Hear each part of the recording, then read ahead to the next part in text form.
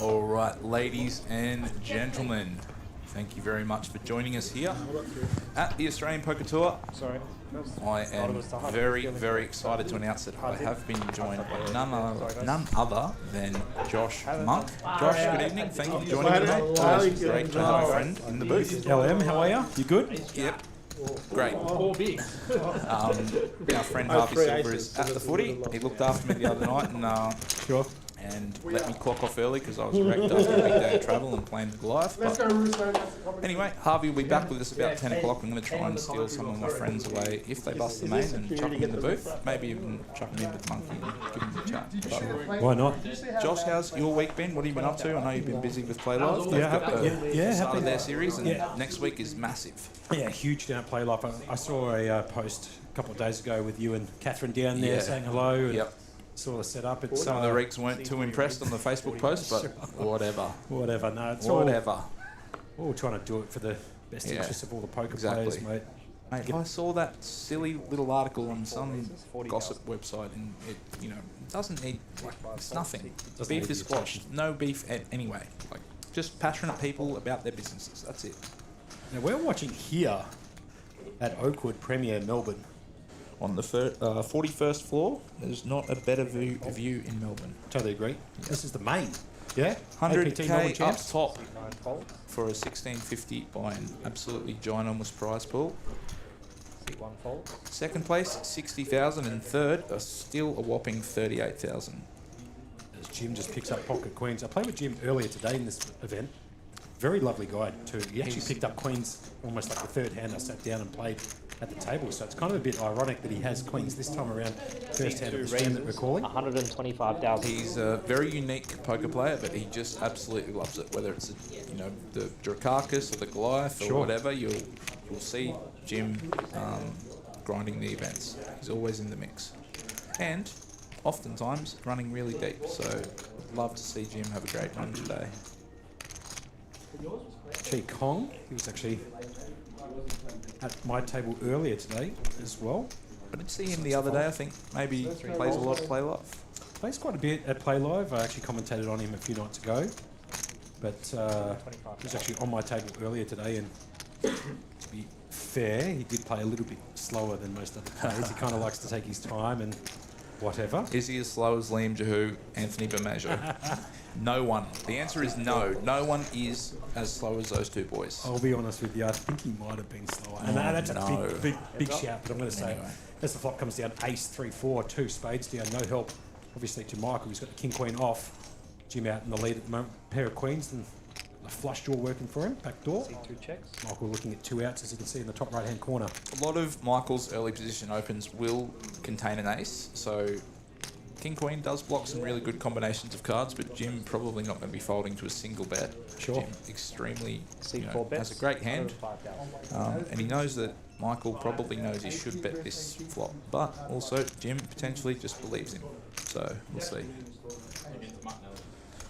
Jim needs to peel one off here, obviously, the pocket queens. Just got to not get bluffed, right? Like, exactly. Just check, call, keep the pot small, pot control. What happens if he turns a queen? Like, maybe he finds a double if he's got ace king or ace queen. Tell you what, though, if he finds the queen on the turn, it will be a defective deck because another chief folded the queen too, so might have to have the cards looked at again. Well, you wouldn't see that at Play Live, you wouldn't see it at APT. I don't know about any other organisations in the... well, hang on, you wouldn't see it at Kings, you wouldn't see it at Empire, you wouldn't see it at... No, I'm joking. Shout out to the guys at Empire and Kings just quietly.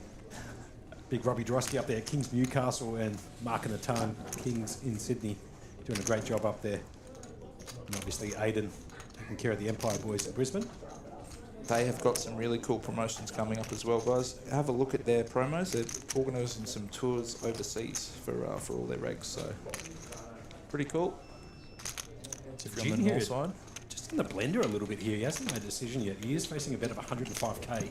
Jim knows his way around the felt, so he's going to recognise that Michael doesn't have to have an ace to bet, but does he have a hand like a flush draw? Hands like King Jack of Spades might actually do this as well, try and bloat the pot and create a big pot, but early position opens are often just going to contain an ace, so Jim has to figure out whether he has an ace or whether he just is a bit of a bluff. It's a good shout. And that's the interesting thing about Jim being the 3-better from the small blind. He has such a tight range because playing out of position is such a difficult thing to do. Yep. Especially against an under-the-gun opening range. Hands like King Queen, King Jack, King Jack off. Jim, what an absolute animal, has just whacked it straight back into Michael's face. Yeah, Michael obviously can't call with all-in player. To his all-in. Cannot. He's asking for a count, but I imagine it's kind of a false count. Yeah, he's just saving a little bit of face, but what an absolute gangster Jim is to recognise this situation, that he has more aces than Michael. Jim has a great range from the small blind versus Michael. Maybe they've got some history, maybe they understand a little bit what's going on, but it's a very cool hand from Jim. Pretty cool hand, actually, to open the bowling. That's hand number 1 here on the feature table, and very well played here by Jim. Ball 1 of over 1, and we've seen some extreme... That's a highlight hand. You've seen one? Yeah, hand number 1, what totally a great agree. hand from Jim. So 293 entries. I was in for 1 bullet. Did you shoot a bullet into the main yourself? No, my friend, I knew that I was going to be here for 14 hours on day 2. So I flicked the Goliath, I played the Dazzler. Sure. What was the other one? Oh, there was another something that I fired. Play the Hashem? No. No. Okay. Family commitments, mate. I was here for work and that was about it. Goliath? Yes. Yeah, I had 7 hours spare and I said to Tony, I was like, if I'm still in 7 hours, we'll have a good thing. Sure. I'll be able to, have a day off. Yeah. Didn't end up presenting itself. Stream was a little bit delayed with some tech issues and internet connectivity, as we need with all of our venues, but... Tell you what, there's some crushers at this table just quietly under the gun. Amir is one of those crushers. He's the guy sitting right there picking these cards. Perfectly shaved head. Perfectly manicured beard too. The guy looks like he's straight out of the Calvin Klein catalogue. I'm sick of all these handsome poker players. Imagine being good at poker and handsome. You can choose one or the other. Like, you can be a handsome whale or you can be like a gross reg. That's it. And then you've got blokes like him. Somehow, with 34 left, he's in. And look at the bloody head on that bloke. So Amir, obviously, the guy there in the blue jacket, raising it up, making 60k to go. Queen 6 for Fat and win in the hijack. I actually played with Fat earlier today too. Had a good little battle with him. Mate, I've seen all of our final table, the feature table, all over the internet. Deep runs everywhere. Sure. All leagues, see Jim all over the country. Chi Kong picking up the 8-4 off in the small blind. Obviously can't commit his chips in here. He does take his time, as you can see. It's kind of one of those guys. He's very patient. Likes to keep everything nice and consistent. Take 20 seconds per hand, etc., etc. There was a 30-second shot clock in this event. There's Michael Folds, the Jack 7 in the big blind, and Amir's just going to take that bad boy down. Jack 7 is a disciplined fold there. Oftentimes what we see is people over-defending. Yep. So a hand like Jack 7 against an early position raise, you're just going to be putting an extra big blind in. There's not going to be many flops that you do like. Say it comes Jack 7 deuce, right, and you start betting. The other guy probably doesn't have a whole lot. Yep. But if it just comes Jack 8-3 and he's involved in the hand, he might actually just have Ace Jack King go or something like that. So great shout. Although hands like Jack 7 suited, we can defend because we can actually flop a flush as well. So that gives us that little bit extra incentive. But Jack 7-0, King 4-0, King 6-0, those kind of hands versus early position opens, we need to just have a bit of discipline and let them go. Have a look at the prize pool here too in the main. 424,850 in the prize pool. They did guarantee 50 and you get 100k. Yeah, like I think it was 60k, wasn't it? No, first is 100k. Oh, 100k for first. Oh, I thought you meant the no. chips. No. 1650 for 100k up top. There are not many tournaments in the country where you can get 65 buy-ins from one single event. Yeah, good shout there. Gets folded around to the cutoff. The 4-3. Aside from Play Loves events, I've seen them, they're off their head. I can't wait for the opportunity to play a series, but at the moment my life is focusing on our 2-month-old. There we go. Okay, that makes sense. Yeah. Everyone's wondering, where have you been, Liam? Where have you been? Why aren't you coming? I'm like, mate, my wife is extremely accepting of my poker lifestyle. I share the load. We do it all together. So. Yeah, and that's what it's all about. That's what family's all about. 2-month-old. I've got a 21-year-old coming up next Friday. You can't make that up, Liam. As if I didn't have enough on my plate, we've also got a 2.5-year-old. So we've got... Right, okay, a couple of kids under 3. Yeah, sure. Yeah, it's a crazy time. So that is why I'm not playing as much anymore, guys. I promise. I still love the game. I still want to be there. Just busy doing the family gig. Well, that's my next job, right? I've got to be a dad. 100%. And, if Dad's away playing poker, he's probably not at home playing with blocks. So that makes sense. Kind of. So for those people who are tuning in, we are live at Oakwood Premier Melbourne on a 20-minute delay. This is the Melbourne Champs Day 2, the finale of the main event here for APT Melbourne, in conjunction with Dazzler Tickets. Like Liam said, it's a $14.50 plus $200 ticketing fee into this event. $424,850 in the prize pool. Six-figure score for first. 100K big ones. Second picks up 60,000. Third 38. Have a look at the prize money all the way down. You can see that from the event ribbon at the bottom of your screen. Blinds here are 10 and 20K with a 20K big blind to ante. This is hand number 4 of the stream. As the action gets folded around to Sam, who's under the gun plus 3, picks up the king, queen off. Middle position open, you would definitely expect him to open this one. Early position under the gun, maybe 9-handed. He's a little bit snug. 45,000. Sure.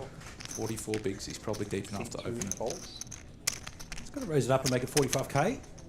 Fold around to Cheese, picked up the 11 double down blackjack hand. No good in Texas Hold'em, but you know what that tells me? That tells me you have spent too much time in your life at Crown. To be fair, I live across the road from the joint. So I hope you've self-banned. I was actually banned for a year and a half, but that's a different story altogether. As Michael decides to fold the Let's king not 3 talk anymore about that. on the button, and Mia's picked up the queen 3 off in the small blind. He's the guy there in the blue jacket. This is Joseph 45,000. Faletti picking up the pocket 4s. Crown is one of 2 places where I've been cut off from drinking. Right, it's hard to do, but I managed to do it. Sure. Back in my youth, when I used to grind the 2-3 living in Melbourne. Joseph's just going to jam the 4s here. So I'm going to snap him off with the king queen. So it's 4s versus king queen. Pretty standard flip. Neither player doing too much wrong. Joseph, of course, needs some extra chips to go deeper. It's hand number 4, so I'm going to go with the 4s here for Joseph against the king queen. I'm taking the king queen. And the flop comes down ace 9-5, 2 spades. A little bit of help for the king queen, but the 4's still in front at the moment, and the 10 no help with the king queen, and the 4's hold up there. 1-0. 1-0. 1-0. All right. Okay. 1-0. Sure, I like we'll it. Keep tally. Okay. What are we betting here? A Vic's vapor drop? After we we finish at like 4 a.m. I'm going to bed. Right. Okay. Well, I'm here till 10. Okay. Okay. Yes, you are. Yeah, that's true. Before the big man, I believe Harvey Silver coming in at 10 o'clock. Is that correct? Yes. Okay. There you go. Well, roughly speaking. 10:15, 10:20, whenever he's busy. Good call. He's working extremely hard this week. He's looked after both Tony and Guy. We were both quite tired the other day after a big couple of days. I had the worst sleep I've ever had in the first night of the hotel, and it was hard to do because it's a beautiful hotel. It's a great hotel. It's got a million things about it. So. Sure. Very hard to sleep when you've got a million things going on in your head. Yeah, and just excited about the anticipation of this this event as well. So. 10K, 20K. It's yours.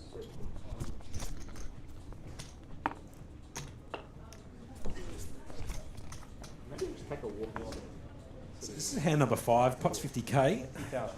Blinds are 10 and 20K with a 20K big blind ante. That's Mr. Richmond there. Mate, the human solver. He, as a recreational, Mr. Richmond is, I've got to give him a shout out. He has absolutely put some extreme work into his game. Did you see the hand the other day with the Min and Daniel Hashem? Sorry, yeah. Mr. Richmond and I discussed it, and he was bang on with a Min's theory. So, for Mr. Richmond to understand a Min's theory, he is in the Sims. Yeah, sure. He absolutely understands it, and his success in life doesn't come from poker, but he's a very passionate poker man. So, always seems to find it too, just quietly, Mr. Richmond. He just always finds it somehow. He's just, 15 left. He's happy to take the flip because he knows he wants that final table. Yeah, and he never makes a deal either. If you ever see him get down to a final table, he likes to play for all the cheeses. Yep. Gets folded around here on the button to Amir. It's kind of what we tend to find with our business recreationals. They've had success in life, and now they're chilling and maybe owning a house in Toorak, maybe 3. Sure. Maybe sell one. They've got the 5 million bankroll that these boys need. That let's say Anthony Russo, right? He's at the beginning of his poker career. Yeah.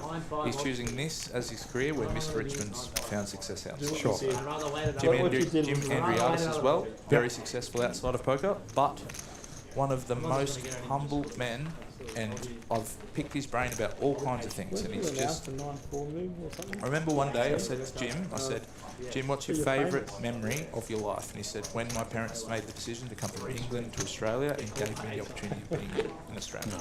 Great country, Australia. Immediately, that's what Jim said about his life, and that's like What a such a cool gentleman, thing. yeah? Just like the appreciation of that as their decision is super cool. Brendan Tor, shout out to the grinder himself. Mate, I'm going to make the introduction. We're going to get you a gig at Play Live. You know what we're talking about on the stairs? Brandon, of course, does do the tour with many of the regs. You'll always find him on his day off at the pool with a beer or a cocktail and having a little punt in the casino as well. I know that, Brandon. I'm telling on you. Everyone knows now that you're a DJ. Fat folding, Sam folding, Jim folding, round to Chi. Picks up the natural if you do play Baccarat, the 10-8, 4-side, 3-side. You are revealing yourself right now. If you've heard any of my commentary over at Play Live there, I do bring up the naturals a lot. Me and Adam Burke like to bring that into it. There's another natural just quietly. Now that's another bloke that loves his Baccarat. There you go. Round to Amir, the Jack 4 off, the cut off. Joseph can't find a hand on the button, he's got to fold. 8-7 Russo, another natural. With the King 9 off. Liam, looks like he's going to just flat here, it looks like. Yep. I think he might, he's all in, so he's got 2.5 bigs, right? So Yeah, it's fair definitely enough. good enough for the 2.5. And Mr. Richmond, of course, going to put in the chips and make Russo run the equity. We have King Mr. Richmond just in front. King 9, but pretty standard flip, 46.55. is all in and Pick a hand. It's I'm 1-0 at the gonna moment. take the natural. Oh, yeah? Have to, yeah. I'm gonna stick with ace 3. Every single time there's a natural versus another hand, I'm going to take the natural every time. That How's is that the sound? brain that... So I'm going to take the King 9 at Anthony Russo here up against Mr. Richmond. Actually, I already knew you were DJing because I listened to the podcast episode 1 and heard the poker stories. Good man. And here comes the flop here. It does come down. Oh my God, how am I going to hold Jack here? 10 4 2 Too many spades. outs, actually. That's how I'm going to hold. 10 cards, a repeat jack of diamonds, no help to King 9. Here comes the river. Does bring in the queen. 2-0. King 9 making the second nut straight there. The river as the queen of spades peels off. And Anthony Russo's going to get that double 2-0, through. that's a bad start. I haven't had a start like that anymore. Does that happen to you, Jim? You know what Harvey Silver did to 3 people the other night? Called the offsuit ace king versus ace king. Oh, this is a terrible way to bust it. And some poor bloke just copped 4 hearts. I said, Harvey, that's enough. No more of that. Yeah. You cannot do it. The commentator's curse is a real thing. 100% it's a real thing. Monkey, one of my favourite things to ask my friends in the booth is what is your favourite memory from poker? And you're all in every facet. I'll give you an example. Tony Hashem, Yeah. his was Joe's win because the celebrations were insane. And Tony was there because obviously the biggest moment you can have. So Right, okay. what's yours? Exactly. Think like a knight or hand or whatever. Pause. This one here. That's good. That's good. Yeah, I actually do have one. Yep. And I'll tell you that in a second. Okay, let's watch this next hand and I'll give you a second to eloquently describe it. Yeah, I will. Let us know what it's on you, and then if you decide, I'll let you know.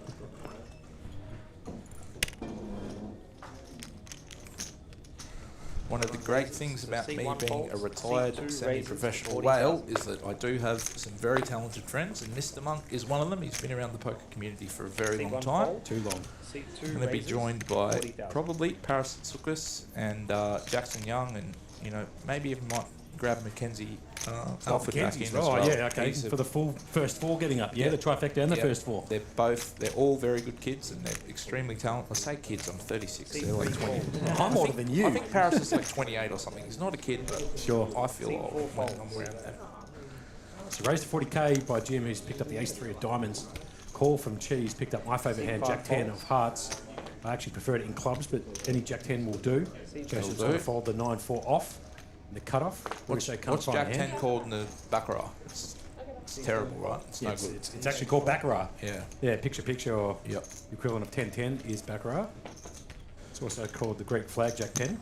I'm not really sure why it's called that, but You that's what have they been do call around poker so long if you're talking about the green flag. That's a very, I'm 5 years older than you, mate. I just turned 41. mate, so you've there you spent, I spent a good part of half my life of around the course, that's what I'm getting at. It's not a dig, it's just you've got some experience in the poker. I do, industry very much so. on the other side of the felt, whereas I've got a lot of it, travelling the scene, playing overseas, all that kind of stuff. So Bomb pot next hand, all spades on the flop, queen 6-5. You play home games too. As none of them pick up a part of it, so Jim's still out in front here with the ace high against Keys. This will be an interesting one. Does Jim want to... Yeah, like Jim is... Jim's an animal, man. He's just after it. 30 left, he just wants to win. I'm sure of it. Kind of like this, man. He has to do the C-bet here after raising pre-flop. He's just going to come out with C-bet. He's a grinder. I love Cheese it. in a world of hurt. He's going to take the 20 seconds and almost certainly fold his hand with no hand, no draw, essentially. If Chi had a hand like Jack 10 off with the spade, he might start bluffing, but he doesn't. He's just got hearts, and Jim's going to take down the pot. Tell me about this favourite memory while we're seeing Daniel feel the hand. Okay, here's the thing. It's kind of like a reverse favourite memory. Bit interesting. The I know, worst? and, The no, worst? like a revert. No, like a okay. reverse Yep. favourite memory, which is playing online. Yep. I'll come back and Finished up the crown. Yep. Put the money online. Yep. Yeah. Pick up pocket sevens. Yep. Well, actually, I rolled up $650 up to like, I don't know, 8K. Yep. I wanted to try and be the best poker player in the world. Yep. So I jumped into the biggest games. Yep. Sat down, played 25.50. $25.50. Yeah. Three-handed. That Yeah. 25.50 would have been Shark Den. Yeah, it was. Jabba Go to stuck the the naughty whole corner. lot. Face All of them, right? But this is like Was this was a Schubert long. there? This was 20K, 22 years ago when I was 19. Oh, okay. Yeah, so a long time ago. And picked up pocket sevens, raised it up, made it 150 to go. Yep. Three-handed 25.50, yeah. Small Yep. blind folds. Big blind re-raises me to 350. Yep. A flat. Yep. Flop comes 7-7-4 flop quads. Oh, good. Thanks very Let's much go. for coming. Yep. Yeah. He checks. 20,000. I'm thinking I should probably check behind here because I just absolutely got the board molested, but I thought, why Yep. not? It's So I not much bet for out- him to have when you've got all the value, right? And we've got like 8K effective each, yeah? This is a cash game Beautiful too. spot. Yeah, Unreal. great spot. I love it. Deep stack poker is my favourite. So I bet out 450. He pops me on the flop, yeah, makes it 1250 to go, something Oh like my this God. anyway. Thinking C4 beautiful. raises, Yeah. Flat 40,000. as Michael Pinzoni here. That's the big gentleman there, Mm-hmm. sitting in the blue. He's a lovely guy too. I've got a lot of time for Mike. I actually spoke to him earlier today. He's going to raise it up and make it 40K to go. Samir's going to fold his Jack 8. I'll just quickly get back to the story. So Yep. So you I flat flat- you flat the 12.50. I flat, you call. yeah, What's correct. he do on the turn? Tell me if turns a full house. turn is the 8, Yeah. an offsuit 8. Yep. That does not bring down the straight flush. Okay. Okay. Yep. He checks. Yep. I bet out 1,000. He rips it on me. 7 folds. Mate, I'm telling you, the button As an online up and did not. coming poker player, you must have been absolutely. And you got to understand, this was 22 years ago, so the dollar was like 53 cents. So it's like this pot's worth like 30 grand to me. Do you understand? Yeah, for sure. So before the even button showed up on the internets, yeah, on the poker software, I clicked call instantaneously. Yep. He rolls pocket 8s, the river card comes in 8. quads Oh over my quads. god, what a tough. Now, why I say tournaments, that's man. Why do we do it? why honestly? The why I heartbreak say is that unreal. yeah why I say that it's like a reverse good story. It's taught me a lot about poker. You know that Sometimes you you do- do everything right and it still doesn't Correct. go your way. now I'm kind of happy I learnt that lesson early. And so it's kind of like a reverse implied sort of story that I wanted to tell about poker. Yeah, for because sure. There is pitfalls of poker. There's no doubts about it. It's all not bells and whistles. You know, there's only one winner in every single event, unless obviously you chop it up and stuff like that. Yeah. But in general, you know, 95% of people who play in the events, or at least, 85% of the players out there, Yep. don't make the cash. Yeah, you know, for only sure. the top 15 do. So you need to run pretty pure in these events to run deep and make money. It's but such a beautiful game, but it can be so frustrating. yeah, it can be. There's no doubts about it. Monkey, have you ever won heaps of money off all the other players and then given it back to the host? That's a pretty frustrating feeling, isn't it? I've probably done that, but I reckon you've got a story to tell about that. Oh, mate. I've played some crazy home games in my time. And I've played some crazy cash games in my time. I played when I was in the Bahamas. And me and my mate did a trip to the Bahamas for the World Series. We, Sure. we both sat it in. Anyway, I was having drinks. I was having a good time. I was on holidays. Yep. Walked past John Robert Milan's table, and I said, "Oi, get me in that game." And I was just the loud Australian. For anyone who knows me, I've got a gold chain. Just walk around in shorts, covered in tattoos. I just look like a rat bag, right? Right. I'm Jim not. just limping here in on the small blind. I Keep don't going with think- the story. if I you don't want. think I'm a rat bag, but I look a certain way, but I play a lot of poker and I'm Sure. 3 ounces. I know you're a Yeah. big teddy bear of a human being, mate. Let's be honest. Don't Meant to look give away tough. the trade Meant to secrets, look- huh? I'm meant to look tough. That's part of the thing. Good call. So, Jim's what just I gonna was whack getting that. at. Jim's going to fold. me and my mate, we both played 100, 200, 400 rotation in Yeah. the Bahamas with John Robert Beland, Rob Yong, like that crew. The Crushers, yeah. Well, When I mean the Crushers, I mean the for guys sure. that can afford to You play know, the big for sure. games. Like, and it was spice it up a little just bit. like a crazy time in my life because, like, you know, the next night I played 5-10 with Jamie Gold. Like, because when Right. you're over there, everyone just, you know, unless you're a DJ, you just end up playing poker. So, you know, Jamie Gold, I ended up having drinks with him. We went to dinner with him, like, in Nobu, like, the next night, like, just, like, and JRB came and, you know, Sure. when I went to Vegas, we, you know, because we met JRB, we went and said hello and all that stuff, and we ended up, like, watching the 200, 400 game with Texas Mike, Nick Airball, you know, and we just, you know, it's just like such a cool memory. Like I was talking about, the full-time playing is that chapter of my life done, but I've done it all. You know, like, and I'm very blessed to Tick be it in off, that yeah. spot, you know, so, you know, the things I've done in the last 5 years as like a semi-professional, you know, that kind of thing is Good. It's like I've probably lived 2 decades of, you know, cool memories. So Love it. As Quan Ding, also known as Mr. Richmond Folds, there. Round to Fat, who's now picked up the Queen 8, suited in the hearts. He's in the cut-off, so he's got a few players to act behind him, the button, small blind, and the big blind. So there's Daniel Curtis, a freshly shaven head in the high chair, dealing out the cards. Fat's going to fold round to Jim. He's picked up the ace-jack off, blackjack. On the button, perfect spot to pick up a sound. Obviously got to come in for a raise. He does raise. I'll let you know he has raised up to 40k. Chi Kong picking up the Queen 3 suited in clubs. what do you think of the raise on the button? You think pretty standard? Yeah, standard. It's going to open much worse hands as well, so... Just clicking the structure there on the button. I kind of like it, to be fair. Chi's picked up the Queen 3 in the small blind. I was talking to my Uber driver on the way here after lunch with my friend today. And he was just a uni student, and he said, I love poker, and I told him about what I did, and, you know, he might even come in the comments and watch the stream. I said, the easiest thing you can do to improve your poker is stop playing ace-6, ace-7, ace-8, ace-9, only have the discipline to play ace-10, ace-jack, ace-queen, ace-king, ace-2, so 3. You know. Sure. I said, the next time you play with your mates, I guarantee you will win more pots by doing that. Yeah. And he understood it because he's a science guy, and I said, the sample size, you know, blah, blah, blah, all that stuff. It's just such a beautiful game, and like, a hand like ace. Have a look at Michael here. He's looking at counting down some chips. I don't mean to cut you off, but he was looking at counting down some chips to go for a bit of a raise here, but deciding just to flat here from the big blind. So it's eight deuce of diamonds versus ace jack. Here comes the flop down and dirty. It comes king 10-7, so a gut shot for Jim. Michael's picked up no part of it whatsoever.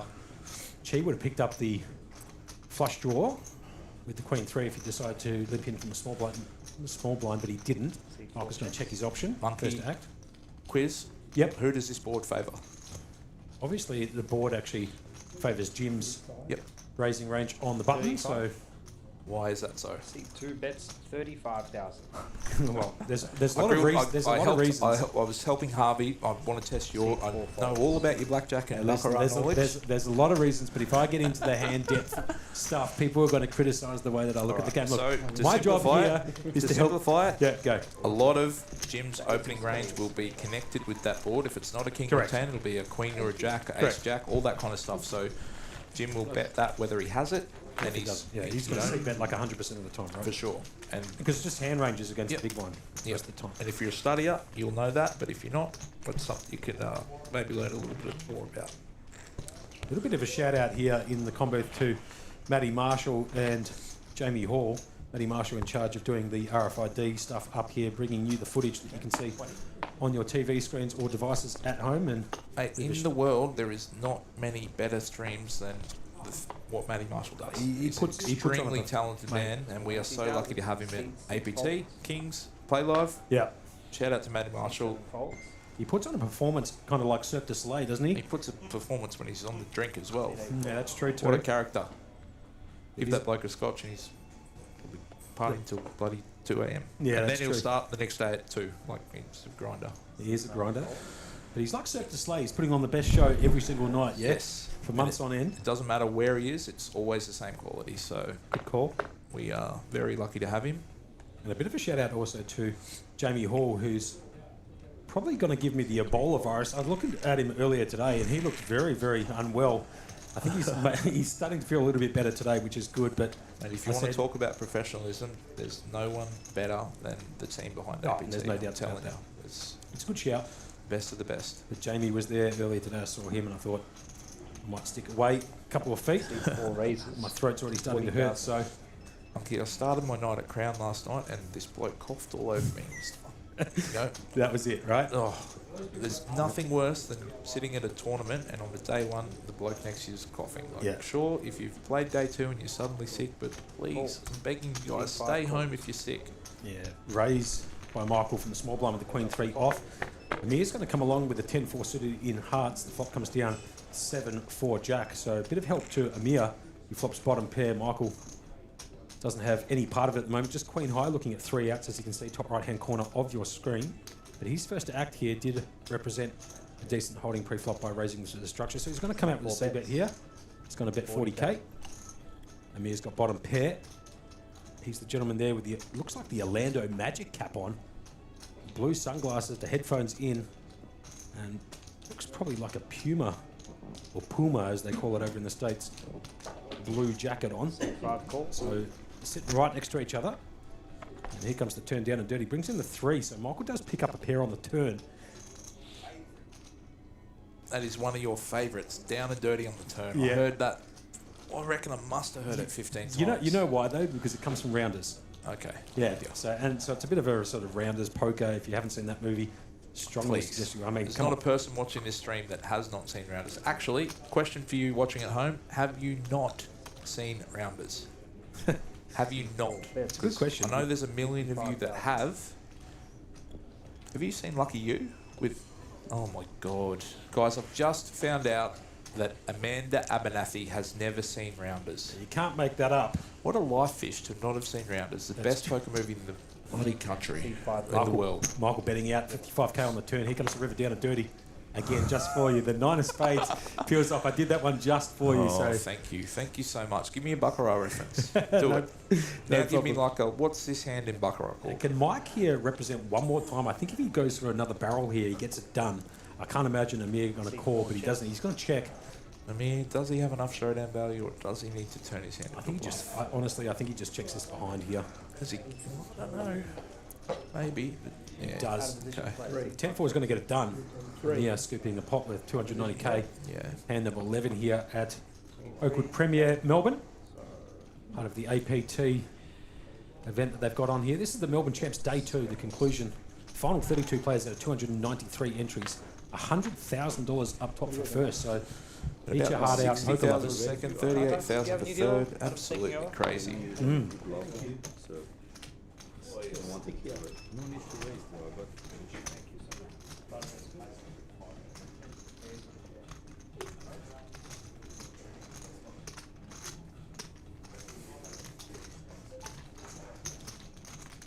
And that's the guy right there in the high chair coming straight in.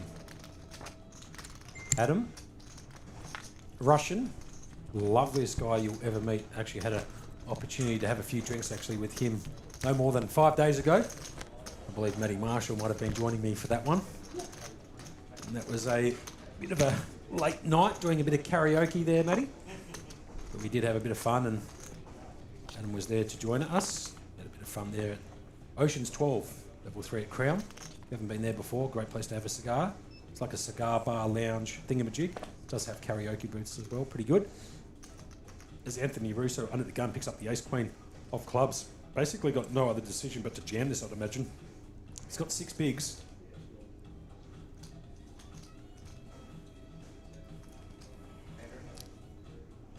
Peter Anthony coming in on the chat there on Facebook saying, how do we know who are the 32 players left? I can ask the studio, which is to the right of me, whether or not we can get that information. Remember, we are on a 20-minute delay here, so we'd have to give you that information as of 20 minutes ago, not right now. Otherwise, we'd be spoiling the action for you at home. Anthony's going to raise it all in, leaving 5k behind. See if he can get an extra pay jump. It's usually a tactic of the professional poker players out there. It's going to go fold all the way around. Michael can't find a hand here with 9-3 off. And Amir in the small blinds picked up a 10-3. It's going to go in the bin. Can't imagine he's going to call that. Joseph needs to find a hand, otherwise that's going in bin 2. Yeah. Queen 3-0, not going to be one you defend. Again, good defence.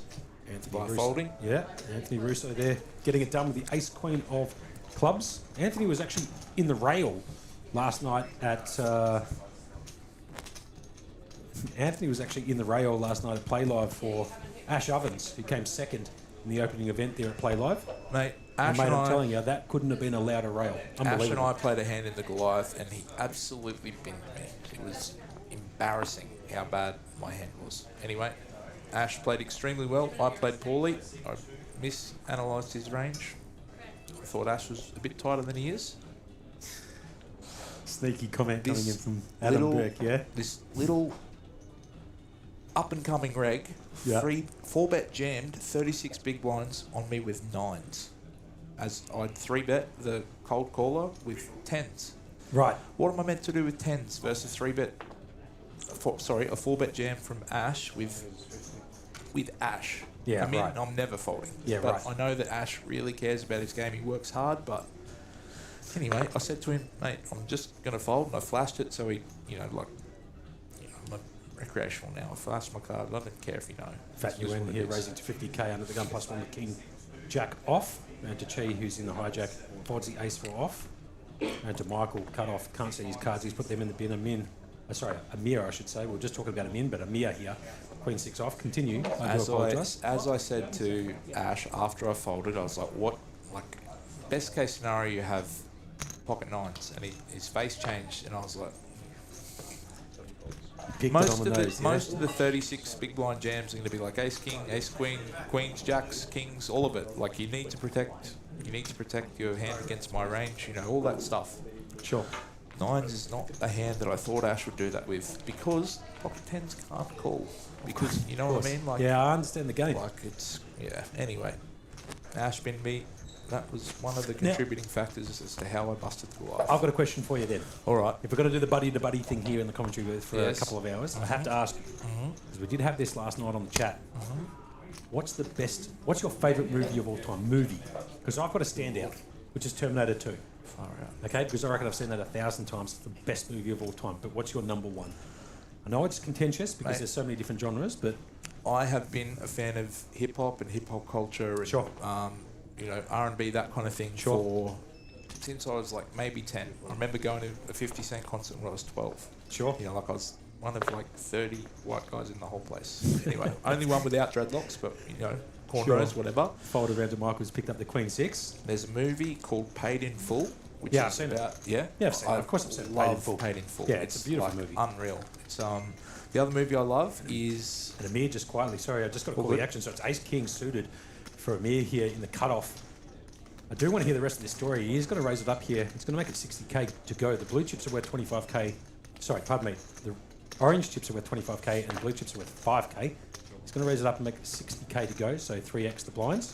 Fold around to Mr. Rich, who's picked up the 9-7 suited. Got to be handy defence. He has to defend here.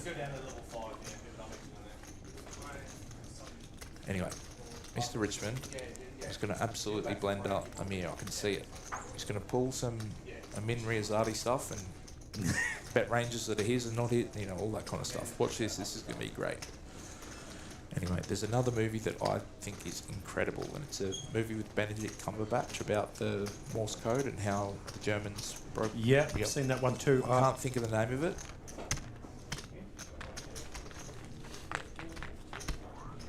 Sure. Getting a little bit of inside information from the studio here with Matty Marshall. Might have a few additional players coming in. Can you think of that movie's name? Benedict Cumberbatch. Yeah, I know who you're talking about. I remember. You know what? If you give me 10 minutes, I'll probably remember it straight off the bat. If I Google it, I'll be able to find out. But there's a GPT. moment in the movie where the team who have cracked the code to stop the war have to decide whether they stop one attack or they hold off and organise the troops to stop the whole war. And one of the team members has family on the boat, and it's like, imagine knowing that you can stop the whole war or you can save your family, and you have to make a decision for your country. Crazy, yeah. Unreal. It's such a powerful movie. I absolutely love that one. That's probably one you would not have expected me to love. Okay, But, I like that. And the other one I love is the Notorious B.I.G. movie. Of course, man. It's unbelievable. Biggie or Tupac? Tell me that. Are you a rap guy or not really? The massive. Yeah. Okay. Puck all day long. No, not a chance. Sorry. Absolutely You're no. wrong. Nah, You come are on, not man. wrong. It's Have a look at contentious. this from Russo just quietly. He's jammed it all in here on the button. And Mr. Richmond's picked up the Ace King, got him absolutely Poor dominated. What a Russo. spot here for Mr. Richmond again. Ace King, Anthony's going to have to find Absolutely queen nothing wrong what Anthony's done. you It's win. just been... just quietly has a hand in the big blind, it looks like. Does Well, he? Mr. Richmond hasn't Mr. actually... Richmond has Ace King in the big blind. Yeah, but no, in the small... he's in the small blind, actually, Mr. Richmond, and he hasn't made a decision yet. I actually thought he was going to jam over the top, and the action was on fat, but he actually hasn't acted Mr. yet. Richmond is definitely calling Anthony. He's just trying to trap There's Fat. the jam. And let's have a look at Fat here now. With the he's picked up the natural 9 suited. I love that hand personally. That would be my go-to. I'd be snap jamming that all in. I don't care what If we don't, chip stacks are. if we don't finish, if we finish before 3 a.m., you and I are going to go to Crown and we're going to have like a 20-minute blackjack session. I want to see this degeneracy in person. Yeah. Anyway, coming back to it, Ace King versus Ace Queen. Anthony has Russo, all done in at risk. absolutely nothing wrong. He needed to play his hand like he has, but he's just been unlucky. He can spike a queen or a straight. Let's see how he goes. No queen here, but he does have the diamonds 6-3-7. working for him if it comes backdoor diamonds. And it's not a Spades no turn. help. Needs to find a queen, doesn't find it. Deuce of diamonds, the river. Anthony Russo is going to be eliminated. And Another- one ding, Mr. Richmond picking up that pot there, Lee. Another extremely deep run for Russo. Mate, keep playing. You're doing extremely well. We've had some... I had a chat to him the other night. He said your breakthrough win's not far away. You know, he's had so many deep runs in the last 12 to 18 months. If he wins that hand, you know, maybe spins it back and you see him on the final table here as well. So Wildcard Poker Tucker coming in saying, you guys listening to the live mic on the screen or in headphones? GG Russo comes in the chat there from Brandon. As Russo went out there with the Ace Queen versus the Ace King. Ding, also known as Mr. Richmond, finding it. The old Ace King out of nowhere. Pretty easy snap decision to jam it all in there. A beautiful result for him. His opponent, I should say, absolutely cooked there. Ace King versus Ace Queen. So guys, Monkey and I were talking before we started the stream. We just said we were going to come in and just have a chat, have some fun, because it's been a big week for both of us. Yeah.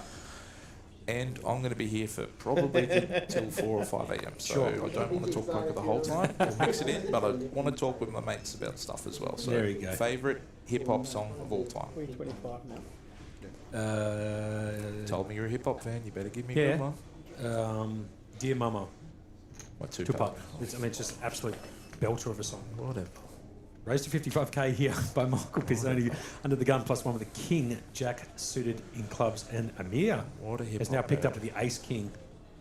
I mean, that's just an absolute blinder of a song, man. There's so much. There's KRS-One stuff. There's stuff by Biggie. I mean, Juicy's a belter. Big Papa's amazing song. I mean, Jesus, so many belters You know how, out there. like, this is like... Fat's picked up the Ace 10 here in the small blind. I'll shut up for a bit. Let's focus on poker. I'm And there's disappointed 3 in bet you this to that you picked a Tupac song. 180k. And there's 3 bet this to 180k. The hijack, obviously, with the most dominating hand at the moment. Fat's picked up the Ace 10 in the small blind offsuit. Oh, frustrating, but you'll just have to let it go. You can't be playing big pots with Ace 10. It depends on which type of music in terms of hip hop, as Jim's got a fault as well. Look at him Background trying to Michael. dig his way out of the hole. No. It depends, man, because they're kind of like those ballad kind Yep. of songs like Dear Mama. Yep. But then there's kind of more of the popular culture type of stuff that's out there. You know.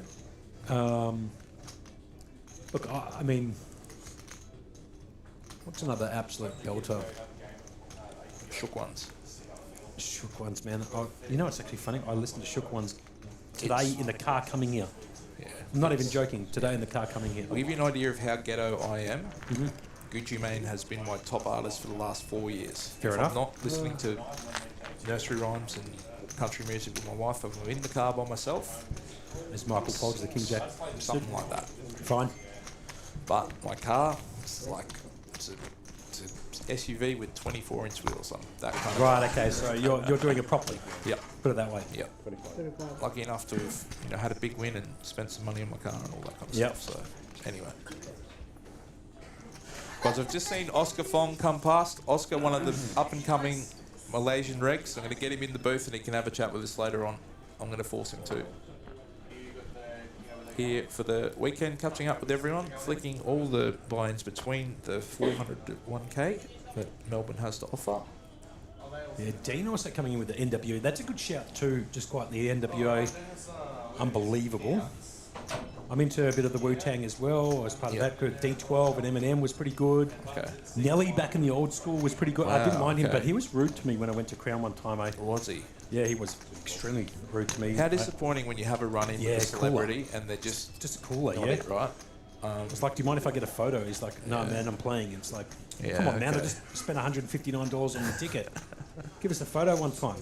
All right, in the comments, guys, give us your favourite hip-hop song of all time. We will shout you out if it's cool. If it's not, I'll tell you. My favourite hip-hop song of all time is a song called Still Tippin' by Mike Jones feat Slim Thug and Paul Wall. If anyone in the comments knows that, we're going to be tight. That's how ghetto I am. Okay. Anyway. There's a song by Paul Wall called Girl. I love that track. You know Bubba Sparks? Yeah, I do. Yeah, man, we could go back and forth on this forever. For hours. We do have a job to do here to call some I action as it's all in for Chi. Picks up 14 picks up hours the, of this. I want to talk, I want to talk hip-hop with my friend. From the big vine. And the did Ever raise the professional. under the gun +1 with a King 9 natural. He's in a jam at the moment. Does have 1.4 million in his chip stack. That's going to cost him approximately. Has he got enough to 7 call? bigs to call. Look, I would like to see Amir fold this. Maybe he feels priced in, but yeah. It does call, so it's King 9 versus the Ace Queen. Now, I said every single time that there's a back row natural, I'm going for it. So I'm going to go with Amir here with the King 9. I'm picking the Ace Queen. Okay. That's the reg in me. I'm picking the Ace Queen. I'm believing in the Ace Queen. Oh, yes. I win one. Fine. Sure, actually, hang on. A king ball, which he can't. Oh, Ace all kills right. off 2-1. 2-1. 2-1 or 3-1. I'm not sure. Anyway. As the Ace Queen gets it done with a full house. We are going hand, not me and you are going hand for hand essentially in terms of picking natural 9s versus legitimate card holdings. Jamie, what we're doing is we're 2-1. picking the all-in hand and we pick which one we're betting. Yeah, so we're keeping ourselves entertained because I've got 14 hours of this. I'm blessed to be here, but it's going to be a late finish. Yeah, we'll be a late one. I think, I mean, you don't really know with poker, but if you were going to put a guesstimate on sort of finishing times, I think it might be. Those in the know were estimating 3:30, 4 a.m. Yeah, so it's probably pretty close, give or take the big blinds in play and the levels to go from now until then. Some of our streams this week have been quite short, so look, I need to do Make some up for work. it, yeah? Yep, I need to do some work. Sometimes you've just got to put your boots on and do the job. By the way, I very much appreciate you having me in the com booth with you today. Liam, I got the call up last minute. Was very much appreciated. Harvey's off to the footy because he looked after me the other night and let me knock off early. Sure. My job, of course, as lead commentator. Harvey is very much, a great commentator himself, but I'm here to talk about the poker. Harvey will always talk about everything else, but anyway, thank you, Harvey. Thank you to everyone around ABT. This has been an unreal week for me. It's like the treatment has been insane. We went a team of like 12 of us went to dinner with all of the APT big wigs the other night. It was just great. Like good crew of people, and just a bit of a thank you from Tony, which is. I tell you what, guys, if you've ever thought about what it's like playing a full series as a grinder, like let's say you play 2 tournaments a day, imagine what it's like being here from 10 a.m. till 4 a.m. Like some of these guys, the work ethic is insane. Like shout out to everyone of the series who makes it run. People like Amanda, Rob Donaghy, these kind of guys, they're here from open to close grinders. So we're here raising under the gun with the King 8 of clubs. Gets folded all the way around to Michael, who's picked up the Ace 9. Flop comes down 6-7-3. 2 diamonds, no help to either of the players. Michael out in front at the moment with his ace high. Who does his favour? Big line. It's going to go check. Back round to Amir, who really can't represent much on this board, so. Hasn't stopped him yet, though. He's going to come out with a bet there. And I believe those pink chips, are they 100Ks? I believe so. Yeah. blue chips, 25s, oranges, 5k, and if you're lucky enough to have a pink, 100k. Later in the tournament, we will see an introduction of the biggest chip, but the biggest chip at the moment is the 100k. Tupac Breathing. Now that is a song. Tupac. Oh, man, he's unbelievable, man. You got to understand. I've got all of his albums, man. But Breathing is absolutely Mate, how up there. big a Tupac fan are you? Review. Seems like crazy big. Huge, massive. Yeah, I mean, he was for me, he was the GOAT. Okay, for me, he was the GOAT. Right. I'm But a Biggie fan. That's fine. I've got no problems with I'm not Biggie. a Tupac guy at all. There's a couple of songs I like, but anyway, whatever. We'll agree to disagree. Both were great. Tim's for my hooligans in Brooklyn. Yeah, it's amazing. When I was a young fella and I used to go to karaoke, I would get the mic, I'd be blotto drunk, and I'd just stand in front of the crowd and not even look at the lyrics and sing the whole thing. Fair enough. Juicy was, that's my jam. Yeah. Fat Nguyen here picking up the ace-9 off and hijack. Blinds are up to 15k, 25k with a 25k big blind ante. This is hand number 19 here at the APT Melbourne Champs. This is the main event, day 2. We're going to see the conclusion of this event tonight. Jam the ace-9-0. Which is exactly what he should be doing with certainly, 8.2 bigs. Especially from this position. Ace-9, probably not the best hand he wants, but it's good enough for 8, and sometimes you just got to send him in. Yeah, and this is the spot to do it. Yep. Random Michael picks up the Queen 6 of diamonds again. I think he's had it 4 times. Yeah, not a handy call though. Big blind, do you have a calling range? Yeah, he picks up the ace 4. It's got a decision here. This is one of those hands that ace 4 is a hand you'd rather jam than call. Correct. You know, so great shout. Put the pressure back on your player rather than be under the pressure yourself. I would like to see Amir fold this one, but he does seem to call. You know, we saw him call the King 9 versus the Ace Queen. He does let it go. Well done. Yeah, it's a good fold. Taps the table in respect to the jam. Throwing Fat. calls out the windows. Anyway, I could go for hours. I won't. You're here to watch poker, not talk about hip-hop. So you're live on a 20-minute delay here at the Oakwood Premier in Melbourne. This is level 41 at Strato, right at the top here of this hotel.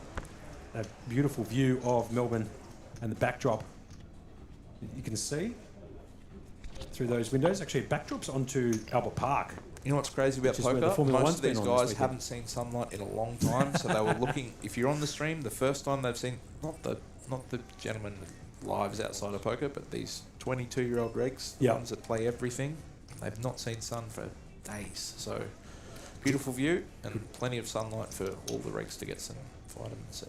Good call, as Fat Nguyen in the tank there, under the gun +1 I with the don't natural. know about that, Monkey.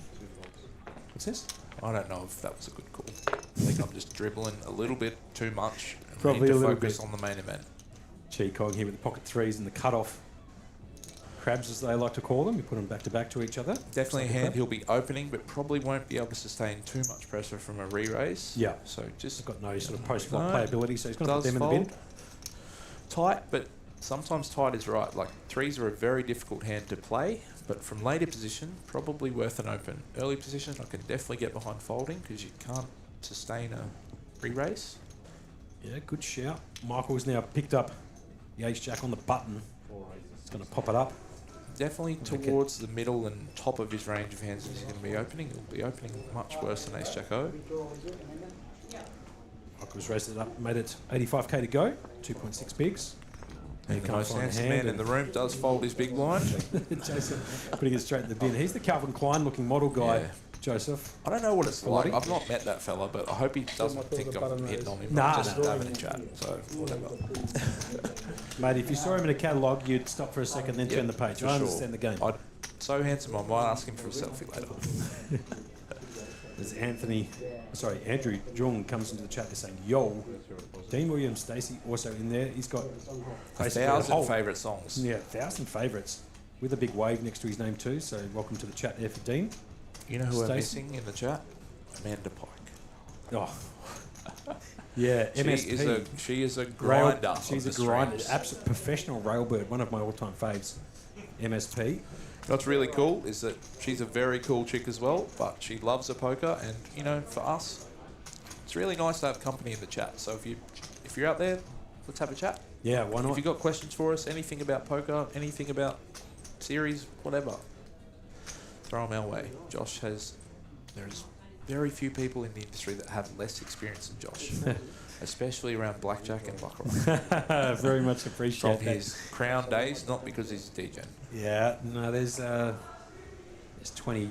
These guys going on a break, I think. Is that right or not? Toilet break or what's going on? On a break here, Matty, or? Oh, just doing a redraw. table Sorry, redraw. guys. Okay, 27 left. We're going to have a redraw, so we will have a short break. Does that give me a little bit more time to talk about things that aren't poker? You're perfect. I mean, it's a golden opportunity to talk about anything else but poker, yeah? Have you always lived in Melbourne? Yes. Yes. Well, I lived in Costa Rica for a period of time. Where's your favourite restaurant in Melbourne? Where do we need to go as travelling regs? Oh, dear. Oh, dear. It's a good question. Very There's so hard. many. Very, very hard. Look, You know where I love? Meat Maiden. I've been there. Meat Maiden's great. Got no is problems real. with Meat Maiden. Depends on what you're after. I think if you're after steak, Yep. And I would probably go... we're going. Oh, You're geez. Are you a fancy dinner guy or you just casual? Like sometimes, you know. Yeah, I mean, the girlfriend kind of likes a bit more fancy. I don't Yep. particularly care too much for the fancy stuff. But look, Grill Americano or Charcoal Grill on the Hill is unbelievable. Italian food, Vatuto in Ivanhoe is absolutely insane. If you haven't been there, go there. Like, unbelievably good. Family-run restaurant. They've got the nonnas and kitchen and stuff like that. Unbelievable. My favourite meal I've ever had in Melbourne was at a restaurant called a Hereford Beer Stove. Have you ever? Yeah, Matty It's a will tell steak place. It's like a little bit tucked away in a lane. It's just like it's unreal. The experience is great. Right, okay. Well and truly recommend it. And Meat Maid's a great experience too. Yep. And then for like other types of meals, like one of my all-time go-tos is biblos, which is just in South Wharf across there.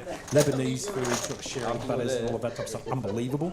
The other day, man, I was lucky enough to celebrate Amin's win with him. Yep. Amin took us along to a Persian restaurant. I've never had Persian food before. I was talking to Harvey about, have you ever had duk? You know what it is? Yeah, I know what it is, but I've never had it. Ugh, not for me. Okay, it's like durian. I told Amin the only way he would get me to try it again is if it was from his mum. So if I'm ever in Iran Sure. for whatever, he said, Mum will make you duk and it'll be much better. Fair enough. For those out there, duk is like a yogurt-based drink, lemon and mint. It's like a very strange... Combo draw. I'm from fourth generation Anglo-Australian. I've Right. got nothing like that at home. I've Sure. never had it. It was very, very, Anyway, babbling again. 14 hours of this, you're probably going to get sick of it, but I'll try and get people in who want to talk about poker. Now, Matty, how long is this break here? Do you want to go straight to a break and tell the players we'll be back at XYZ or what? Yeah, it's about 10 minutes. About 10 minutes from now. Should we have a quick breather so I can use the bathroom, come back with Liam? Sure. It's approximately 10 minutes. All right, so we're going to go on a break for approximately 10 minutes from now. So we'll be back at about 8:30 p.m. local time. Guys, don't go anywhere. The poker is just heating up. It's going to get real good. I promise I'll talk about poker more. Great shout, Liam. All right. Cheers, See you in mate. 10, guys. Bye.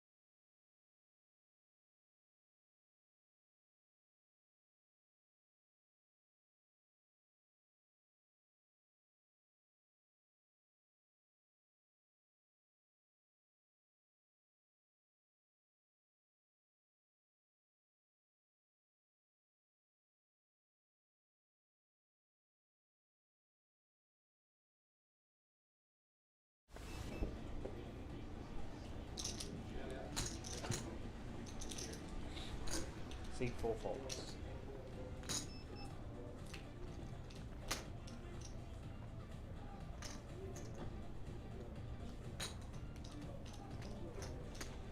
So we're back after that short intermission there to the action here. This is the main event at APT Melbourne, brought to you by Australian Poker Tour in conjunction with Oakwood Premier Melbourne.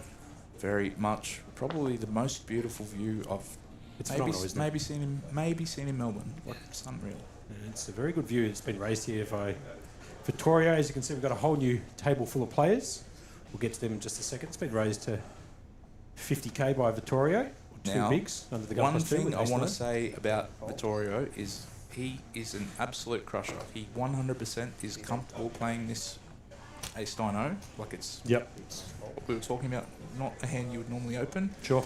He's very comfortable post. He's very like his hand reading, range, all that kind of stuff. It's extremely good. So that's why we see him open it. Whereas I was saying, maybe you don't want to do that. But So we have 400. he's an extremely talented poker player and he's comfortable post flop. So that's probably the reason why we see him open it. There's Charlie also flicking it in from the big blind. So it's ace 9 versus king 5 of hearts. Off to the flop we go.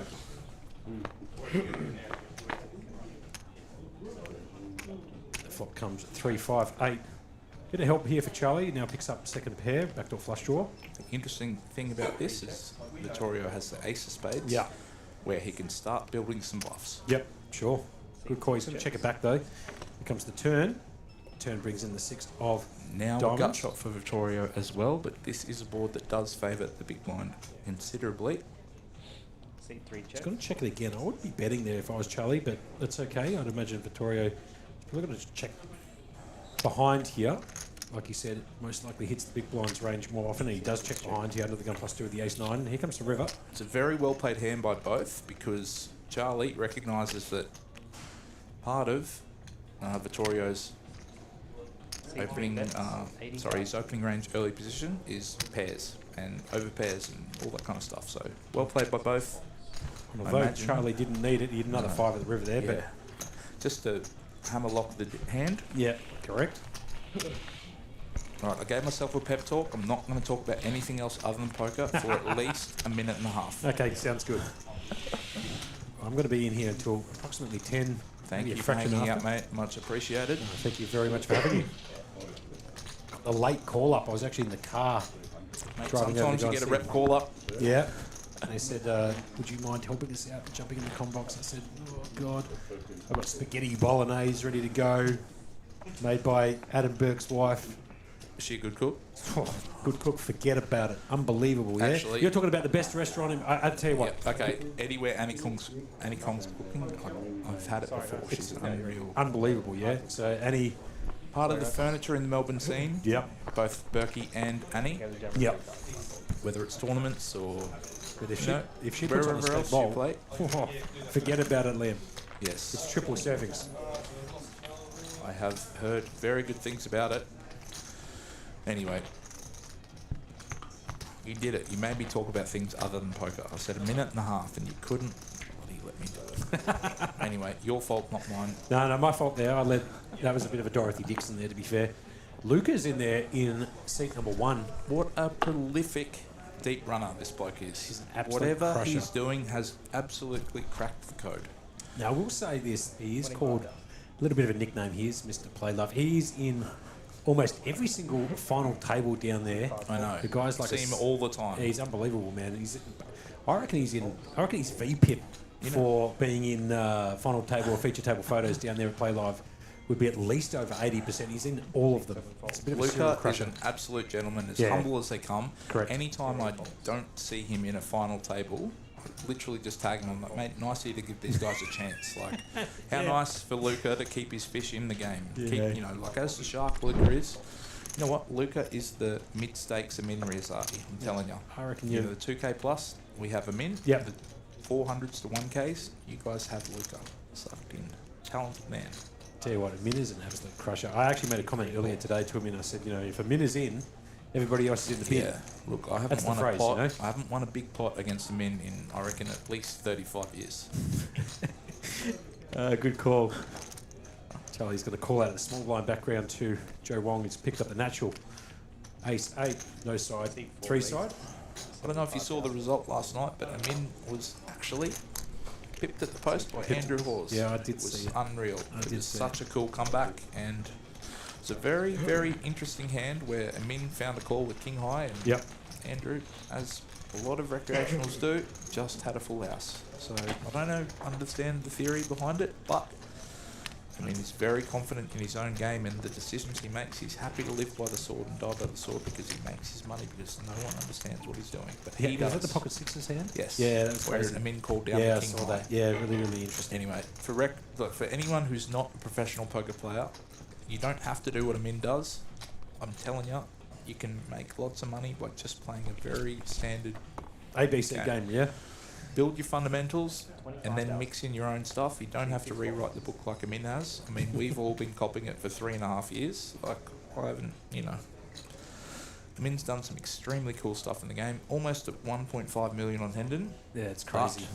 He does not play a standard game, which is what confuses us all. Yeah, no doubt. As Amir and Zari here, under the gun +1, decides to put out a raise here. I think there's chips in front of him, but it hasn't quite come up on the RFID he has. He's raised up and made it 55k to go, 2.2 Pretty bigs. standard. Kelvin Lee, I should say. Now, Kelvin, I'll tell you something. He's from New Zealand originally. Mate, he's come And he's the come nicest here. guy ever. I don't know if you've ever had a conversation with him. He's a pisser. Extremely cool dude. I've spent many a time with him. I've been stacked by him heaps. Cool. His series, this series, man, has been unreal. Yeah, I've been watching. He's not had a single win, but he's still in the mix for player of the series. Of Yep. course, APT guaranteeing 2 $10,600 main event seats for Crown's upcoming Aussie Millions. The exciting thing for APT, we have partnered with Crown, which means we're going to be able to do this stuff all the time. Run Saddies, all Yep. kinds of stuff. And with the Hashems, and obviously the powerful name that comes with being the Hashems associated with APT, it gives us some really cool opportunities. So, shout out to all of the people working really hard behind the scenes to get that happening. Just quietly, there's Amin, Amir, and Amit. Amit.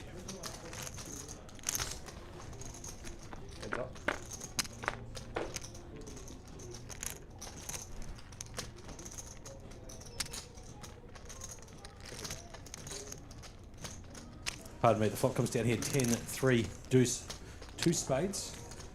Gut shot for Amir, who picks up the wheel draw. Kelvin Lee, obviously out in front at the moment with pocket 7s. Amir's got a bet. Monkey, I'm Straight going to into ask you Kelvin. after this hand a little bit about Crown. Sure. After this hand, though, unless I'll talk poker a little bit. Amir continues his story, bets out 75k, 3 bigs. Blinds are 15k, 25k with 25k. Big Will- blind ante. Kelvin, extremely experienced poker player. Will he believe the story or will he sniff it out? I think he might be on the case. Kelvin obviously making the call there for 75k. 6 parts, no help to Amir at this stage. Kelvin still miles out in front.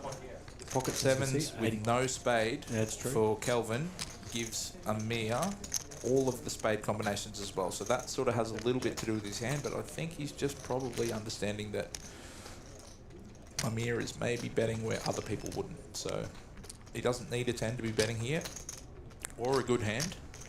So Amir shuts down here on the turn. He's going to check it after doing a C-bet on the flop. Kelvin's going to check back on the turn. River brings in the 4 of spades. It's actually a pretty dangerous card. The 4-liner is down, and the flush gets there. Can Amir find one more barrel here at the river? If he does, will he get it through? I don't know about that. Me either. I think Let's after see. Kelvin called on the flop, check on the turn, Amir's not really representing much, but he's going to go for another barrel here, and I don't mind this from Amir to see if he can get it through. I think what you want to do, if you're going to do it, you need to make it big. It looks like he's made it. He has. He's 125k, overbet, which yeah, is sure. nice. I really like this. If you're going to do it, tell the story, right? He's actually over He's there. making it look like he might have the nut flush, maybe, right? Like, it's kind of what he's doing. Because if he had the nut flush, he would be betting big, trying to target a hand like a straight, right? Or something like that. Of course, Kelvin not having too many 5s under the gun, except ace-5 suited, maybe. Have a look at Kelvin here. He does throw in that time bank. Gives him an extra 30 seconds to make a decision on his hand. He is pondering this with pocket 7s. Kelvin So- is a player who does like to take these time bank opportunities because that's what they're there for. Sure. Don't waste them. Leave them for the moments deep in the tournament. Yeah, good shout there from the big man Liam Murray in the commentary booth here with me. I have an interesting story about the WPT 8K main event. I had 14 time banks because I played very quick, but when the ICM bubble came, I used them all.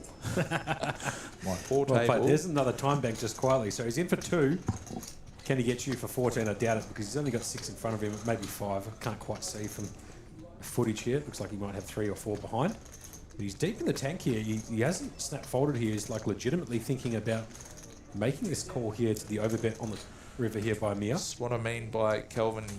Like, he just has such a good understanding of the game. This doesn't make a huge amount of sense, but from an early position open, maybe he just has it.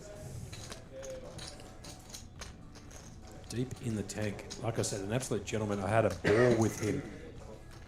He does make the call. call. That's a great call. That Pocket is a sevens. spectacular call from him. Great analysis of opening ranges and even understanding the player a little bit as well. So I don't know if you saw that, but Amir actually tapped the table in respect for the call too. So Amir calling showing a bit there of without a respect. spade, Yeah. you know, just sometimes you just know, right? Something doesn't feel right. Just feel like he's bluffing. Have a look at Kelvin, almost up to 2 million now in chips, 1.95, 78 bigs. He's got a bit of a chip lead here at the feature table. This is live at the Oakwood Premier Melbourne. I never use it. The main event here at APT. Buy from the start. This is day 2. It's a $14.50 plus $200 ticketing fee. Brought to you by Dazzler. Tickets, $424,850 in the prize pool. First prize here, Liam, Yes. 100 lacquer. $100,000. Second, 60, and third, 38,000. You could buy a new car if you won 60 grand. Probably like a nice Hyundai. Yeah, no doubt. 100k, you'd maybe get a base model Merc. Maybe. I don't know. I like the way you're thinking there. Oh, a really nice gold chain. Yeah, I know you were talking about them earlier. I almost got a grill when I was in Vegas last year. Right. My wife said, you will wear this once, it'll be funny for 10 minutes and Sure. you'll have a $5,000 joke. And she's like, you don't want one so bad. Bit of a soul read from the wife there. I think she's probably right. She here. knows me very well. Yeah, I believe that. One thing that I'm kind of known for is like I have quite a significant gold chain. Like Right. it's quite big for whatever, right? Anyway, Right. I said to myself, I was like, I'm not buying a gold chain until I've got a house. And when we bought our house together, I was Snap down there to get a was gold chain, yeah? I'm so ghetto. I bought it from America because it was long. Okay, I like it.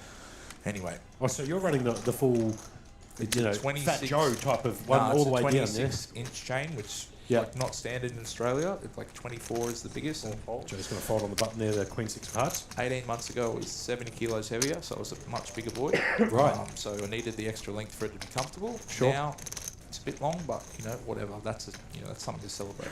Congratulations on the weight Thank you, loss there. brother. 70 kilos is a lot of weight. Yeah, I was fortunate enough to make the decision and just I had surgical help, but look, I've spent my whole life challenging, Yeah, sure. battling it, and once my kids were born, I was like, right, That's it. Yeah, time to do I something want to be serious chasing my about it. kids around in Yeah.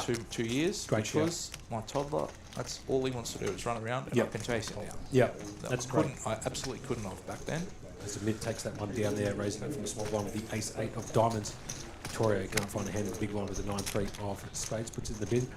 But, that's great, Liam. I'm really happy Yeah. for you, man. Congratulations on that. It's a very hard thing to do, to not only put yourself through the procedure, but also stick by it and Yeah, look, I'll keep it going. take a little bit to talk about that decision. So myself, I didn't know, my greatest fear was what happens if the surgery doesn't work. Yeah, of course. Right. Yeah. Legitimate fear. And because I have so many so much complex mental health stuff with food, like that, addiction, food addiction, Yep. it's all legit, right? Like you don't get to as big as I was without some Of complex course, stuff. yeah. I wanted to try and solve that before I had the surgery, so I did the work, saw a psychologist, did it all, Yep. and then my kids came and nothing else mattered. That Yeah, was that's it. it gives you purpose. Good it on gives you, man. I'm know, really so, happy for you. That's awesome. Everyone in my life was so happy. I had a message from my childhood best friend's mum, who almost like a second mum to me. She's like, I'm so thankful that you're going to see it past 60. So that's the kind of Anyway, whatever. Let's move on. That's some Jim's far gonna too deep stuff. Yeah, Jim's going to raise it under the Sorry. gun +3 with the King 3 of Hearts. Getting Probably a little bit out of line, but whatever. It is Jim, and he knows exactly what he's doing with 2 cards. So he's got the King 3 of Hearts under the gun +3. Raises that, makes it 55k to go. The mid-shore on the button. This is Picked up the ace deuce off. Ace to have deuce. devious intentions, doesn't he? Yes. He's going to fold. T5 fold. Round to Vittorio. Picks up the King 6 off. Small blind. He can't continue. 6 folds. And Amir finding the 87 off. Just a connecting 2-carder. Definitely 7, Handy 8. wants to call, but he Yep. needs to be careful because if he flops a pair, well, maybe he might be in trouble. Heads up. Let's see if we can find like a King 7-7 board or something like that for a bit of action. Here comes the flop. The flop comes down. As you can see, there's a little bit of an issue here. 4 cards have come out in the flop. It's the Jack of Hearts, the 3 of Spades, and another 2 cards underneath that can't quite make it out at the moment. Okay. So it looks like the floor might be called here. So there might be a small delay here Yeah, we don't have the. to get a ruling from one of the TDs. Our Now- dealer, Daniel Curtis, he does not make many of these I know, guys. I there's tell you once what, every if billion you hands, yeah. have ever had Daniel dealing for you, you will understand that he's probably one of the best in the country. There's maybe a couple of other people you can think of. Yep. If you're a fan of the home game scene, you might be familiar with a Sure. lady called Rachel. You know, she's unreal. Yep. But, you know, Andy, Jimmy Fingers from Brisbane, he's an ex-Treasury guy, now plays a lot of poker as well. He's great. I think Andy Wong from Sydney, he's unreal. And of course, all of our ABT dealers as well. So there's probably going to be a little bit of a delay here as a TD has been called to make a ruling on this. Now for those people at home who aren't familiar with the TDA rules, when 4 cards come out on a flop, I can tell you about that if you would like, because I am Give it to us. TDA approved. I've got quite a few certificates in that. So all 4 cards get turned back over on their heads. They're mixed around. And the TD who's coming up here, which most likely will be Amanda Abernathy. Amanda, our lead TD for this tournament. We'll pick out one of those cards at random. Interesting thing about this is Daniel definitely knows the rules, but he knows when he Yes. has to call the floor. He has to call the floor. He's a consummate professional. Correct. He's extremely good.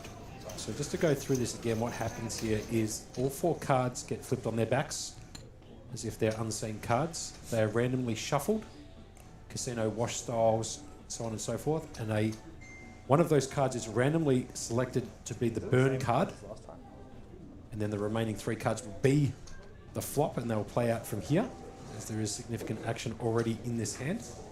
So there might be a small delay here as Amanda from downstairs at level 5, who's handling some other issue down there, is making her way upstairs to make a ruling on this.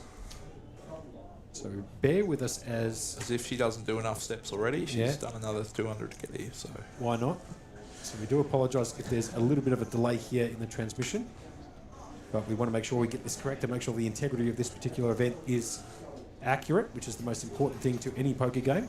Absolutely. Especially playing for 100k, you don't want just any old ruling to be made. So a little bit of a transition to downstairs here whilst we get the ruling upstairs. This is the downstairs on level 5. Who are we seeing there? None other than Amin Riazadi in seat 3. Does he have piles or? It looks like he's got quite a bit. Have a look at Ali in seat 9 too. I know that he had $1 million in chips and he's going to snap it off here. Flip. Looks like ace 10 suited. Ace 10 versus King. No. It looks like King Queen maybe? Or Kings? God, Can't quite. My eyesight, man. Holy dooly. I think it's Kings actually. So it's Kings versus Ace 10. And the flop comes down Matty 4, Marshall, 3 what a Queen. legend. King on the turn, no help. And the Kings are going to get a double through Ali, who's there sitting in that beautiful sort of cardigan. You can see a bit of multicolours, shakes his head a little bit. I've made this comment before, but if you play with Ali, he does look like the bad guy from True Lies. So if you've seen that movie with Arnold Schwarzenegger, the bad guy in True Lies looks very much like Ali. You can't make that story up. As we do see, these two players are flipping jacks against. Oh, okay. Pretty big favourite on level 5. I'll say. Or Harley. Unfortunately for him, we did catch him all in move. Harley giving the fist pumps as he goes out the Queen 3 versus the Jacks. Harley Jens, of course, was our Goliath final tableist as well. So absolute crusher too. Extremely talented players in the field. So back to the feature table here, and it does give us an opportunity to maybe chuck some questions out into the chat. you guys got any questions about what's going on here at APT Melbourne at the Oakwood premiere? Let us know, or any comments for the big man, Liam Murray, or myself? Let us know, and we'll be more than happy to answer your concerns. You know what the craziest thing about my Las Vegas trip was? Yeah, hit me. I wasn't the biggest bloke in the room. Right, okay, yeah. America is a land of big people, bro. It's crazy. And I think Las Vegas is one of those states too where they grow them a bit big out there. I think that's a fair statement. Every portion is like... Sorry, man, don't put So, out 4 cards. like, I went in 2022 and Yep. then I went in 2025. So 3-year gap. Yep. I reckon I was probably pushing maybe 250 when I went 22, right? Some of the photos look back on it, it's so crazy. Where I used to get a full meal and I'd eat it all, now I have half and I've got half for tomorrow. You know, anyone who's had that surgery, you understand what I mean, and anyone who has that, you know, has that person in your life, some of those changes are crazy. But anyway, back to the action. I'll stop dribbling. So as you can see just there was the casino wash styles. The cards were chosen, I should say, for the flop now. With that 4th card Seed 7 checks. randomly put back onto the top of the deck to be used as the next burn card for the turn. As Amir here picks up gut shot. Jim has bottom pair with king kicker. It's going to go check. Here comes the turn. What a turn. Brings the hearts for Jim and Jim sevens picks up for Amir. plenty of equity. 8 outs, as you can see in the top right-hand corner. 73% equity for Amir, however, with the best hand. Seed 2 bets 65,000. C2's got to bet 65,000, which is Jim. Jim just choosing to size up a little bit to build a pot, so if the flush does come, he can make a big bet.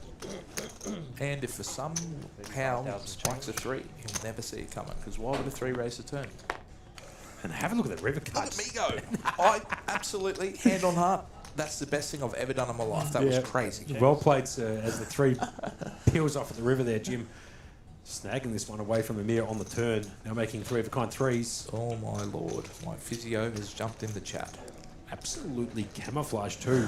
Just quietly the 3 of a kind 3s here. So Jim's going to come out for another bet after Amir checks to him from the big blind. He's coming in a bit strong here too, but I reckon it might get this done. I reckon Amir might look him up here with 3rd best. Doesn't make a huge amount of sense. Jim's going to have hands like king, queen. He's going to have... Correct.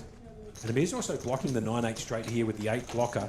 He has picked up a pair on the turn after there was check on the flop, so I'd imagine Amir might be contemplating a call here, which isn't... Yeah. Obviously, we can set the card, so it's a bad call, but for him, he could potentially find the call here and also put it in the bin. He is in the tank. He's got that full Unabomber look going on here with the sunglasses, that cap, hoodie over the cap.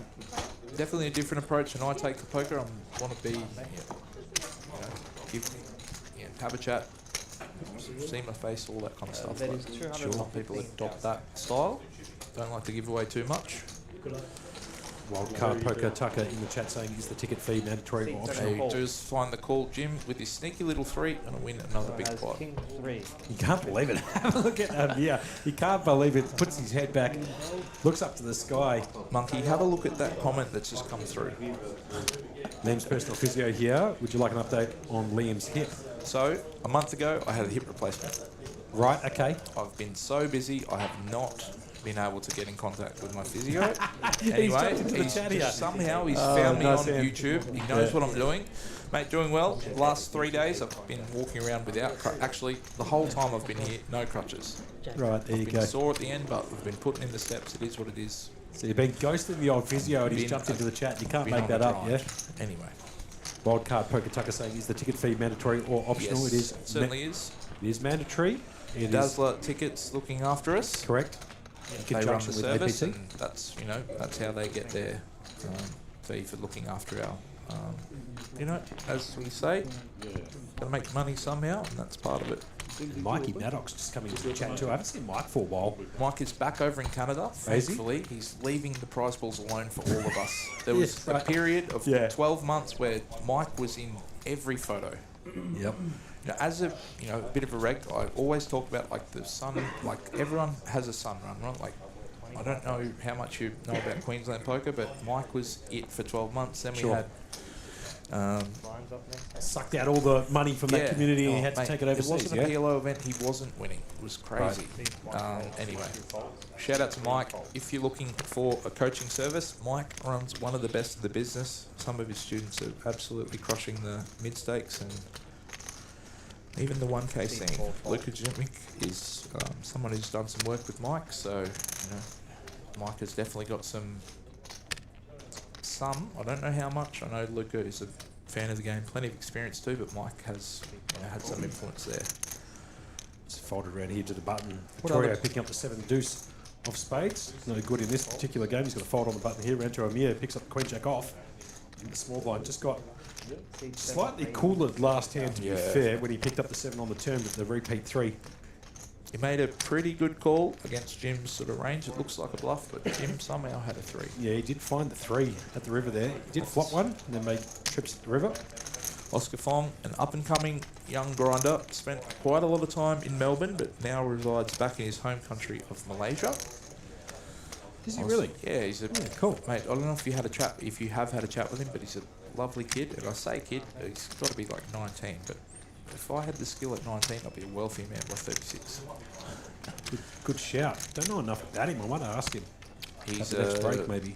In Malaysia, he's obviously able to play quite a lot of online poker. So he plays some big stuff online, and like many of us, online poker is how you make your bread between the series. Yeah, sure. So plenty of us spending time in New Zealand where we play our GG tournaments. We Have a look come at and go. Have a look at this little Oscar. Don't mean to cut you off. He's just jammed it straight back in Amir's face, and Amir's got a call. No, you're not dribbling at all. I was actually listening to it, but Amir's just snapped this off with the Queen Jack versus Oscar's King 9. So Amir is all in at risk at the moment with 43% equity. The Queen Jack versus the King 9. I'm going to go with the King 9. I have said it a million times because I did say I was going to go with all Baccarat naturals. So the King 9 for me. Too. I feel like Oscar's going to have a deep run. King 9, we're both going with King 9, so here comes the flop of Jack in the window. No, what have I done? And all spades on the flop, needs to find a King or a 9. There and we the go, King we're on the back turn. in front. And here comes the river down and dirty. And the King 9's going to take it down with 2 pairs, Kings and 9s versus the Queens and Jacks that flop 2 pair on the flop. That's a tie. It's 3-1 still, all right?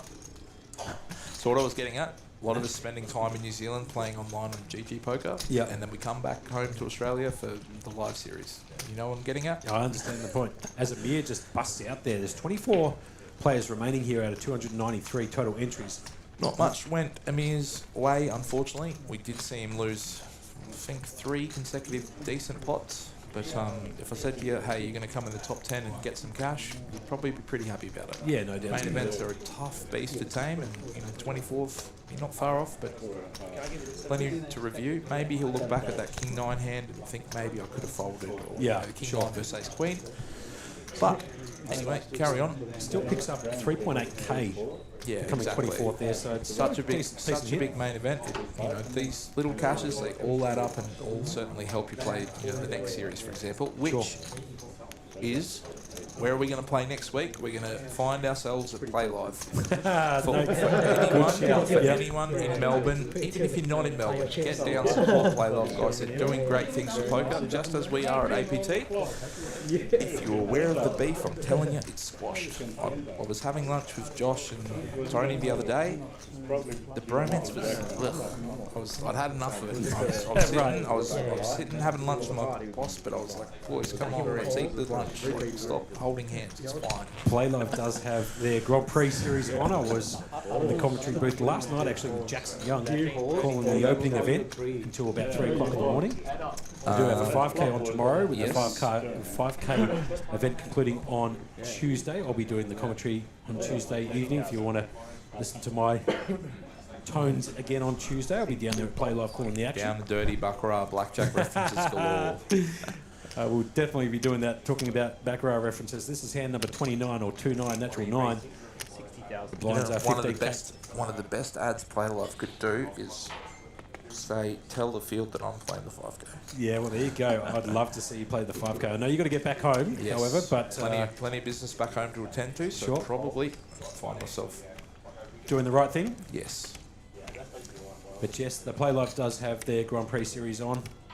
You can check that out on Facebook at Play Live and playlive.melbourne. If you're on the interwebs there. Their headquarters is 129 York Street, South Melbourne. I know I need to plug that one way or another. Not too far from here, where we are at APT, but probably a kilometre and a half from Crown? Maybe maybe a bit less, man. 1.2. I'm going to go 1.2, yeah. As Charlie's going to raise up, make 60k, 2 bigs. Ace Jack suited, and Luca's looking down at the 6-5 off there, Liam. In my At my previous weight, that would have been an Uber, but now it's a walk, which is sick. You know, like that's a cool sort of thing. Yeah, I love that. I love hearing that. You know, one of the other cool things is Luca folds the 6.5 the off. difference in my trips to Vegas this year. Yep. Oh, sorry, last year. So 2022, I Ubered everywhere. Yep. 2025, I was chilling, walking, which was real cool. You know, Yeah, that's a thing that you probably, if you haven't struggled with weight throughout your life, you probably don't think about those kind of things that bigger people go through, but that was like a real milestone. And you know what else happened this time for Melbourne? It was the first time in like 15 years I flew without a seatbelt extender, which is like... Right, okay. We talk about non-scale victories in weight loss, and that's like some... People always talk about a huge one as that. Yep. You know, if you think it's awkward sitting next to a big person, imagine how awkward they feel. Like, Yeah, sure. Nothing worse than cramping on someone's style, I'm telling you. Yeah, I believe it. I've C3 faults. obviously never been at that kind of Course. big size, although I do come from a family of relatively bigger people. I think my brother's 6'4" and about 155 kilos, maybe a little bit more. My dad's probably 130. My sister's almost 6 foot tall, and she's actually, believe it or not, been on the Monjaro. Yeah. And that's working a bit of a treat. Powerful stuff. Kind of helps though when my dad's a doctor to have access to all of that type of stuff. Talking about that as well, you know what my dad does as Vittorio here jams it all in with the Queen Jack. I think you and I have had this conversation before the first time we met. Yeah, that is true. My dad Remember does that? I didn't let you get a word in twice. That's true. Pre-ADHD diagnosis and pre-medication. Yeah, that's true. The big man, actually, my dad, who had a birthday yesterday, turned 72, does the bariatric surgery. Yep. And helps out with all those people who are struggling a little bit with their weight. Which was an incredible coincidence that I was sitting there having 3 a.m. Conversation with just me, a I D&M remember. I loved it. Yeah. Jamie Hall and Monkey, two of the best people that you'll ever have a D&M with. Oh, thank you very much. I appreciate that. Well, no one has listened to me more than you blokes for those 3 hours. I tell you what, been a pretty crazy, stressful 12 months for me, but you know, those times we've just got to lean on our friends, guys. Yeah. Wild card. Hopefully, Dad gets back soon. As Luca looking down at the small blind ace jack, obviously he's got a dominating hand, just jams it. Sure, why not? Jim's got to get out of the way with the 10-4.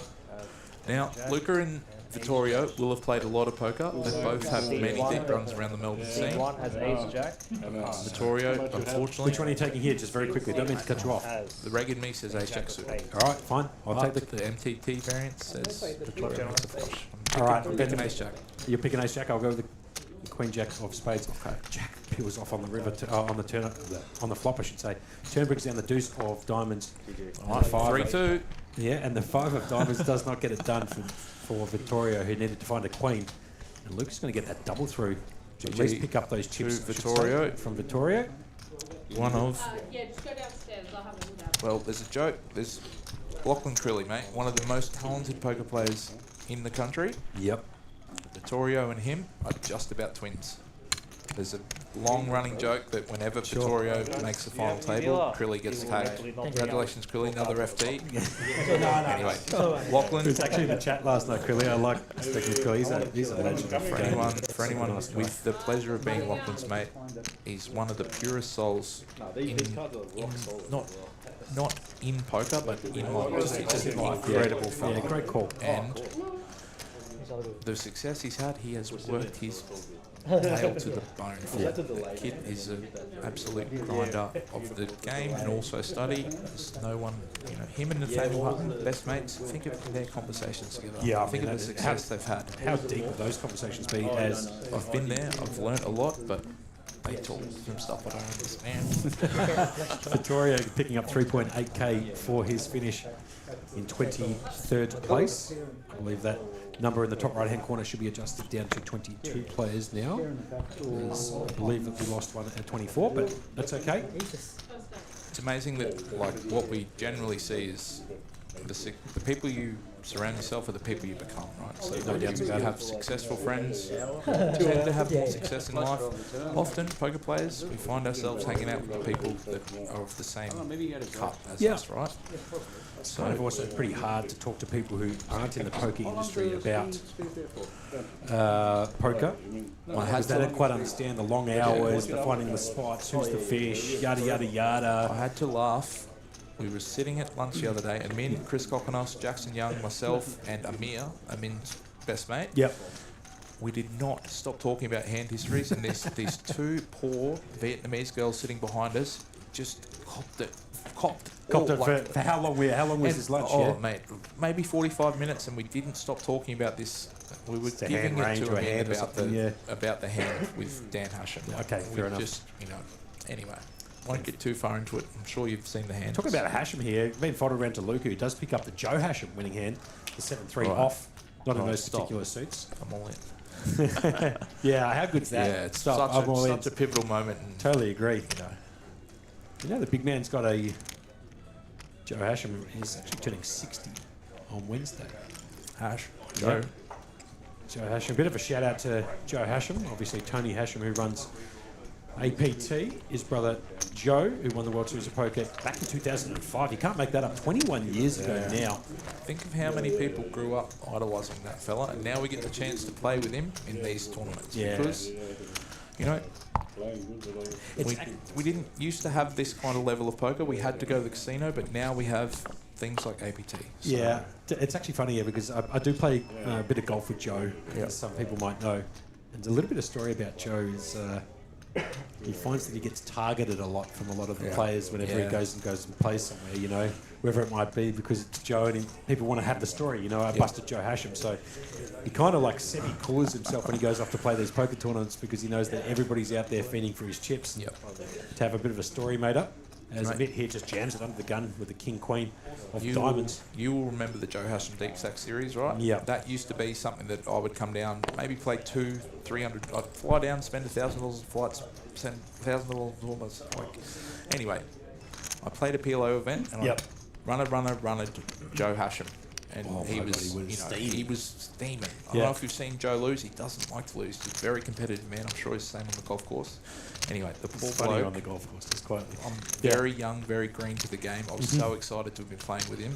I bust him with runner in PLO, and I then asked him for a photo. Like he was.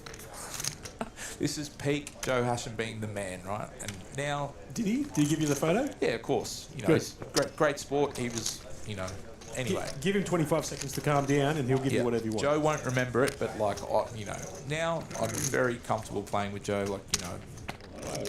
Don't get overawed on him. I'm more worried about playing with Min than you know what I mean.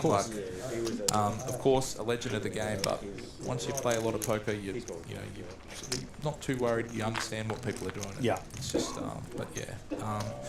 one of my coolest memories in poker is 2022. I played all of day one of the World Series of Poker main event with Daniel Negreanu. He's unreal. Right, okay. All of day one. And I was there to see a little bit of this. Do you remember when Daniel got in trouble for being too upset when he busted? Yeah, it was a bit of an issue.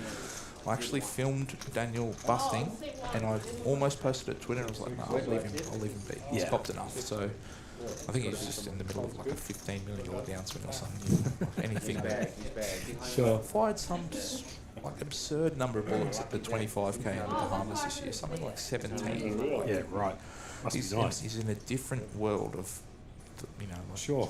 Yeah, but he's been at the top of the game for a long time, so it was cool. And I played a hand with him. He said to me, "You didn't have that turn." I was like, "Stop bullying me, mate." I had a really good experience with him. Yep. And Oscar here picks up pocket tens under the gun +1. Yeah. That's Oscar there sitting in the seat 9. He's got that white shirt on, the APT patch. I had an experience chips where I was watching Oscar play on the stream, commentating with another brand, and Oscar, like many young players do, they just sometimes overdo it. Yeah. King 5 suited for 20 big blinds on a final table bubble of a $450 main event. This bloke just had ace queen suited or whatever, right? And I just said to Oscar, mate, I'll tell you what, you'll absolutely print money if that's the one thing you get out of your game. You don't have to do it in a $450 main event. do it against him, do it against me, do it against the Regs, but you don't have to do it. Like, just play straight forward poker. Folded around to the big blind here. Mid's picked up the ace-6 off. 35% equity at the moment. That equity is calculated with that cards removed that you could see folded. Obviously, slightly different when they're all unseen cards, but because we can see it, he just spikes the ace on the flop to take the lead in this hand. 92% equity at the moment. Oscar needs to find one out. There was a 10 that was folded, I think, with a 4, so he needs to try and find backdoor running Queen Jack or a 10. Oscar is going to recognise that he has a range advantage here. Of course. What we talk about is a mitt is capped. So if we talk about capped, Oscar is uncapped, whereas Oscar can have hands like ace, king, aces, kings, flush draws, the whole lot. Sure. A mitt, he can't really have them in the big one, because if he did, he would have 3-bet. So we see a mitt call, so it really limits the number of hands he can have. Hands like king deuce suited, ace deuce suited, that kind of thing. But Oscar will continue the heat in this hand, I think. As like a strategy guy, I think he's going to probably continue to barrel. So bet 30k, call by mitt, off to the turn, brings in the 9 of diamonds, so now the flush is down. Maybe a turn that will start to slow him down. Not having a diamond gives a mitt more diamond draws. Whilst they're thinking about their decisions, I will answer this question from Wildcard Poker Tucker. Hey guys, what do good dealers get paid in these tournament-style competitions? Probably a question for management, so just write in at staff@australianpokertour.com.au or info@australianpokertour.com.au. I'm sure that somebody from upper management will give you an answer on that. Mate, our dealers work really hard, but, you know, just like another job, you wouldn't talk about your mate's wage, so we'll leave it to them to discuss it. Goes check on the turn. Here comes the river. Brings in the ace of diamonds. Yeah, wow. sure. Holy dooly. Now the 4 flushes down. Any diamond will take it down, but as you can see from the whole cards, nobody is holding a diamond. And Amit here, who's now picked up 3 of kind aces at the river. I imagine he's just going to go check here. I can't imagine Amit coming in for a bet here. What's he going to get value from? I can't imagine he's going to come for a bet, but you never know. Only 1 diamond required to make a flush here. I don't know a lot about Amit's game, but let's say Oscar had a hand like pocket queens. He now has essentially nut flush, so maybe he might bet. I don't know. Let's hope Oscar checks. I reckon that Oscar shuts down personally, but I mean, I'd love to see him make a play at this and put out a bet. If he does, I'd like to see like a bet of 125, 130, something like that. Oscar's going to go 20 and just get snapped off. This is the What's stuff, mate. 90K, Don't mate. Do it. Stop it. He didn't even get Just bet, what was that, 65k? Yeah. Yeah, he didn't even I don't think 65k is going to get the job done. Half pot is not the size here if you're going to try and put pressure on a hand like ace-6. Can't quite see how many chips are in a mid stack. I might be able to see up the top It there. Looks to be about 320 or something like Yeah, that. 365 up the top, so he is betting sort of 2.5 bigs, just short of that. Chucks out time bank here a bit, making a decision here. 3 of kind of aces. He's looking down at a board which is a 4 flush, as you can see, right hand corner. Pot is 290k, so it's going to cost him 65k to call. And it looks like he's going to count down the chips and make that call. He flicks it in. Oscar's going to turn over a couple of 10s, no diamonds, and it's no good. It's going to show him the ace-6 and get the chockies. Pot of 355k there, plus 170,000 in chips to his stack. And Oscar Fong all of a sudden up to $1 million in chips. Is that me or you? Sorry.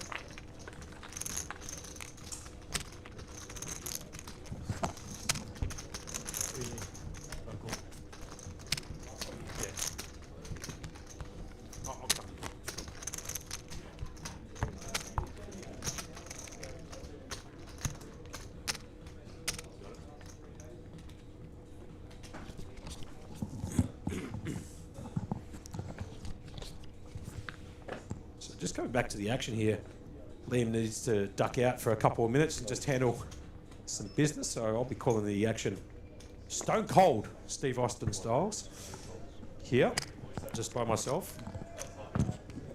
As it gets folded around to the cutoff, Charlie picking up the ace-3 of clubs. He's a gentleman there with that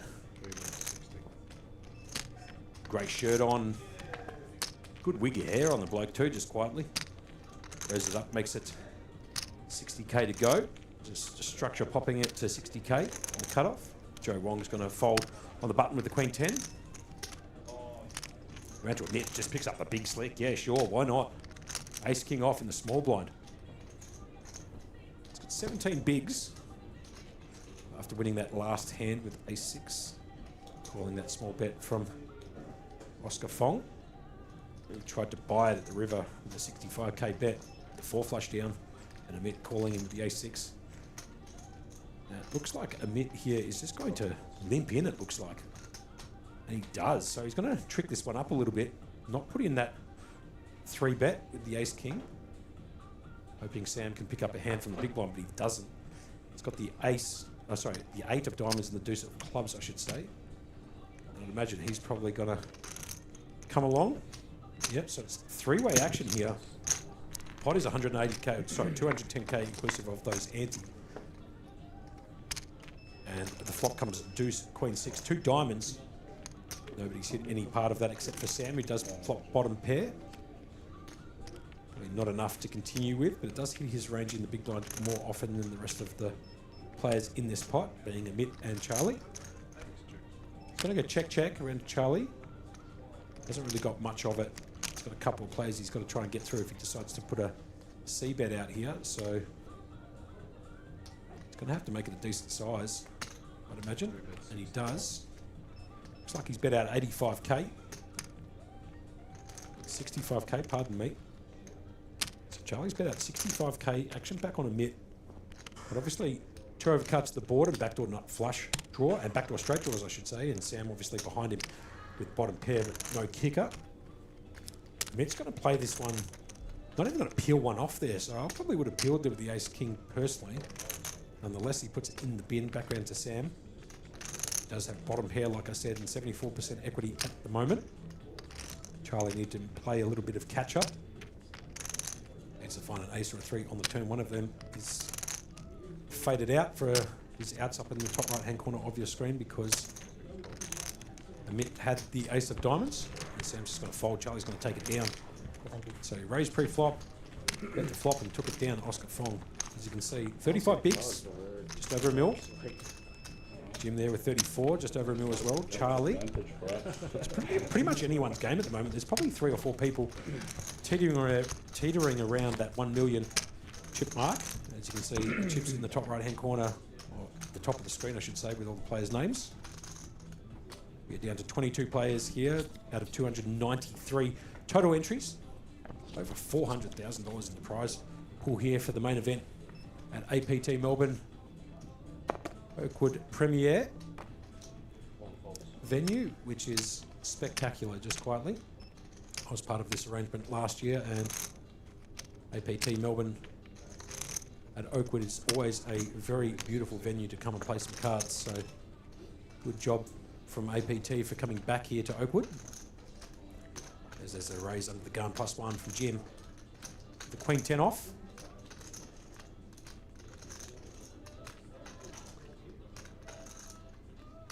Charlie's got a decision to make here. He's in the hijack with King Jack off. 150. Obviously, he's going to raise it up and make it 150. I was going to say minimum here. He's going to come in for a raise, and that's exactly what he does. He 3-bets to 150. Joe Wong in the cutoff picks up the 9-4. That's going straight in the bin.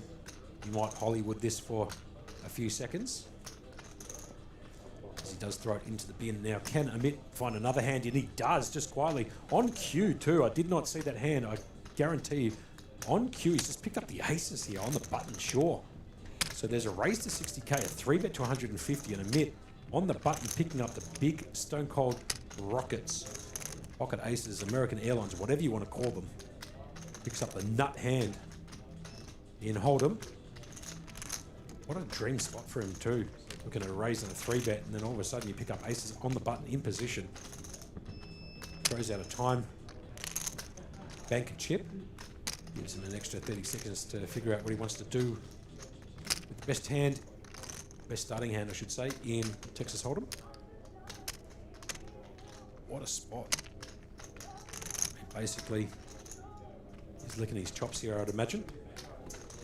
Finding the aces on the button.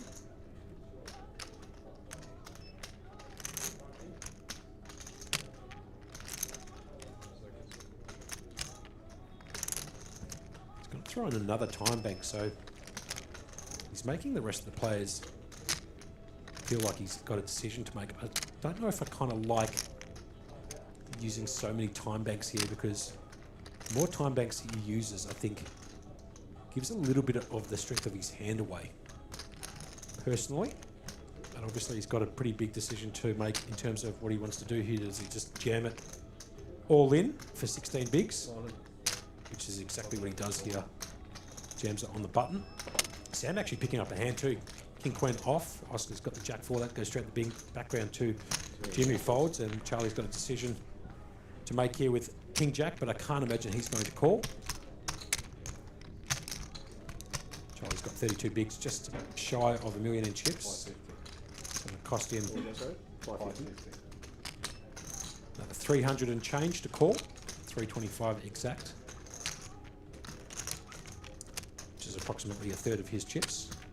A fraction more. As he's eyeing down mid here, he does pick up those rockets there on the button.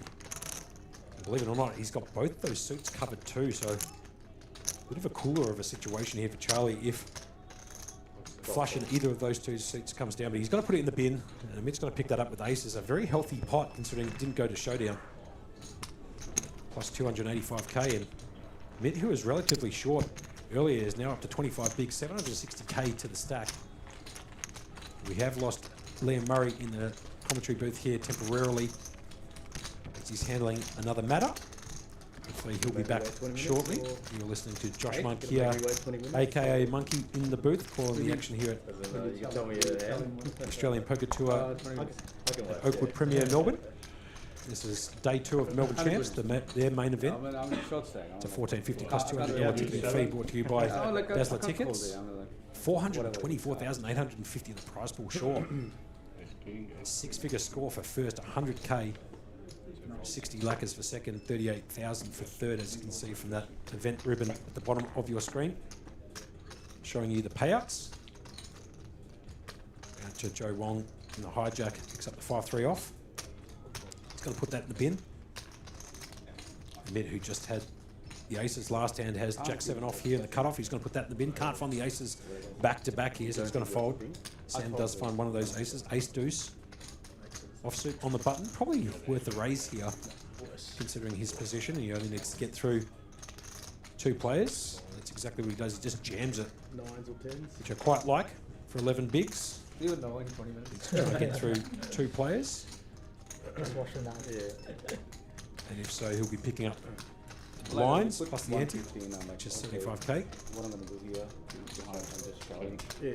Probably going to call whatever. Picking up 2.5 bigs if you can get this one through. As you can see, I had a good one. Adam here counting down the stack. I would hope so. Yeah.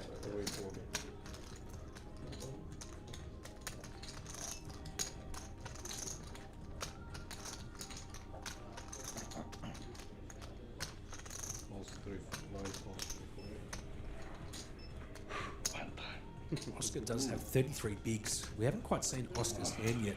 Hasn't shown up on the RFID. But it looks like, oh my God, and Oscar picks up pocket king, sure. Luca's got to fold one of those kings, so Sam does have some potential to find this ace. But Oscar miles out in front at the moment with pocket kings, and here comes the flop. And the flop comes 6, 8, 9. Here comes the turn, and the turn brings in another 9. And here's the river down to dirty, brings in the queen, and the ace deuce goes down in flames to the pocket kings of Oscar. GG's in the chat. Kings hold up there. He's had the best end every time, though. Jumper back on. And Oscar picking up a few more chips to go with his chip stack. So up to 1.4 million now, 47 bigs. What a spot to pick up kings there just quietly too. Jammed on the button, in position with the ace deuce. And Oscar finds the pocket kings. Small blind. Gets the job done there. So we are down to 20 players all of a sudden. 293 total entries. Over $400,000 in the prize money. Yeah, $100,000 up top. We are live on a 20-minute delay at the Oakwood Premier Melbourne. Great place to come and stay. They've got a beautiful restaurant up here, Strato, level 40. We are actually on level 41, which is the kind of private rooms for functions. As we get back to the action here, Charlie, who under the gun, has picked up ace-8 off. Natural 9 if you do play back row, no side, 3 side. He's going to raise it up and make it 60k to call, 2 bigs. Joe Wong can't find a hand with the king deuce off, so he's going to put that in the bin. Mitch Shorey is the next player to act. He's the guy with the glasses on the top of his head. Might have used them earlier today with a bit of glare coming through on level 5, but no more glare as it's approaching 9:30 PM at night. Finds the ace-5 off in the cutoff. Now, I personally don't mind here putting in a 3-bet, but he decides to fold. That's fine. And to Oscar, who picks up the queen-6 off on the button. He's going to lay that down too. Luca's got the 11 double down if you play blackjack, 7-4 at diamonds. 1 card only if you do play blackjack. Face down, please, dealer. It's in the small blind.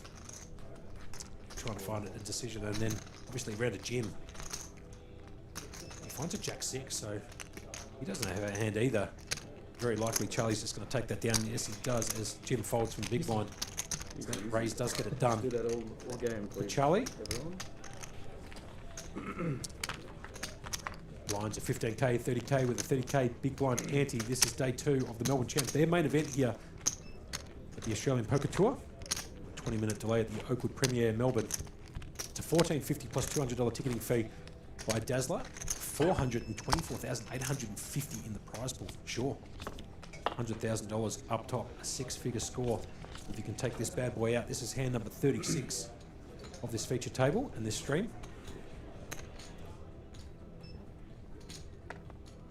Joe Wong picking up 7 deuce under the gun.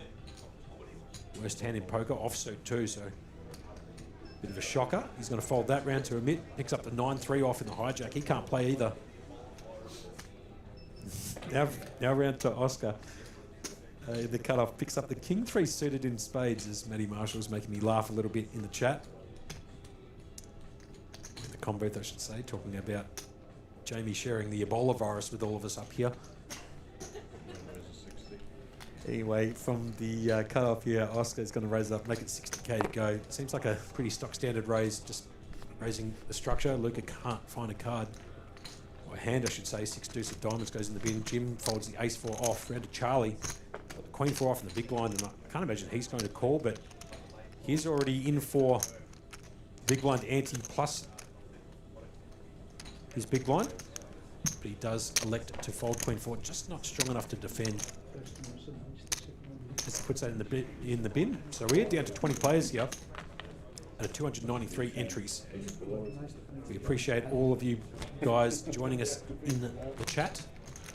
As Daniel Desmond comes in there. Goat Scarf Fong. Obviously he thinks that Oscar Fong is a bit of a goat. And at the moment he's been showing a bit of that goat status. Playing very, very well, I must admit. Probably, look, I don't want to sound biased, but probably playing the best at this table when he's got a pretty decent chip stack to go along with it. 1.475 million or 49 bigs. And to Oscar, he picks up the deuce 4 of clubs, I should say, in the hijack. Folds. Round to Luca, picks up the Motown in the cutoff, the Jackson 5.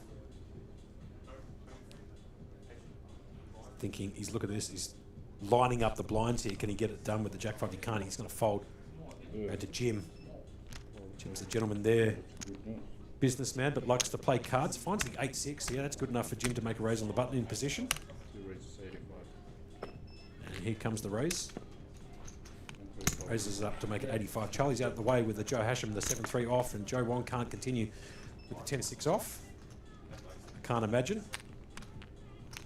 Little does he know he's actually out in front with 69% equity with a better 6, 10-6 versus 8-6. So I don't think that Joe finds the call here, but if my co-conspirator Adam Burke, who is listening to this, he would say that I'll get this incorrect 100% of the time and Joe will just flat and see a flop, but no, he does make a fold, so very happy with that call for me.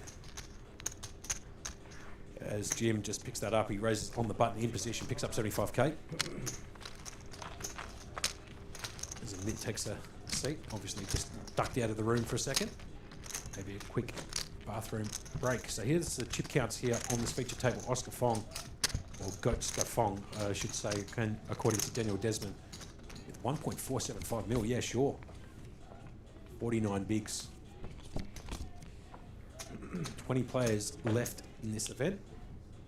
Oscar under the gun, picking up the 9-3 off. He's going to put that in the bin. Adam's in the chair there, in the dealer's chair. He's a superhuman of a dealer and a really nice guy too. So if you get a chance to see him, say hello. He's lovely. Originally from Russia, but lives in Sydney. Deals a lot of these tours, not just APT, but you'll see him, all the other operators out there. As Luca finds a hand finally, Jack 10, offsuit and hijacking. He's going to raise it up, make it 2 bigs, 60k. Bottom round to the small blind, Joe Wong. Picks up the internet hand here, Queen 7 off. Fluffs the hair up a little bit. Looks like he's deep in the tank with the internet hand. Does elect to fold. And the mid's got the King 5 off in the big. I imagine he's going to defend here for one more big bet. And I'd be incorrect, as Amit does fold King 5. Melbourne Champs Day 2. Over $400,000 in the prize pool here. $100,000 up top for first. So eat your heart out, poker lovers. A 6-figure score if you can take this bad boy down. You're listening to Josh Monk, aka Monkey, in the booth, with Maddie Marshall to the right from the studio, and Amanda Abernathy is sitting to the right of me. She's going to be the head TD overlooking this feature table for this evening. As Luca picks up pocket 7s, candy sticks under the gun. Pretty difficult hand to play out of position here. So I'd imagine he's just going to put in a raise, and if he sees a 3-bet from any of these players here, I'd imagine that maybe he can fold these, or he might go with it. Joe Wong picking up the same hand again, just quietly. Different suits this time. Queen 7 off, the internet hand.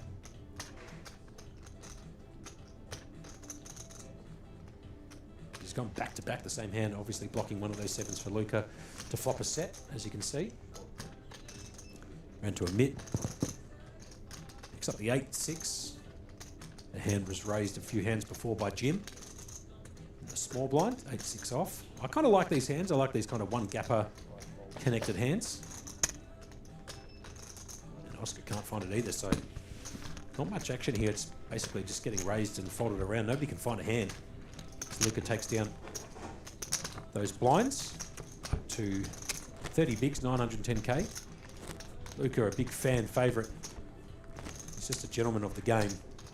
So is most of these players that come and play. Can't say all of them, but most of them are gentlemen of the game. But if you get a chance to say hello to Luca, he really is a lovely, lovely guy with a great demeanour for poker. So I've got all the time in the world for him as Jim picks up the suited connector. I love this hand. 6-7 of hearts. He's under the gun. Jim has 970k or 32 bigs to his name, so he's going to raise it, make it 60. Charlie folding a couple of hearts there with the 4-3. And to Joe, he still can't pick up a hand. He's got the Jack 2 off. He's going to fold. Mitch picked up the natural. King 8 off. He's on the button. Can't imagine he's going to be calling here to an under the gun raise, but you never know. He does like to mix it up occasionally. Does put it in the bin. And Oscar, or Goetska Fong, as Daniel Desmond has put into the chat, finds the 10-9, and Luca can't call either with a 5-3 off. So, unless of course, I mean, it's one more big to call, right? So it's a possibility that Luca might just flick in 30 and see a flop, and if he misses, he can just easily fold, check fold. But he doesn't. He does elect to fold, and Jim's going to take that down with a 7-6 apart. So don't mind this. I know it seems a bit boring watching the cards go fold to a raise, but it's kind of the nature of the game when we're down to 20 players. And blinds are quite high, and Players are getting very much closer to another pay jump. A table potential redraw at 18 players, so kind of standard poker. As it looks like the players might be going on a short intermission. Is there food here or we gotta go downstairs? So the players will be going on a break for approximately 15 minutes, so we should be back on stream here at 9:50 p.m. local time. So we'll see you back here at APT's main event, live on a 20-minute delay at the Oakwood Premier, Melbourne, in approximately 15 minutes at 9:50 local time.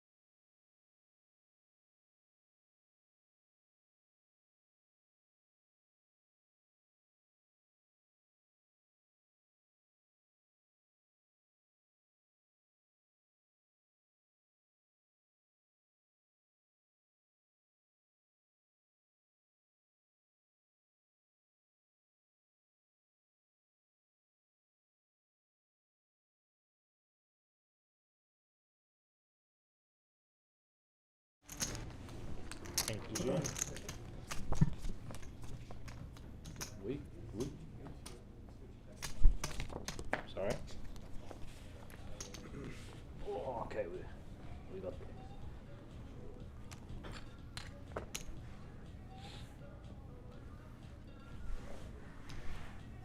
Welcome back here to day 2 and the conclusion of the Melbourne Champs event here, brought to you by APT at the Oakwood Premier Melbourne. Seat 4 folds. We're down to 20 players. Blinds have gone up 20k, 40k, 40k. The big man Liam Murray still handling a couple of things downstairs. So I'm going to continue in the commentary booth until basically he's ready to come back in and call the rest of the action out for the rest of the evening. Seat 5 raises. So hopefully 85,000. you guys at home don't mind listening to my voice soloing it here in the com booth. If you've got any questions, concerns, queries, chuck them into the chat. Be more than happy to answer them to the best of my ability. As Amit here races it up in the cutoff with ace 6 of diamonds. Luca picks up the king 5 hearts. Yeah, sure. In the small blind. Got a decision to make here. He does have 21 bigs or 850k to his stack. He's eyeing off this raise just quietly, but he does elect to put that in the bin around to Jim. Jim's got the 5-4. Two sides suited. One of my all-time favourite hands here, the 5-4. I know that 85,000. Berkey, who might be listening into this commentary, would approve of the 5-4 call here from the big blind. So it's 5-4 versus ace 6 of diamonds. Off to flop, here we go. And the flop comes down queen, 9, 10. And neither Jim or Amit has flopped any part of that, really. Seat 2 checks. Jim got a backdoor flush draw. Amit there with nothing much more to go with his ace 6, but he is out in front. And in terms of hand ranges here, could bet this out. But he does it, goes check, check. Here comes the turn, brings in the diamond. No help. Complete Badoogie on the board, but Jim has now picked up a pair of 4s on the turn, so he does take this lead away from Amit. He's got to check it. Can Amit find a bet here on the turn? Not sure if he can. He'll be most likely getting it through if he can find a bet here and bet something like 125k or a little bit more. Seat 5 bets. 75,000. He bets 75k. Not sure if that's going to be enough for Jim. As Jim's looking at a couple of tips to call this one off. Just a bit light there, I think, on the bet amount. I think 125 would have got it done, but Jim's going to come along now after picking up the 4 on the turn and then check on the flop. So off to the river we go. Mick needs to find an ace or a 6. And he finds the 6. Yeah, sure, okay. Just like his surname, Shorey. Seat 2 check. Hits the 6 of spades at the river and takes this one away from Jim, who hit the 4 on the turn. It's a pretty interesting kind of hand, just quietly. Seat 5 check. And just check, check. And Jim's going to show him the 4, but that's no good. It's going to show him the ace 6, hitting the 6 of Pair of 4s. spades at the river. And that's going to get the job Pair done. of 6s. 6s takes it. And Amit's going to take down that pot. Up to 25 bigs now, 980k the stack. 19 players remaining out of 293 total entries. We are live on a 20-minute delay here at Oakwood Premier Melbourne. This is the APT main event, also known as the Melbourne Champs. You are seeing the conclusion of this event, which I'd imagine is probably going to finish somewhere in the vicinity of 3:30 to 4:30 in the morning, roughly speaking, based on total bigs in play and the blind levels. 424,850 in the prize pool. First gets 100,000, second is 60,000, third is 38. And the remainder of those payouts are at the bottom of your screen on that little event ribbon. Lines are 24, 20k, 40k, 40k. This is hand number 42 on the stream. Joe Wong's going to fold under the gun. 4 faults. Queen 6 off, round to Amit. Deuce 4 hearts in the hijack.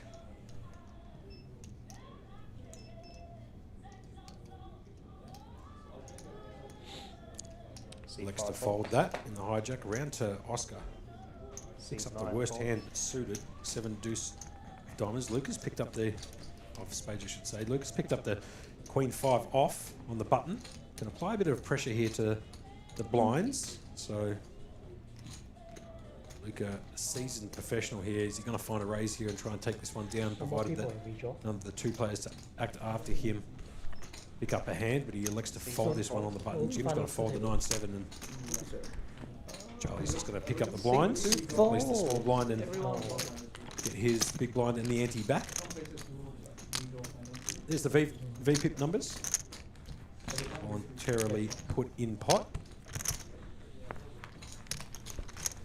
Odd card Poker Tucker saying, when's the next break? I might be able to get that information from Maddie shortly. They have 25, 50. But we didn't have 2.5 hours. When's the next break, Maddie? I didn't, break the 3-6. I'm assuming once we get to 18, set redraw, 10-minute break, something like that. Yeah, good call. So there'll be probably a short 10-minute intermission when we do the redraw at 18 players. We are down to 19 at the moment, so one more bust out and we'll have 2 tables of 9. And there'll probably be a 10-minute break in intermission here whilst they do the setting redraw, which isn't all that exciting. So obviously taking a 10-minute break from the stream. Grab yourself some popcorn, have a drink, and settle in for the evening. It could be a long one if you're enjoying the coverage here. So Mitt's going to fold here. Oscar's picked up the ace-5 of clubs in the hijack. Definitely worthy of a raise. I imagine he's just got a structure pop it, make it 80k. Seed 9 raises to 80,000. Which is exactly what happens. He just structure pops it to 80k, round to Luca, picks up the 6-3 off. Natural 9 if you're playing baccarat, but awful in this particular game. In the cutoff, he's going to fold, round to Jim now. He's going to fold. Don't think we're going to see Jim's cards because I'm not sure. No, he did. He's going to fold the ace deuce. Charlie picking up one of my all-time favourite hands. This is my second favourite hand for those people listening at home. Jack 10 of clubs and then 8-6 of diamonds. My second favourite hand. I absolutely love the 8-6 diamonds, but Charlie's going to like to put that in the bin. And to Joe Wong, who's actually got the 5-4 of diamonds. 5-4 of spades is actually my third favourite hand, so kind of a bit interesting, the hand dynamics and the deal distribution of the cards. Joe obviously facing just one big to flick in to see the flop here with 5-4 of diamonds, which he does. So it's 5-4 of diamonds versus ace-5 of clubs. Joe heavily dominated at the moment, 28% equity versus 72. After a flop you go. It comes deuce 4 king. Believe it or not, Joe's out in front at the moment with a pair of 4s, but Oscar has picked up backdoor club straw and a gut shot to make that wheel. Tell you what,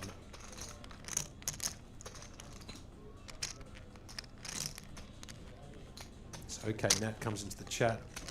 We were having a bit of a conversation last night, OK Matt, at Play Live. 50,000. Thank you very much for joining us here over at APT. Just coming in to help out during the comms for a few hours.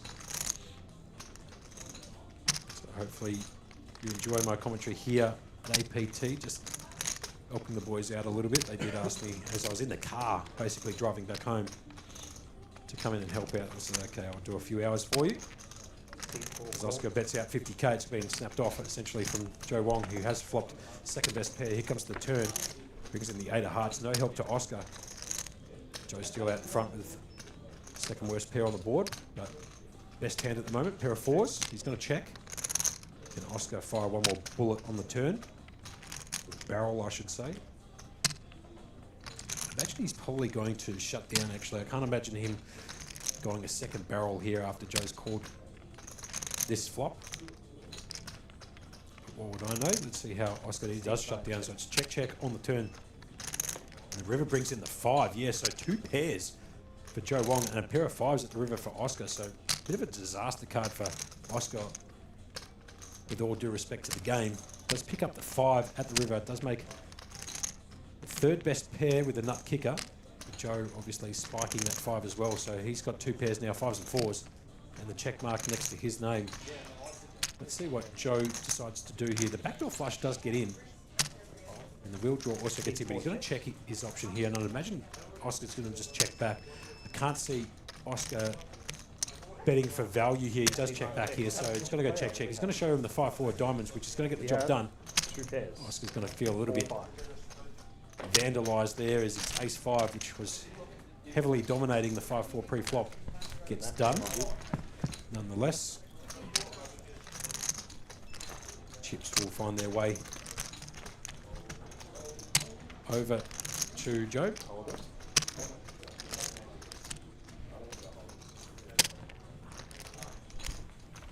All good, Amanda? Yeah, we're just holding.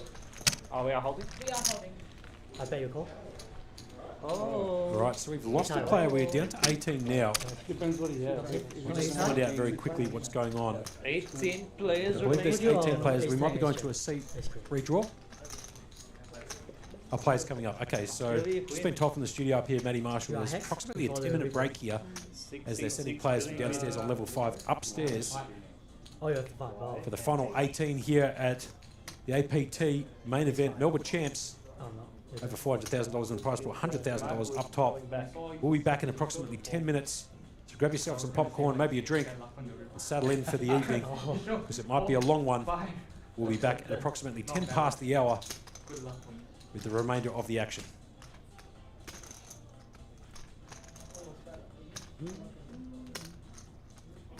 saw the 4 and like, oh yeah, the 5. You're like, oh shit.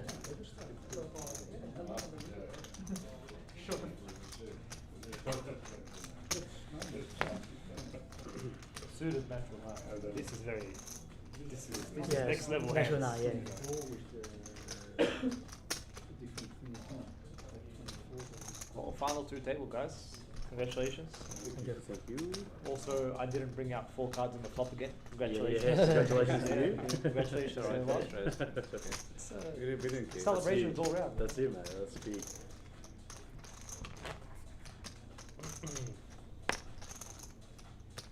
Oh, this deck is better.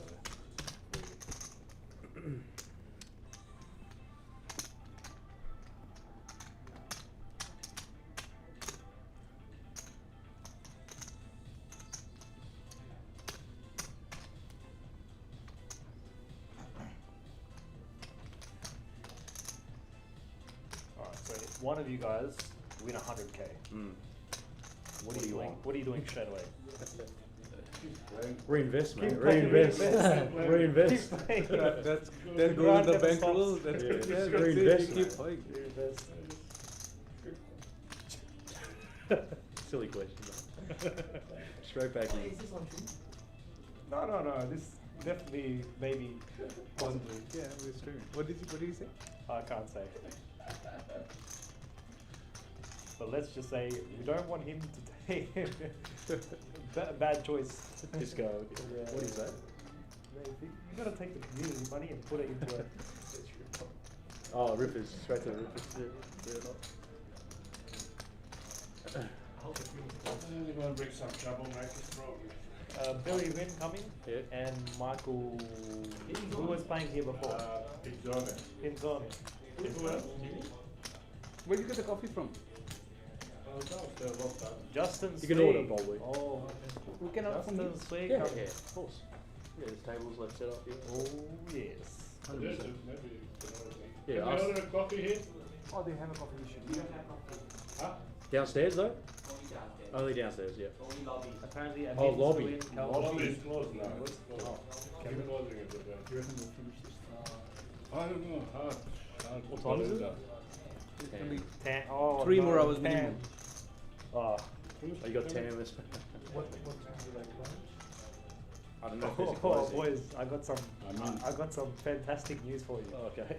Amin's got piles. Oh, how the fuck He's has coming. he got piles? Is he coming up? Nah, he's still downstairs. Oh, keep it up. He was 1 foot out the door. Yeah, Like, but he yeah, was, on my table. I'm just saying, yeah. Amin got a good chance to.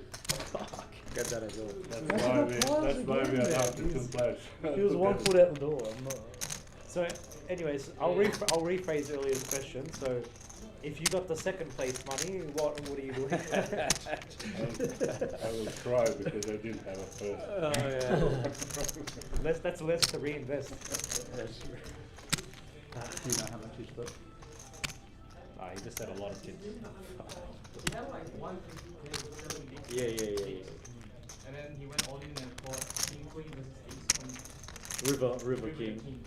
He's And like, someone had the King too, so Yeah, 2 hours. he runs good. He runs good.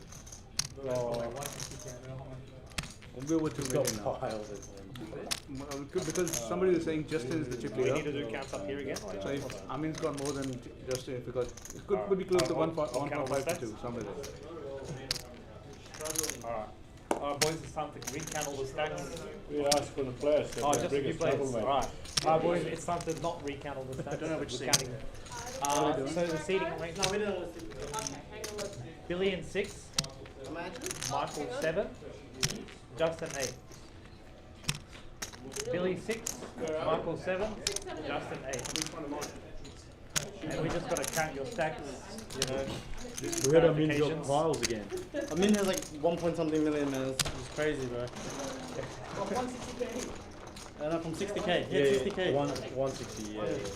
1 foot out the door, river from Melbourne. Feel like fucking shit. Yeah, it's fine.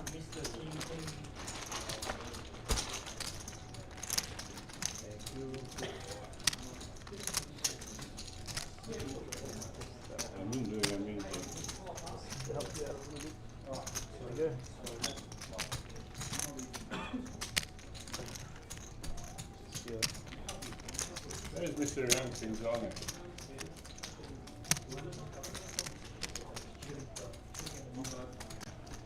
Mr. Pinzone. Oh, you want to feel like more than Huh? Let's get paid. How much got Pinzone? Nothing. Nowhere, not enough. You had a some, 400,000. you had a quite good stack on the bubble, yeah? Huh? You had a quite good stack on the bubble. Yeah. And then ready to got a good hand against Jim. Push me all in, I got fold. What did you have? 10 for that? King, queen. It's 1.5 million, right? No, it's one. I'll put you on. Maybe just like Hey? 1.4 million and 90,000. 1,490,000. Maybe even ace. For seat. But you didn't have an ace, For there was an seat ace in the board, and then you went to the tank for ages. I didn't see that much, so it's pretty confident. What happened to, 1,920,000. the Libero, Amin? He's got piles. No, I mean, Jim got him. Oh, and then Oscar got him, yeah. Two hands. Oh, that Did you get one? 1,920,000. I lost. Jim crippled him. Jim crippled him first. No, the And then other guy Oscar who was finished sitting him here, up. because he played red. Yeah. What are the chips at? Sorry. You just gave all these tricks. Amanda.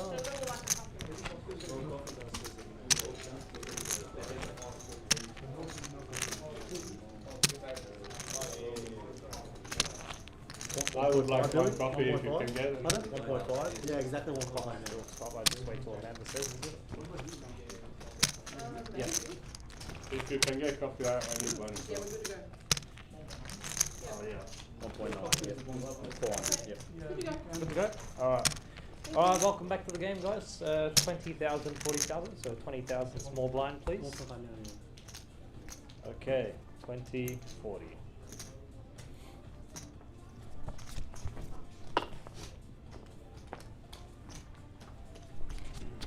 Wheel. 40,000. Seat 6 folds. Welcome back, sir. Thank you. I know that Mr. Pizzona hates shot clock. Hey? You hate shot clock. I still got a Seat ball, 7 but folds, seat 8 Oh, folds. oh. So you didn't have aces, didn't have to slot all that. So welcome back here to day 2, the conclusion of the main event here at APT. Brought to you by Dazzler Tickets, in conjunction with Oakwood Premier Melbourne. Seating redraw has been done. There's 18 players remaining out of 293 entries. Oscar Fong, under the gun +3, picks up the pocket 10s, going to raise it up the structure to 80k, 2 bigs. Blinds have gone up to 20k, 40k, 40k. It's hand number 44. Charlie on the button here with Queen Jack of clubs. Seat 3 calls. Decides to call on the button. Joe Wong's picked up the Jack Deuce hearts.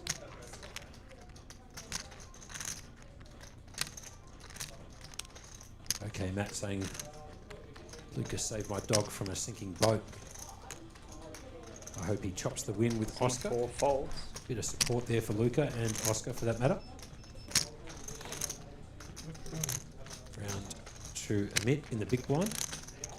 Pick up the ace-10 of hearts. Pretty decent holding here in the big blind. Does have 25 bigs or 980k to his name.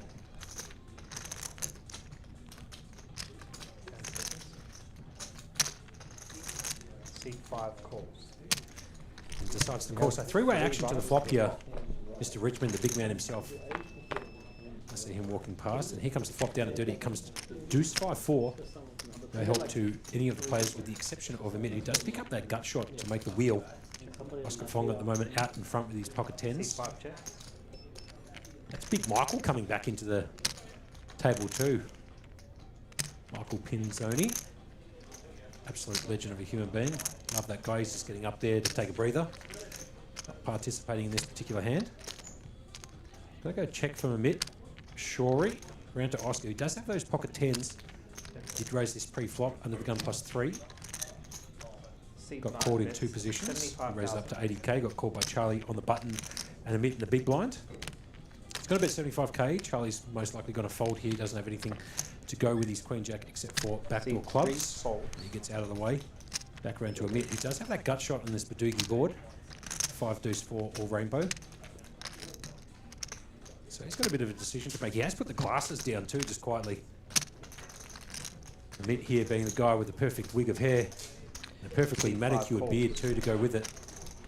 He does like to call. Here comes the turn. It does bring in a club. The 7 of clubs. No help, obviously, to Amit. Oscar still out in front. 77% equity on the turn. With his pocket tens, the over pair to the board. But as you can see, Amit does have 7 outs. Clean he could hit at the river if he decides to see one more card. Assuming, of course, that Oscar shoots another barrel. He does check here, Amit out of position from the big blind, and is Oscar going to go for one more barrel on the turn? I'd imagine he's probably going to. He does have an overpair to the board, and this board is relatively dry for his pocket tens, so I can easily see him making a bet here with his pocket tens. I don't think he wants to... Wow, and he decides to go against that and just checks it back. The river card comes in the 9 of spades. It does allow Amit here to potentially bluff at this and try and take this away from Oscar, but Oscar's definitely going nowhere with his overpair to the board, I should say. So let's have a look at what Amit does. He's the gentleman there with the perfect wig of hair and a perfectly manicured beard with the sunglasses on at 10:15 at night. He's going to check it. So Amit just basically shutting down here. Let's see what Oscar decides to do in position. Obviously riffling those chips and deep in thought, trying to figure out if he can extract a little bit of value out of Amit here, but I can't imagine he's ever getting called from ace-10 high, so he's going to have a bet. 160,000. He's going to bet 160k. Action back on Amit, who's only got ace-10 high. 160,000. And I can't possibly see Amit calling, especially considering Amit's chip stack is $1 million. It's going to cost him 160 to call. Approximately 15-16% of his stack. 10 seconds. Call with just ace-10 high, so he's going to look to put that in the bin, and Oscar's going to take down another one. Thank you, sir. Oscar adding a few more chips to his chip stack, up to now 1.565 mil. Coming second in chip counts at this feature table to Justin Suey. I'll tell you what. Just shy of $1 million. Look at the guy, man. There he is. Amin right there. The camera just zoomed straight in. And I have said this earlier today when there was 100 players left in this field. If Amin is in, everybody else is in the bin. The guy is an absolute crusher. As they've focused right in on Amin. He's out there in the field, so he's still remaining in this particular event with 18 players remaining. $100,000 up top. And Amin, the crusher, is downstairs playing the outer table. And still in there with a few chips. Not sure how many chips he did have during that. I didn't quite see, but who cares? If he's got one chip, he's got just as much chance as everybody else in this event, trust me. He's very dangerous. Abin. He's had an unbelievable series actually here at APT. And also quite a regular over at Play Live. Wouldn't be surprised if he goes from this main to another main and binks both.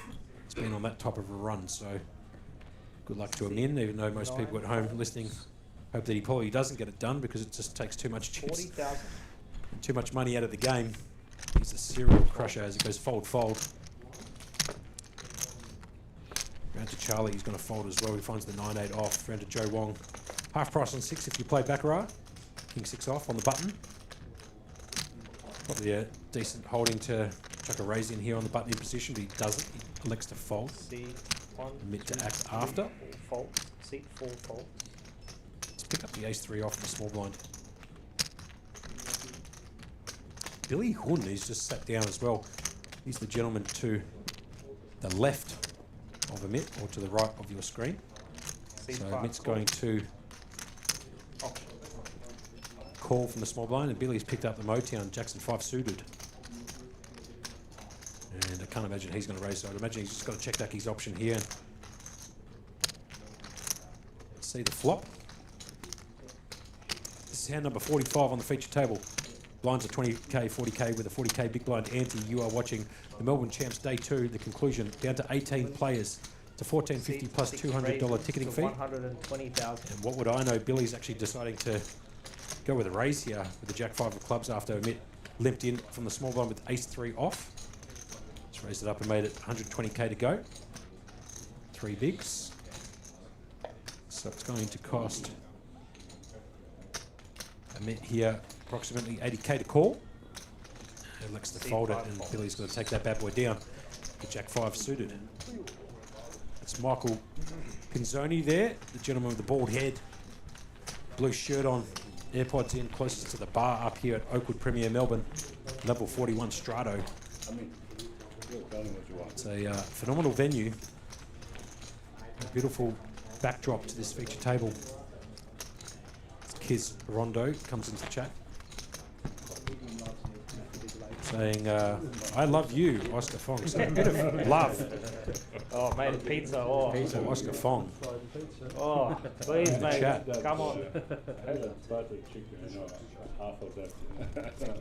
Taylor coming in there. She won a prize last night. Actually, I gave away in the monkey giveaway yesterday to Taylor. So welcome into the chat here at APT, and congratulations again on the win last night for the monkey giveaway. Coming in there saying, let's go Oscar and Luca. So a bit of support there for Oscar and Luca.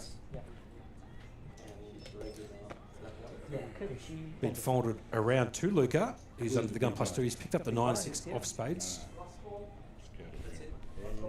He's going to elect to fold as Sammy Dayton comes into the chat. Seat 1 fold, seat 2 fold. Showing the love for Luca as well. Seat 3 fold. Fold round to Joe. He's picked up the deuces in the cutoff. Very hard hand to play post flop deuces. So it's either a fold or pretty decent size raise, and he does elect to fold. Round to Amit, picks up the 7-5 off on the button. Can't imagine him raising with 7-5 on the button, but I have been wrong before. Does like to fold. Right decision in my opinion. And to Billy Hun, who made that play against Amit last hand with the Jack 5 of clubs. We haven't quite picked up his hands yet on the RFID reader. It's a blind v blind battle between Billy here and Michael.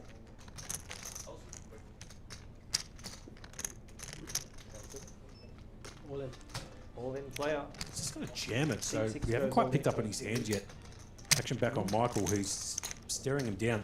Billy's picked up the 3-side, dot, pocket eights. The Ash Guptas, he's going to whack it straight into Michael. He picks up the 5 deuce of clubs. That goes straight to the bin. Billy's going to take that bad boy down. Billy's from the Bronx, mate. Picking up the big blind and the big blind ante. All of a sudden we've lost another player from downstairs, as you can see. Down to 17 players now in the Dude, he was gonna grab me and Yeah, my I chest believe there. that. I believe that. I was like, security, come. Let's go. Leave me alone, Bernie, please. Yes, if you've got any questions, queries, or comments that you want to put into the chat Trust me, Billy wouldn't be coming up with this stuff. about this particular Michael, event the chief leader. or other events coming up, let us know. Or you got any funny stories you want to tell, Whoop, no, sorry, that one. provided they are Sure. PG rated. It's stuck together a little bit there. Chuck it in there into the comments, and we'll be more than happy to answer. Like, Big man Liam Murray the right cards in here. at the moment is Boy, retired. no. Hurt. He's got to come back into the comm booth at some point later on tonight, but he is handling C9 folds. a couple of issues C1 folds. downstairs at the moment. But C3 I anticipate folds. he might be back shortly, and then he'll take over from me. So that you guys can hear somebody else's voice call out the remainder of this event as it gets folded all the way around to Joe, who picks up the Queen 7 of Diamonds. He's going to fold in the high jack. And to Amit, picks up the 10-6 off in the cutoff. C5 folds. That's in the bin. Billy, here we go. Finally a hand. Billy's picked up pocket 10, so he's gone 8s into 10s. He's now got the position 2 on the button with pocket 10s. Imagine he's going to be putting in a raise here in position with a decent holding. Pocket 10s. Wildcard Poker Tucker coming back in the chat saying, yo. Raise. Good to see you back in the chat there, Wildcard. Raised to 80k on the button from Billy, and Michael's picked up the Queen 5 off. It's garbage, another fold for him. Throws them in there, and Justin Suey has the Ace 4 off in the big blind, so he's going to elect a call, so it's heads up action here. Ace 4 versus the pocket 10s of Billy, who's out in front at the moment with 64% equity. Here comes the flop. It comes 4-8-8, so a bit of a disaster here for Justin, who does pick up bottom pair with the nut kicker on a paired board, but Billy miles out in front at the moment with 10s and 8s. Going to go check, check. Here comes the turn. Brings in the Queen of Hearts. No help to Justin at this moment. Needs to find an ace or a 4 at the river. But as you can see, 2 of those 4s have been folded, so he actually needs to find just one of the 3 remaining aces at the river to take this one away from Billy. 110,000. I don't think it's going to get there. Justin checks his option out of the big blind. Billy's going to bet the turn for 110k. 2.8 bigs. Justin's going to come along. Okay, so he doesn't believe Billy here. Needs to find the ace ball at the river, the Barry Greenstein. Can he hit it? No, he can't. The 4-side 9 of diamonds comes in at the river.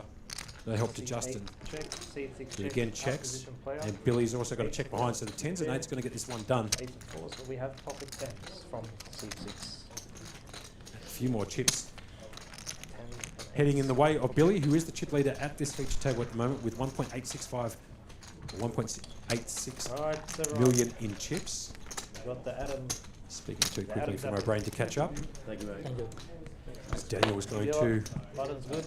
tap out from the dealer's chair temporarily, and Not good. Adam is going to take a seat.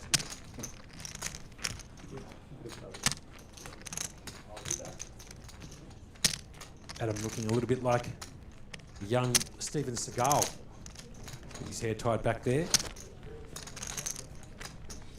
From about 1988 and above.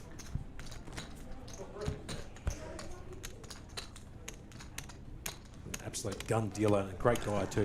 Had a chance, like I said before the break, to have a conversation with him. He's a really nice guy. Originally from Russia, lives in Sydney, works the poker series for all the poker operators. Just a really lovely, down-to-earth guy.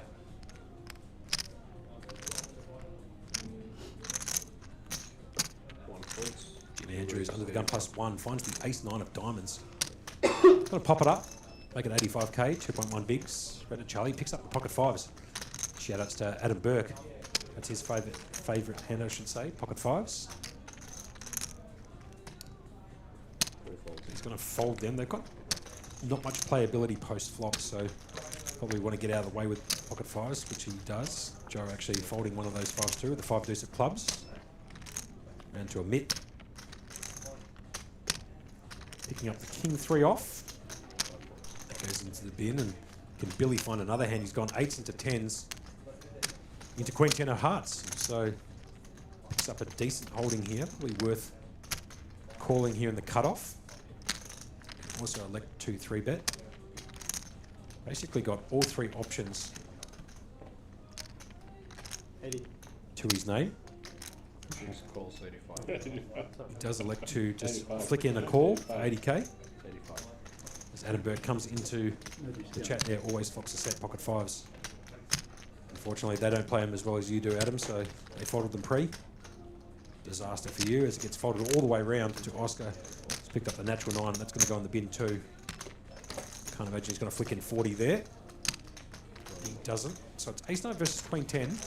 Billy's been running pretty hot, so I'd imagine the queen 10 or some hearts will come down to help him out. With Jim out in front at the moment with the ace 9 of hearts. And the flop comes down 4, 10, 4. How's that for a soul read from yours truly? Billy flopping top pair. Third best kicker. How many pinks is that? And Jim looking at only 3 outs here, but Jim's going to continue his story here. And C-bet, it looks like. 6 bets 80. Pardon me, he does check. That's fine, and Billy's going to fire instead. A bet of 80k. And have a look at this from Jim. Jim's going to make a play here. It looks like he's going in for a raise.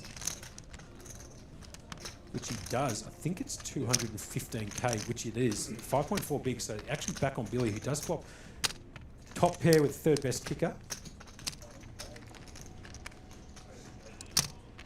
Jim's going to make a play at this pot here, but little does he know he's only looking at 3 outs at the moment to help get him there. And have a look at Billy, he just folds it. Right, so Jim getting all the respect in the world there. So Jim making a play at that pot, Jim, and Billy's just got to fold. The top pair with the third best kicker here, giving Jim all the respect in the world for a decent sized hand. And Jim's going to take that one away. Kind of interesting decision there from Billy, but obviously Billy and Jim have played quite a few hands together. Jim has been pretty ABC with his poker. He plays a lot of premium holding, so maybe Billy gave him credit for a huge hand there. Nonetheless, Jim's going to pick up that pot by a check raise on the flop. Talking about the pocket fives for Adam Burke, who is in the chat. How's that under the gun? Jim just picks them up again. I shouldn't say again, but he does pick up pocket fives this time. 2 calls. Charlie had them the last hand. Jim's going to fold the pocket fives to the disgust of Adam Burke. He might be listening. Down to Joe, who's under the gun +2. Joe Wong picks up the natural. 6 deuce of clubs. And he elects to fold around to a mitt. He's got the 11 double down. 1 card only in blackjack. He's going to elect to fold the second worst hand in Hold'em. Billy can't find a hand there with the ace-6 and the hijack, so that's going to go in the bin. Michael Pinzoni got the queen-6 of hearts and the cutoff that goes into the bin too. Justin Suey. Looks like he's flicking an raise there on the button with the king-4 off. 30.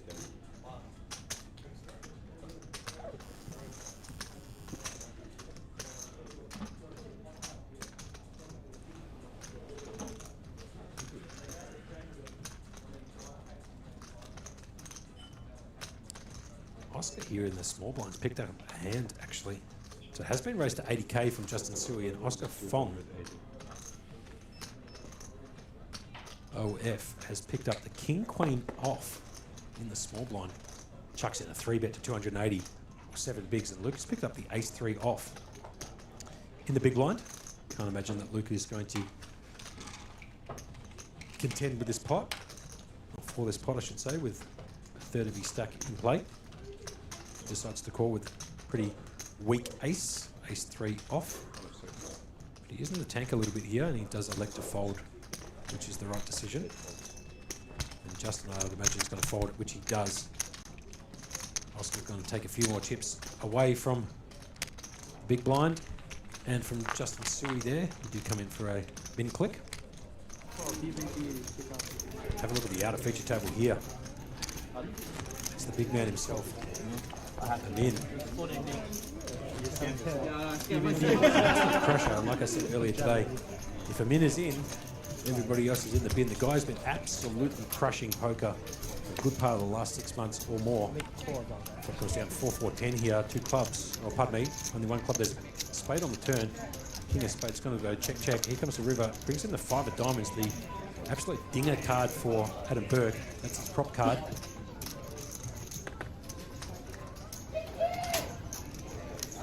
Ben's going to show I had a A6. 4. You do? Yeah. Okay. 4-9. And player in set 4 all in for his last 5k. And he's going to show him the pocket 8s, the 3-side, dot, dot, dot, dot. That's going to get it done. The Ash Gupta to the pocket 8s, taking down that pot with 8s and 4s. Back round to the action here. Blinds 20k, 40k with a 40k. Big blind ante. Folded on the gun of Queen Jack. Round to Justin and Michael, who both had the same hand, 8-3 off.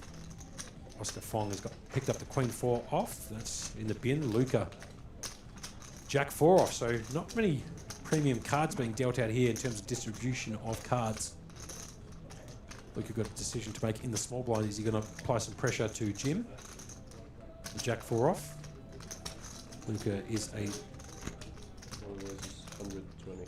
Seasoned professional, so he's going to raise it up and Jim's going to fold the 5-2. So Luca's going to pick up the big blind plus the big blind ante. We're down to 17 players here at the Melbourne Champs Day 2 at the APT, the Australian Poker Tour. Live on a 20-minute delay at the Oakwood Premier Melbourne.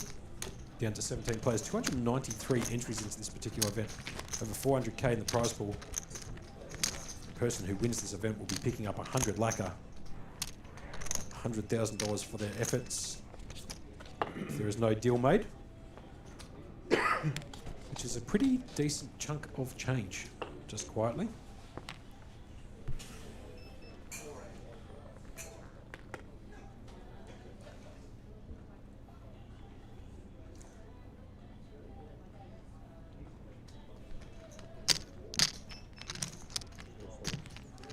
Joe Wong's going to fold around to Amit. He's under the gun +1, picks up the Jack 10 off. It's Harvey Silver, the big man himself. From the footy, yeah? He's come straight in here.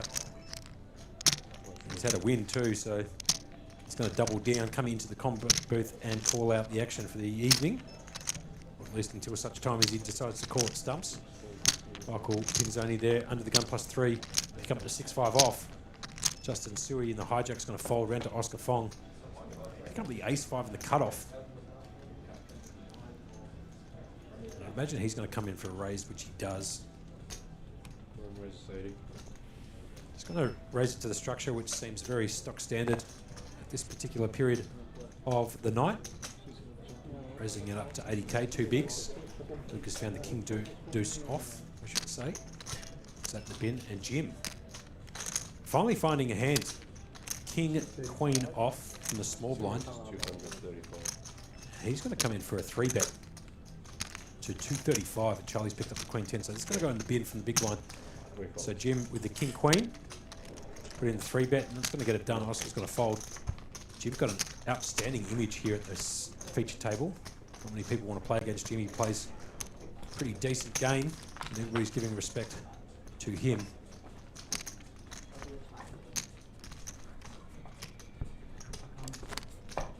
Studio just working on some footage.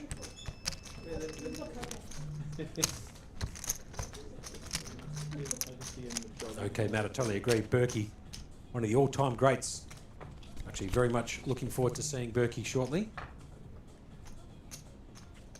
Annie, for that matter, who have been interstate for the last 3 weeks. Not so much Annie, but more Berkey. His brother's wedding.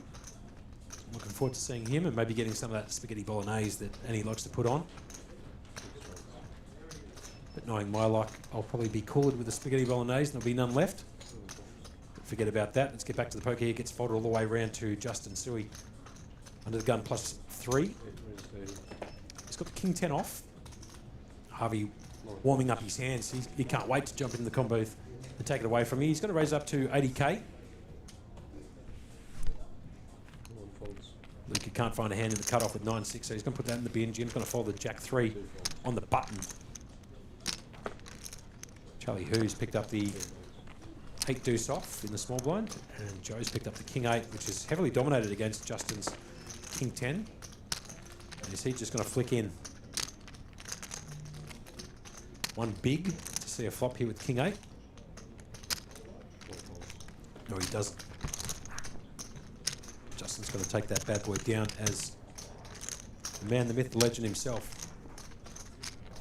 Harvey Silver. Now Josh into Monk, the combo. you bloody legend. I was listening to you blokes in one ear and at the footy. There you go. Couldn't wait to get in. I'm in a very, very good mood. There you go. Mad Collingwood supporter, so Got the job done got tonight. the job done. There Not we go. the prettiest win in the world, but anytime my team beats St Kilda, I'm ecstatic because all my mates break for St Kilda. So a win's a win, yeah? Absolute win. A couple of them were sitting 2 rows down from me and turned around with a minute left and they were gone. How's it been? There's been some good poker. I've been hearing as we get down to 17, it's going to be a late night, isn't it? Oh, look, it's definitely going to be a late one. I've anticipated anywhere between sort of 3:30 and 4:30. Yeah. So strap yourself in for a long one. If you've got some popcorn at home, chuck that into the microwave and get yourself some drinks. So this could go deep into the early morning. And that public holiday tomorrow, actually, so... It is. Got the day off tomorrow and you want to go deep into the evening tonight with Harvey Silver in the chair.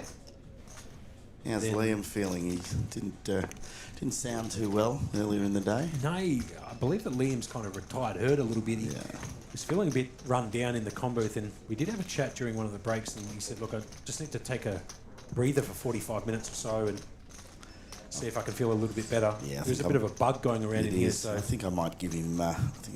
Till sort of 1 a.m. And he'll come back and hopefully sit with me for the last bit, and Sure. we might keep you as long as you like, and grab a couple of other players as they get knocked out, and keep it entertaining as we see the action here on Amit, who calls Lucas raise. it's ace 4 versus ace queen, and the flop comes down jack, couple of 2s. No help to Amit, who needed to find a 4 here because his ace 4 is heavily dominated by the ace queen. Amit in the big blind, first to act, I'd imagine is going to check his option, which he does. Lucas is going to come out for a C bet on this flop. In terms of ranges of hands, he should be betting this like 100% of the time, which he does. And Luca just bets 50k here, 1.3 bigs into Amit. He might peel one off actually, ace high, but not against Luca this time. He does elect to fold, which is the correct decision. Luca picking up an extra 140k there, Harvey. How have you survived Grand Prix weekend, mate? It's been nuts in Melbourne. It's been absolutely crazy. I live in the city, so all the rev heads have been out at 4 o'clock in the morning just revving the Lamborghinis. Yes. The Ferraris just getting warmed up for the F1, which was on today.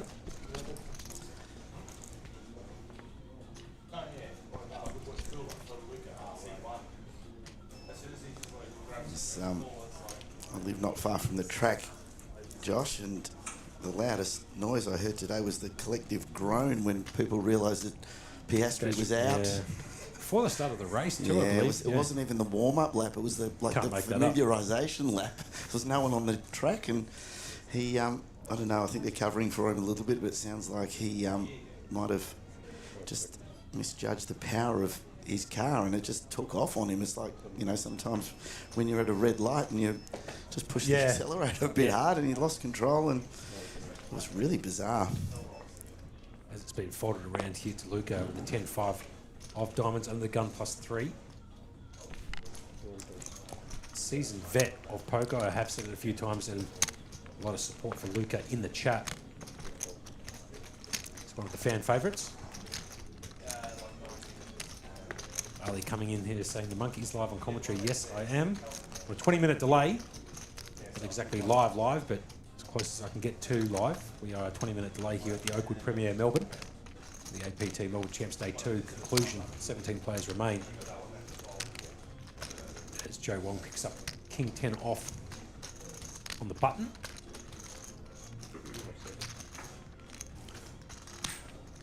We love coming back here. The Oakwood Premier is just such a great venue for us, this room up the top on the 41st floor, it's, I say it all the time, but it's that real poker after dark feel. We don't really get this anywhere else. It's a wonderful backdrop. This feature table overlooking Albert Park and a lot of Melbourne. It does have basically 360-degree views of Melbourne up here, and it's absolutely wonderful. Some pretty decent food up here too at Strato, so if you find some time in between the series to come up here and have a feed, strongly suggest coming up. It's open Wednesday to Sunday. I think people even who live in Melbourne are like, where the hell are you? Because it's such a secret, this place, and that's a fair flop for a Mitt. Flopping top 2 pair. Billy's got a piece of it too from the big line with bottom pair. Mitt's got to check top 2 pair and just camouflage his hand a little bit as Billy's got to bet 40k with bottom pair. He needs to find one of the deuces. There's only 2 left remaining in the deck as Mitt has flopped top 2 pair.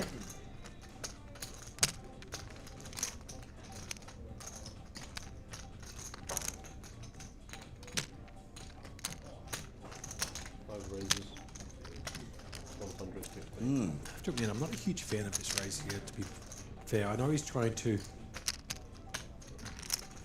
I mean, you've got the board so heavily dominated. It's a blind v blind battle situation.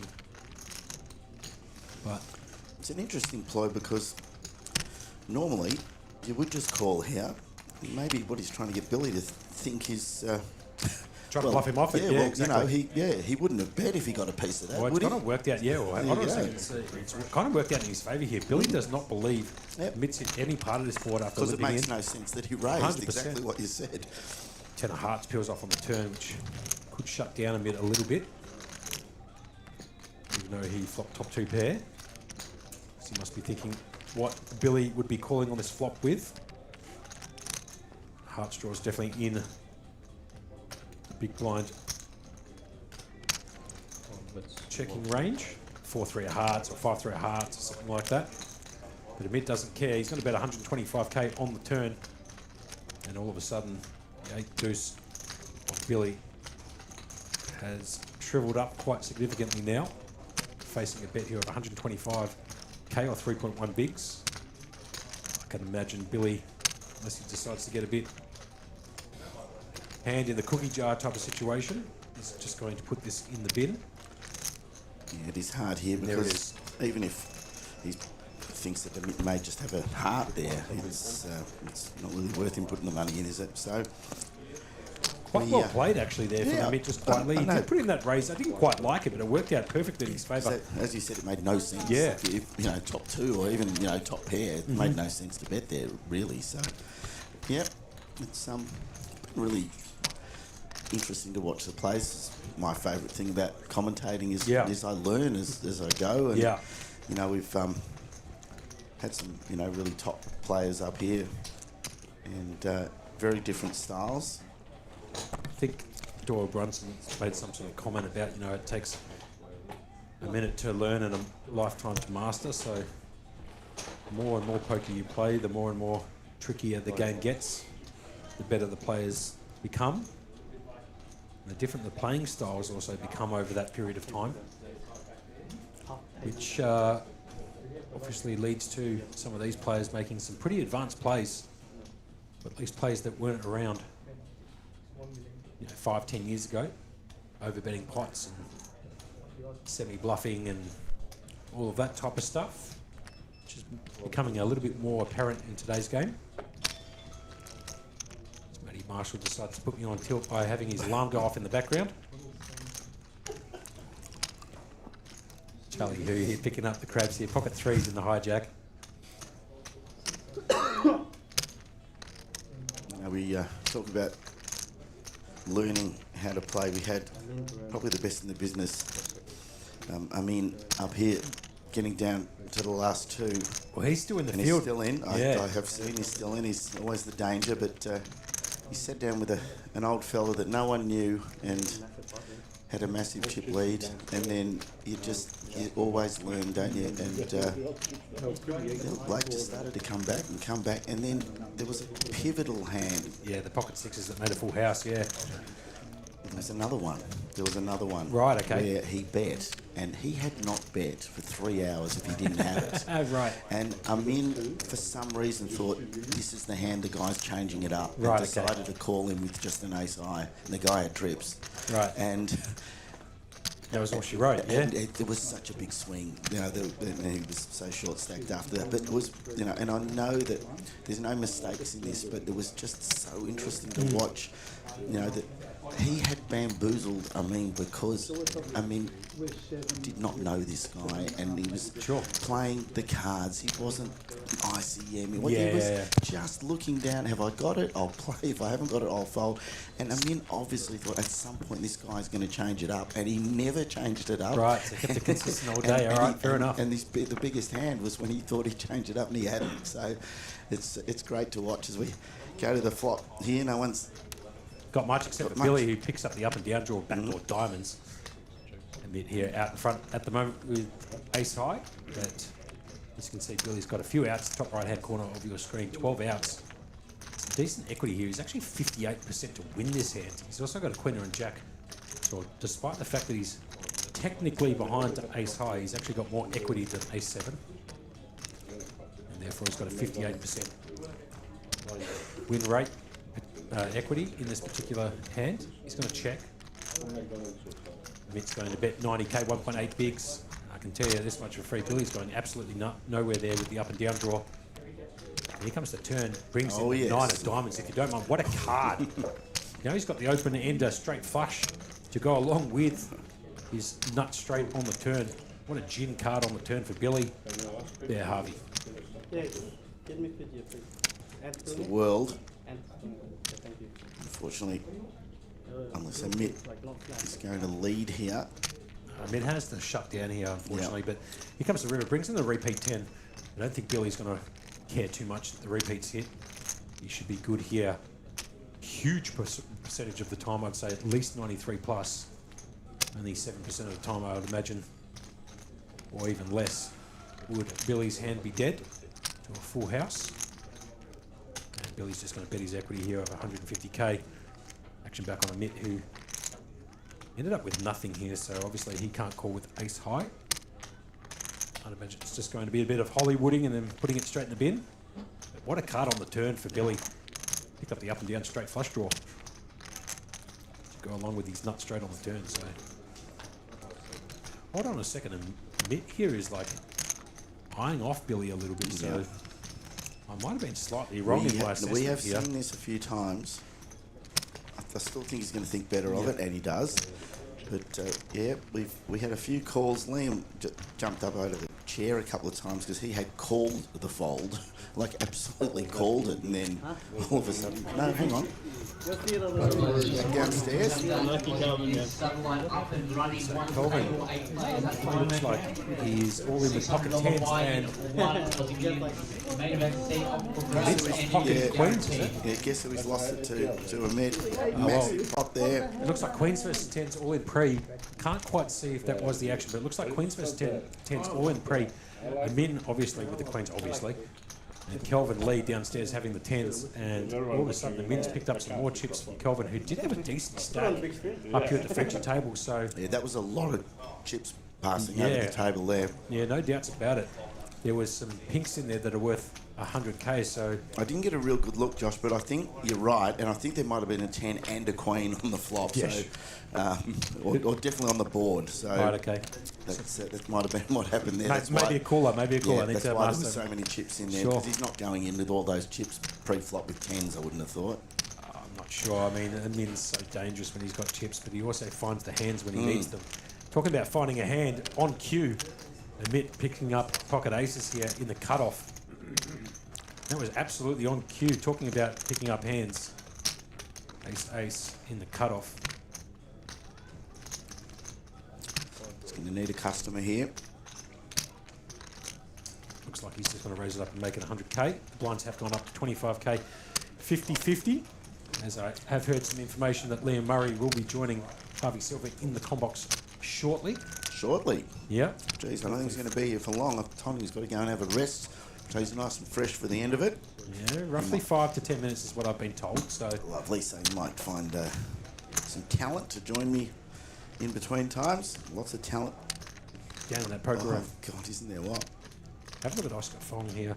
In the big blind, he only needs to call one big to see a flop here with 8-6 off. I kind of like this hand, 8-6 off. It can cause a lot of damage if you get the dream flop, like a 5-7-4 or a couple of 8s and a 3 or something like that. Especially considering Mitt actually has a hand this time with pocket aces. And I reckon he's just going to elect to come across. So he does flick it in. So heads up here, pot's 225k. This is hand number 56.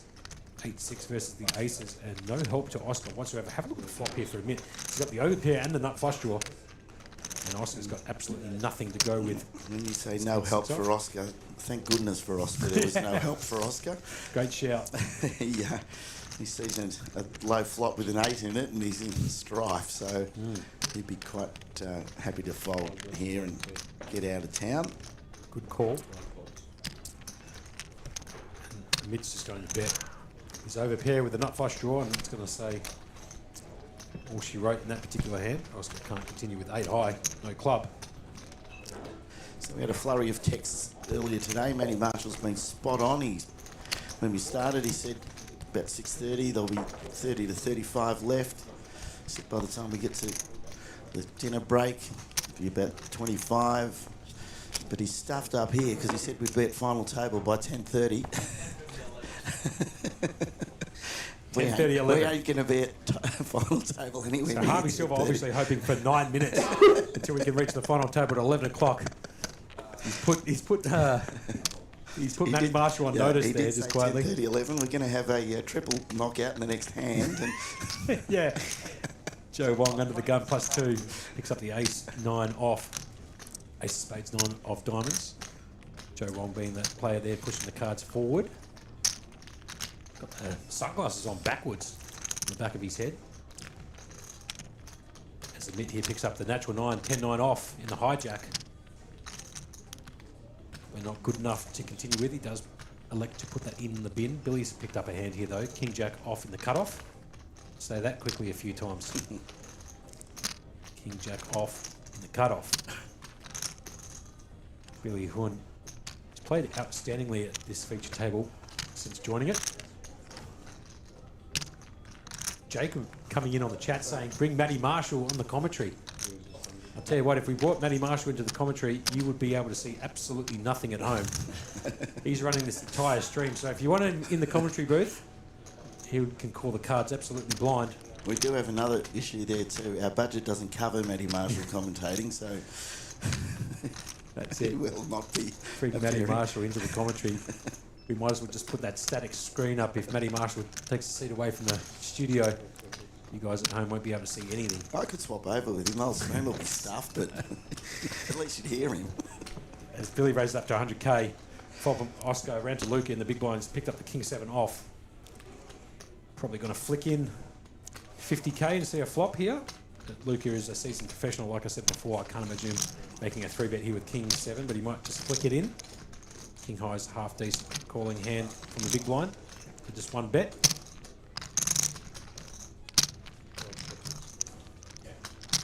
A good think. He gives it up. Jacob doubling down on that comment saying Matty Marshall commentating is worth more than Kyle and Jackie O right now. More than 10 million a year. I don't know if anybody's been following that on the socials, but I believe Kyle and Jackie O each are on $100 million. That's one I've been told for their show. As Happy Mel comes into the chat saying hi all. Some bright colours in that little profile picture. There's more than that in common here, mate. I'm telling you, there's more than that in common because there's been a number of times where the rest of us have picked up and left because of Matty Marshall's behaviour, just like Kyle, so keeps coming back with his tail between his legs. Sorry, boys. We let him back in. As Tanya Hill comes into the chat on Facebook saying, take it down, Billy. So a bit of support here for Billy. Is Cam Lawler still in? That's a good shout. And the answer, and the big thumbs up from Jamie Hall sitting next to me, is Cam Lawless is still out there fighting away. He's down to 15 players here. I was about to say, we're down to 15, so it's worth asking if players are still in because we're out getting a few eliminations. I do this, Josh. As soon as I sit down, the eliminations start to happen. So I thought you meant taking off your shoes. Oh, my shoe is just that's got Giving a you bit the of Jiminy, yeah. got a bit of MCG gravel in there. Fair enough. I actually kicked the back of the seat at the umpiring. Yeah. And I think that's where I did it. Yeah, fair enough. It's going to get folded all the way around, most likely to Michael Pinzoni. Billy can't call, obviously, with the or raise or make a decision with 8-2 outside of folding. And Michael Pinzoni is going to pick up the ace-6 off in the cutoff. And I'd imagine he's just going to whack it. Yeah, which he does. So Michael all in here for 175k. Needs to try and pick up the blinds here. There's a fold from the button from Oscar. Luke has picked up a hand all of a sudden. He's picked up the ace-queen of hearts, so disaster for Michael. Needs to find a 6-ball. And Luca asking for a count. It's exactly 175k. Tanya Hill wants Cam for the win too. She's taking it down, so she wants Billy and Cam. So maybe they can chop it up. So what's Luca thinking about here? Is it a re-raise to isolate Michael? He's going to jam it all in. That's right. Okay. And he's hopefully going to try and get through. Oh my God! And Jim's picked up the kings. No. If you don't mind, what a spot no. for Jim. Sorry? Jim in the dream spot's got a jam over the top with pocket kings. So it's a three-way all in. Oh, that is incredible. Michael and Luca all in at risk. Oh my God. So it's ace six versus Seat ace 1 queen has versus ace queen. pocket queens. Seat 2. Three-way all in. Jim finding pocket kings in the big blind after Luca rejammed. Seat 1 with ace queen. Seat 2 against pocket Michael's king, ace 6 with and ace queen seat of 3 with ace hearts. six. What a disgusting Alright. turn of Best of events luck, here for gentlemen. Luca. Just quietly one of the favourites to take these down, and A lot of sixes. a lot of support for him. And here comes the flop. It comes 10-3-7. No help to Luca See the turn. or Michael for that matter. Deuce of Diamonds is going to get it done for Jim. He's going to absolutely scoop a monster here. He takes down Luca and Michael along with him. So a double bust out here as Jim somehow finds the kings in the big That was blind. just incredible. Like, what a time to find Yeah, in the big blind too. Disgusting. So Michael's jammed the ace-6. Lucas found the ace-queen in the small blind, suited in hearts. I love this camera, mate. Look how good that room looks. Yeah, sure. This is Jamie doing a bit of work for us in there. And I think that's there you go, double bust out. I did say that too, as soon as I sit down and commentate. So your bet with Matty Marshall still live. You got 3 more minutes until 11 o'clock. Matty, can we lose Local 3? time. No. But, Matty set the line anywhere between 10:30 and 11 o'clock. We'll be down to a final. And there's a double bust out. That's Michael Pinzoni. Absolute superstar. Lovely guy going out there with the ace-6. Luca also out with the ace-queen of hearts because somehow Jim found the pocket queens in the big blind. Scoop that pot on a very dry board. get a little break here too because they're going to have to bring a player up to even up the tables, I imagine. What did he have? 13. No, maybe not. We're down to 13. We've got 6 on there. We'll probably keep going. Tanya Hill asking how much has Cam got. Unfortunately, I don't have the information for you on hand. Not to mention we are on a 20-minute delay, so I'd have to tell you what his chip stack was 20 minutes ago, which is very hard for us to be able to do. Josh, I I'm could tell you sure. the update right now, but that wouldn't help because that's a bit of a spoiler. Josh, I checked. He didn't have probably mentioned that It is when 25,000, we have to 50,000. sort of balance up the table, and I suppose when we're going hand for hand too, we've got to bring players up from the 5th floor all the way up here, so there is a bit of a delay when we've got to balance up the table. It does take, 5-6 minutes.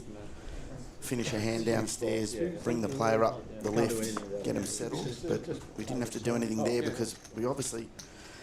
Did Luca show? Yeah, the double bust actually helped at that. Yeah, helped that's right. that situation. There's Patrick Russell coming in on the chat. The big man, PR, We can fold.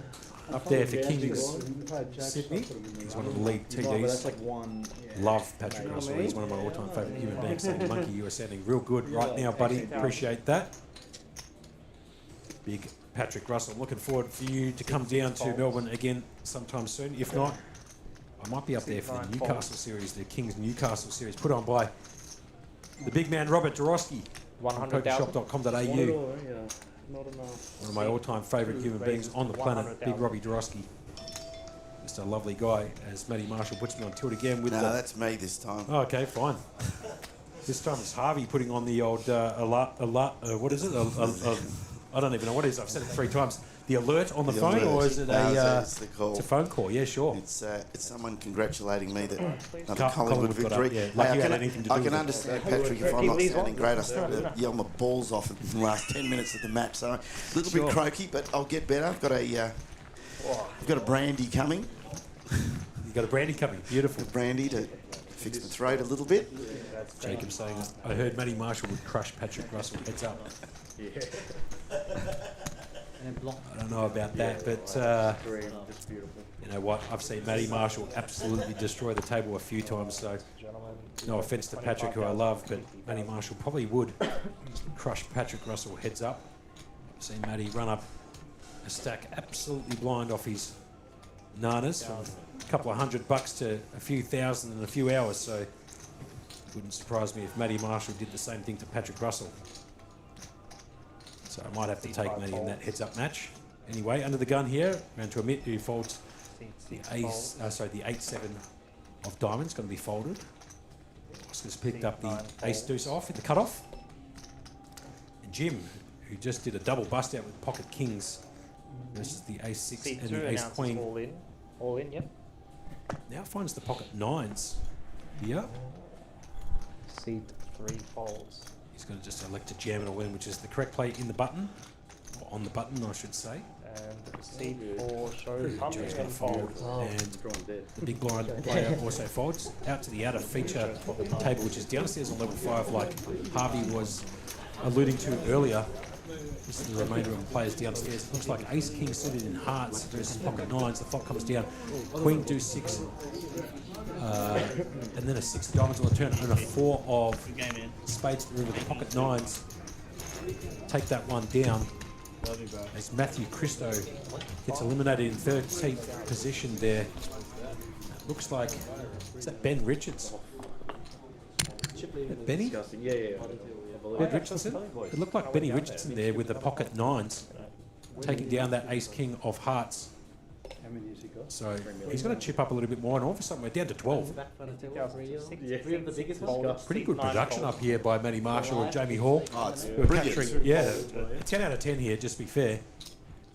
Who are capturing some of that content from downstairs and bringing it up into the studio and showing it on the stream. So big shout out to the guys here in the studio, Matty Marshall, Jamie Hall and Catherine Young downstairs doing their job very well, bringing you that action. As it gets back to the feature table here, we're down to 12, 293 runners. I think Matty's dead for the final 9, 11 o'clock, but he's gone close. All those bust outs have actually brought him. I'll give him a pass mark on that. He's given them a pass. We're down to 12 at 11, so that's pretty good. It's pretty good.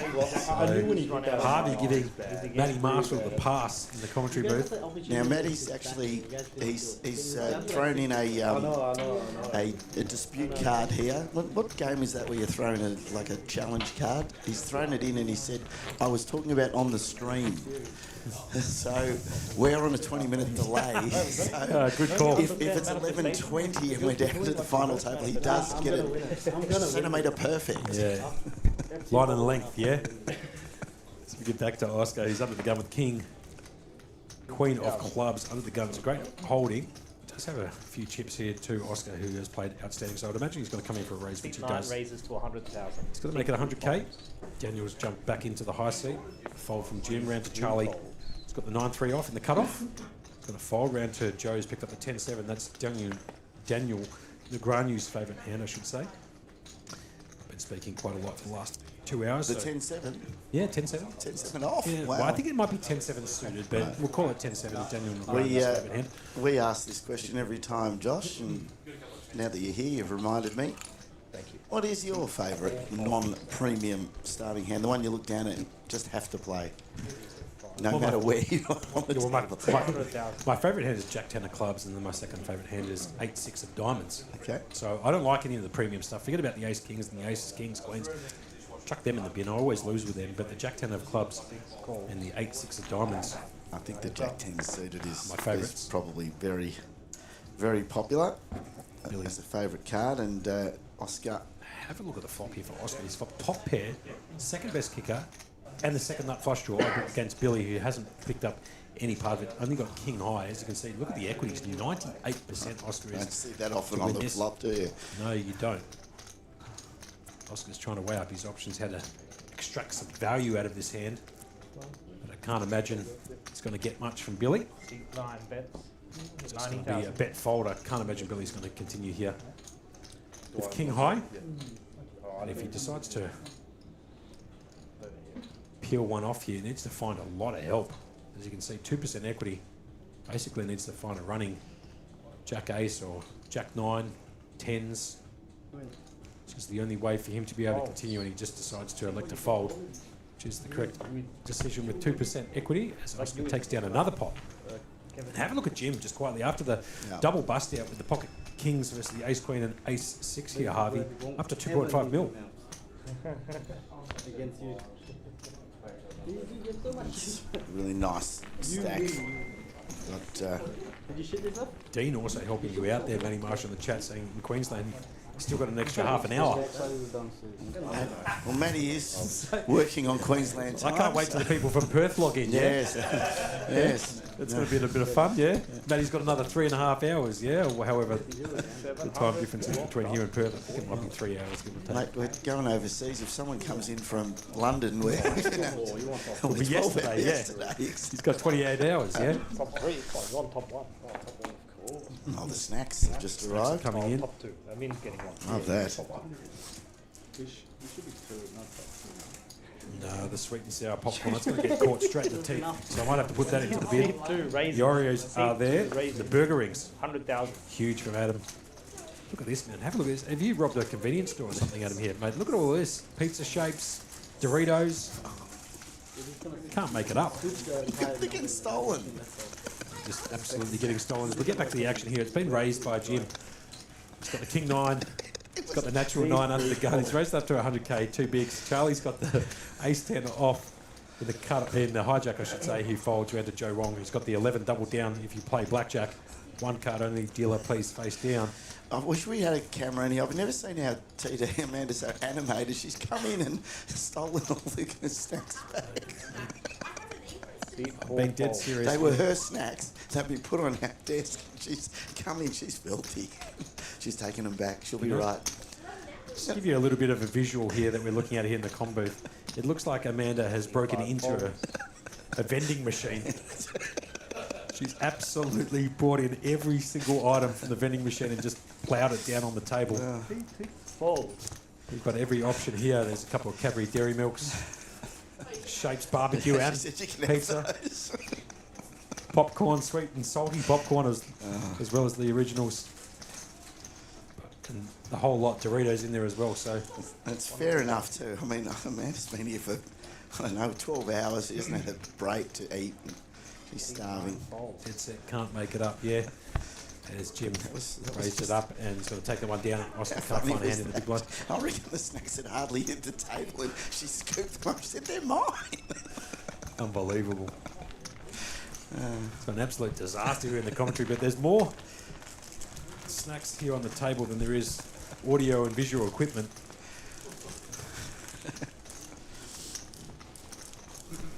Any ETA on Liam coming in? Sorry? Jamie? No, I think Liam's going to... No, I told Liam to come in at 1. I told him not to come back. He needs to sleep. He's not feeling well. We're going to be here till, I reckon, 3:30 minimum. Oh, minimum 3:30. I won't be though. No.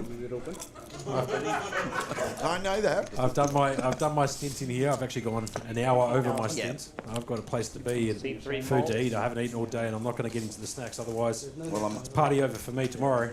Oh God! As we get back to the action here in the hijack, Joe Wong's got the Queen 8 off in the hijack. I'll put that in the bin round to They said they're going to try. He's got the 8-7 off in the cutoff.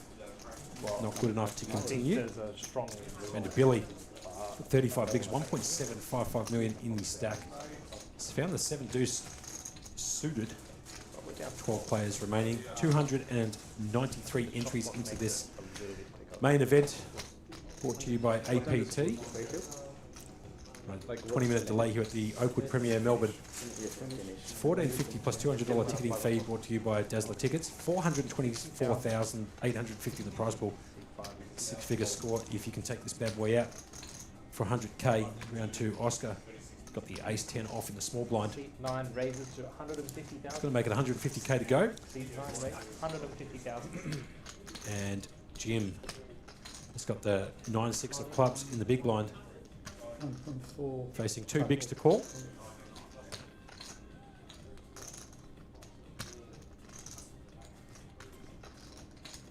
Seat 2 calls. And Jim's got to come along here with 9-6 of clubs, so he's got to try and find some low cards or some clubs. There's a club in the door.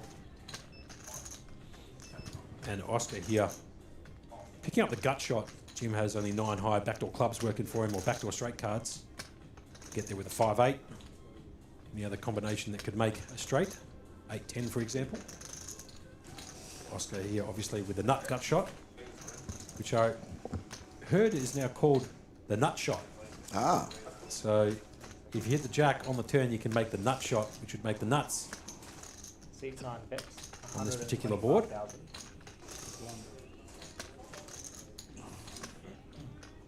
Jamie having a bit of a laugh next to me about the nut shot comment. I think you might be referring to something else, but we're going to keep it PG. We did have a hand the other day where Joe Wong needed the gut shot and he hit it and they called it the Wong card. Fair enough. There you go. Dean and Williams. I said, no, it's the right card. Yeah, fair enough. As Dean Williams, Stacey comes in at Queensland time, only 10.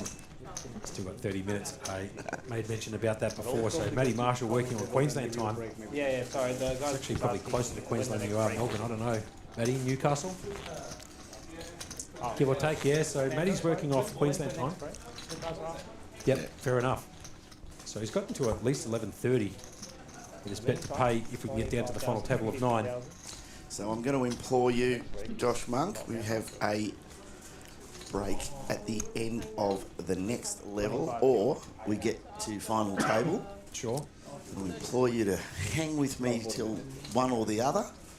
When we go to a break, and I'll go and find someone. If you've got to run off and get some food, I'll man the fort until we get to final table. So it's totally get it. You've been here for a while. We're getting very close though.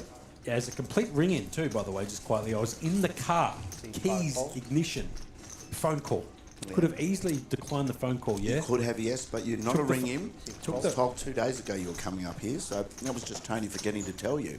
Well, that's usually the case, but I can tell you this much. I was heading over to go and see all in, you said? Adam and Annie Burke. Seat 2 announced and he's actually got some pasta waiting for me just around the corner at Power, so really looking forward to that. She cooks up an absolute monster of a bolognese.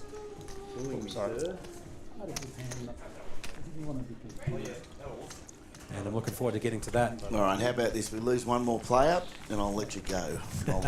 I'll hold on to the fort until we either get to the break or get to 9. Seems reasonable. Okay, I think that's fair enough. You've done a great job for us, and you have done an extra hour. Really do appreciate it. Great to have you on the mic. You had you on the mic everywhere around the world. Nice to have you on the mic in Melbourne. Appreciate it. Our home city. Yep. Might give me a golden opportunity to do a little bit of a shameless plug, if you don't mind. Oh, of course. Of the You Can't Make It Up podcast. That's done with me and my co-conspirator Adam Burke. We've got a podcast coming out tomorrow in the evening. So if you like our content, you can look at it at Facebook, on YouTube and on Spotify. That's You Can't Make It Up on YouTube and You Can't Make It Up on Spotify. We're trying to bring out some more content tomorrow and every Monday thereafter. We are probably about a month behind because of the Play Live Melbourne Millions and obviously what's happening here at APT. But we're going to find a few more guests to come in and bring out a couple of double features if we can as soon as possible as Billy and the hijack raises the ace-10 off. Jim's going to fold the Queen Jack off.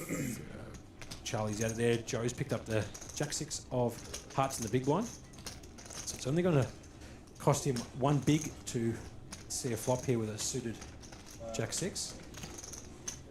C4 call. And he does flick it in. So it's Jack-6 of hearts versus the ace-10 of Billy. Flop comes 6-5-3 and Joe just absolutely drills the 6 on the flop and takes the lead away from Billy here, Harvey. So this is where I start to learn poker. He's got top pair on a very low board. How hard do you go here? We know the only thing we know is he's not checking, so it's just how hard you go. And do you know how hard he goes? He goes very hard. Yeah, fair enough too. Sorry. He's 250,000. 250k. Seat 4 bet. So he's betting 250,000. 90% of the pot.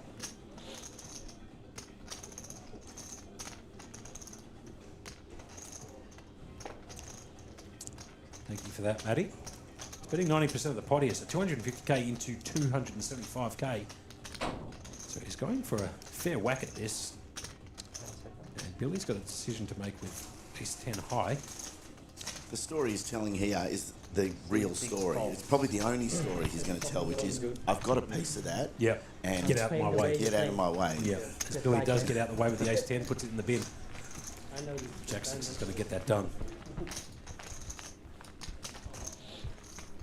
Bottom's good. Small blind, thank you.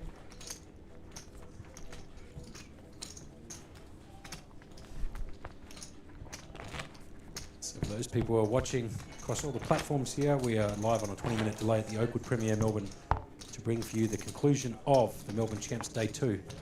It's a $14.50 plus $200 ticketing fee to enter into this event. There was 293 runners. Total prize pool is $424,850. 100k up top. Second gets 60k, third gets 38,000, and as you can see from the event ribbon at the bottom, the remainder of the placings there, scrolling along the bottom. As Billy Horn picks up 9-8 offsuit, he's going to fold. Oscar Fong has now picked up ace jack in the hijack. 9 raises to 100,000. Who raises it up to make it 100k. So just clicking the structure here to 100k in the hijack with ace jack. And Jim's 275. Seat 2 raises. Got a re-raise here to 275 with the king at 9 of clubs. Seat 3 folds. So I kind of like this 3-bet from Jim. He's going to get all the respect in the world. He's been playing outstanding tonight. Got extremely lucky just before with the pocket queens versus the ace. Oh, sorry, pocket kings, I should say, against the ace queen and the ace 6 to take down a monster and to have the chip lead here at the feature table. Action background to Oscar, who did raise this from the hijack with the ace jack. He does have the best hand at the moment.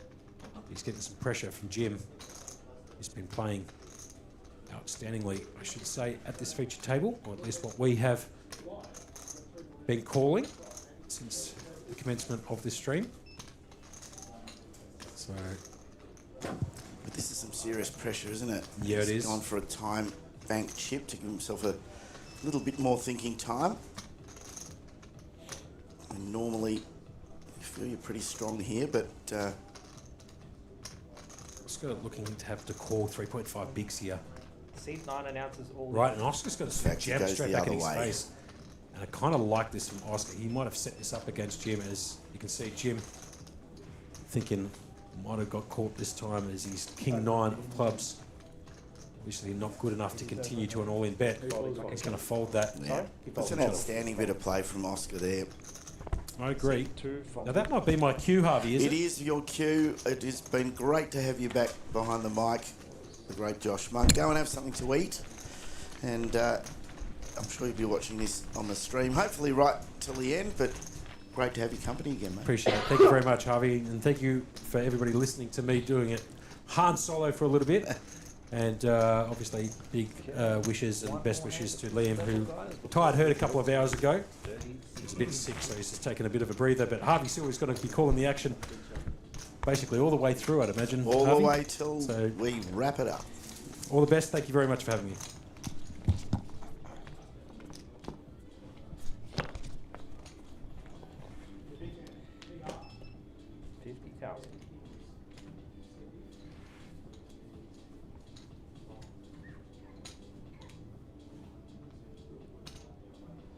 Seat 9 raises to 100,000. Seat 2 folds. Massive thanks to Josh for holding the fort while I was at the footy. And I hear that Liam Big 4 folds. is not far away from coming up and joining me. One of my poker buddies has actually sat down next to me in the commentary booth.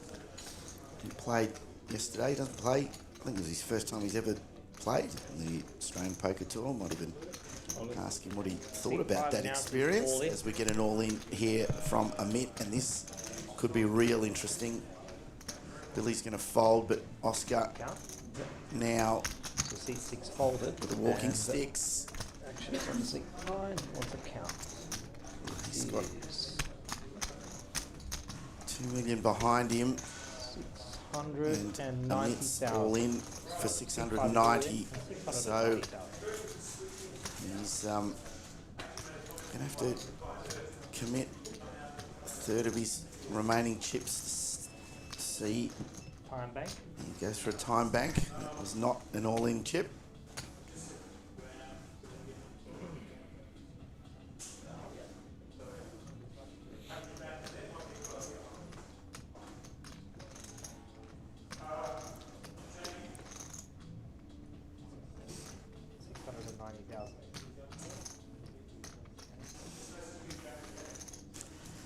Got the pressure on Oscar. He had it last hand, pushed all in, and that worked for him.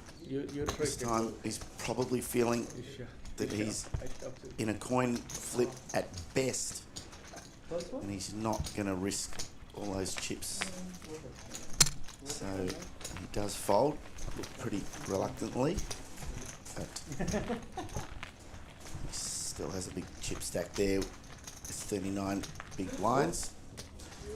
So I said my mate Peter, who's played poker in my home game for the last, I don't even want to say, but probably 30 years.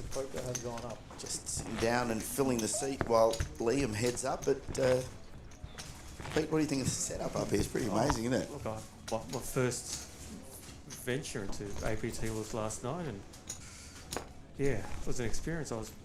Believe it or not, I was chip leader on the table at one stage. That was in this event in the mid-stack? Correct. That chip leader lasted about 45 seconds. 3 folds.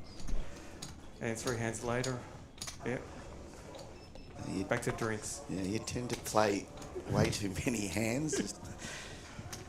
But as I've said on this stream a few times, we play Manila in our home game, and a lot of the young guys probably wouldn't even know what Manila is. It's the game played by the old Europeans. And we started it at 18, and we're still playing exactly the same games. Quite incredible. And the room up here, Pete, just give everyone a bit of words to go with the visual, because this is the best room that we play the Australian Poker Tour on. This is an unbelievable venue. I mean, Joe set it up perfectly. It's just an exciting venue. 5 folds and C6 folds. Oh my God. So Billy folds. Okay. As I see, Liam has come back up. I'm very surprised to see him. I thought he wouldn't be back until the early hours, but God, he's a trooper, isn't he? Barely worked this week. He's feeling it. So he's come up for to get us through to the final table. We're very close. Pete, you're going to hang around and watch a bit of this outside? Oh, yeah. The night's young. Yeah, terrific. Well, enjoy it. It's going to be heaps of great poker ahead.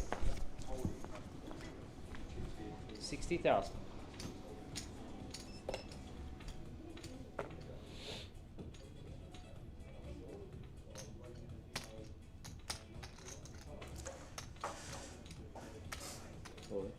Seat 3 ounces, all of the chips. So there's an all-in from Charlie. 310 with the suited Seat 4 Jack folds. 10. Just talking to Josh Monk, who said that's his favourite non-premium hand. He's pushed all in with it. Seat 5 folds, seat 6 folds. We do have an all-in player. How much? And Oscar again. This guy has had to make decisions over and over and over. I think this is probably an easier one for him in the small blind. Ace 10 suited. It's only a 310 all in, so he does call, and Jim is a pretty lousy 7-4, so he gets out of the way. We're going to see seat a all in from Charlie. Jack 10 of clubs. He's got the Jack 10. All in at risk. Oscar has got the Ace 10. Miles ahead, obviously. As Good luck, Liam gentlemen. sits down as we Jack 10 of see clubs, if we're going to lose ace another 10 player. See the river. Wow. That's fair. That's fair. Huge flop. That's fair.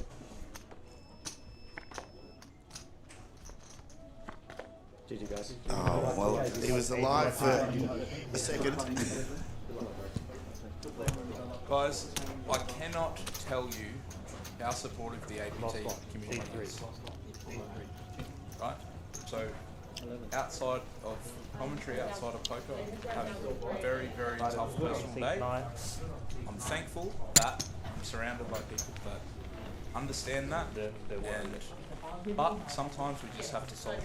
You know, I'm lucky enough that poker is my job, and this is, sometimes you have a tough day at work, but you may not see me at 100% and I do my best to be at 85. So just from the feeling. No, we're all aware and we're all very appreciative. A little bit. No, we've all been very appreciative of your commitment here. In fact, I'm going to see what we can organise. I'm going to need you later on, but I'm hoping that we can give you a little break before that. Mate, like I said to you, I think it's been extremely blessed for a quiet week. I'm ready to put some work in. All right, well, let's do it. Well, we're not very far away from our final table, so we are going to get a break. We'll both get a chance to recharge. I need to fix my voice because, like an idiot, I just yelled a little bit too much at the footy tonight. But I will take the credit of getting Collingwood over the line. That will be my contribution. And ready to go. For a mid under the gun. Seat 5 raises to 125,000. I've seen plenty of Billy Horn, Oscar Fong, and young and up-and-coming Malaysian pro, Jim Andriatis, one of the most humble men in the scene. And I've not had the pleasure of playing with Joe Wong, but I mean, he's 11 left out of 293. He must know his way around the felt. Looks like we're going to have another Just clash here, mate. another hand for Mr. Oscar Fong. Yeah, we're going to have another clash. I'm good at this, mate. As soon as I sit down in commentary, they start to fall all over the place. It's gone from 17 to 11 since I sat down. So. Good boy. 300,000, correct. And what a collision we have. Oh, wow. Jim Andriatis, not afraid to put the chips in the middle, but he's got a lot of experience for a recreation. Jim plays a huge amount of poker. His success in life comes from outside of poker, but he has some extremely good instincts. Oh, wow. I mean, what a hand. Craig Abernethy, let's snip this one. Yeah, snip this.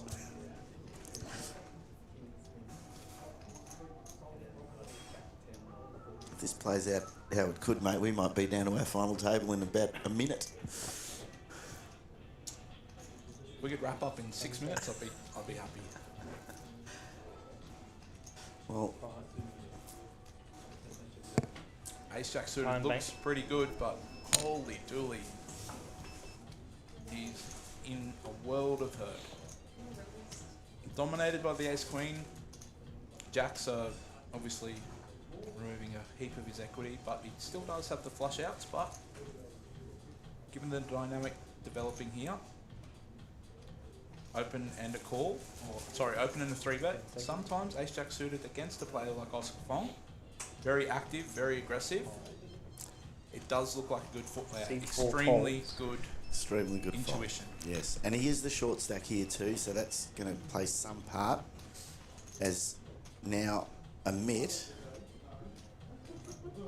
What's happening here? What's he going to do? I mean, the most interesting thing about Oscar is he is... How good are these guys? They're incredible, aren't they? Oscar will be overdoing it. Like, when we say overdoing it, Oscar is a strategy guy. Someone who's like maybe a 50-year-old recreational, not overdoing it. A young, studied up-and-comer, he's going to be absolutely trying to Adam's find back. pressure. So sometimes we just have to run it. But he didn't. It's Shemi, Harvey. but not shuffled. I've found another friend of mine. You have many friends. I know this friend too. There's not a bloke in the world with more friends than me. So when you are ready, Nathaniel is ready to volunteer his time. Well, I'll tell you what we'll do with Nathaniel. We will keep it at you and me till we get to the final table. Sure, 2 players. And then I will, with so much pleasure. He's a great man and he's great behind the mic. There is no one better in the game in Australia at the moment than Nathaniel, so we are extremely blessed to have his company. I love it. I'm very fortunate to call Nathaniel one of my best mates. So I have called him many times on the felt and am a big fan. So you know how good he is then? Oh yes, I do. So he'll be in after we have a little break for resetting the final table, which can't possibly be very far away. We're 11 now.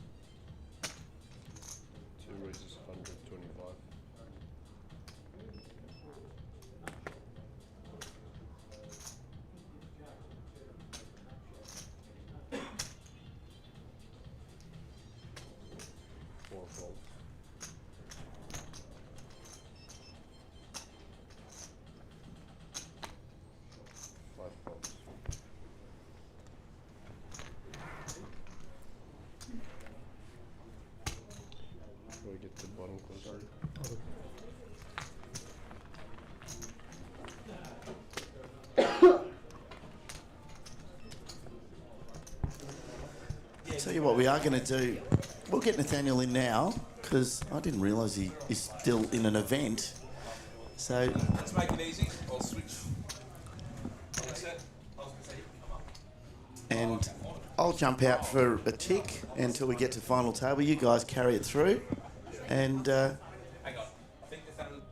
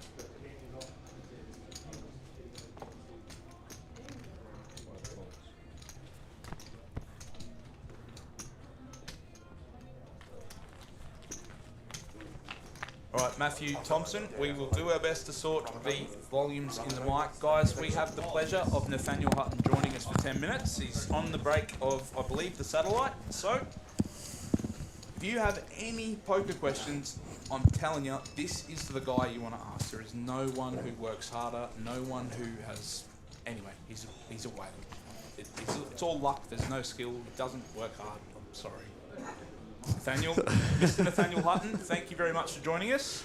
Thank you for having me. Yeah, Tell me about that other trophy you won this week. What did you win? I won the grind for, I think it was 36,000. So yeah, always a good day when you can say that. Yeah, ran very, very good as you saw on Facebook. Yes, as you do.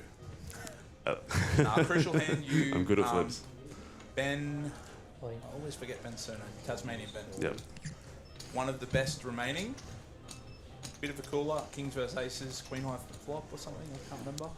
Yeah, it was something like that. It was just Aces versus Kings. It just got in a Sometimes complicated that's what it way. takes to bust a good reg. Sometimes you win flips, you go on to win. But, at the end of the day, you just run it sometimes, right? Yeah. Sometimes you put Aces in and you hold, Tough life. What's next for you, mate? Hanging around for Play Live series next week? Yeah, I guess so.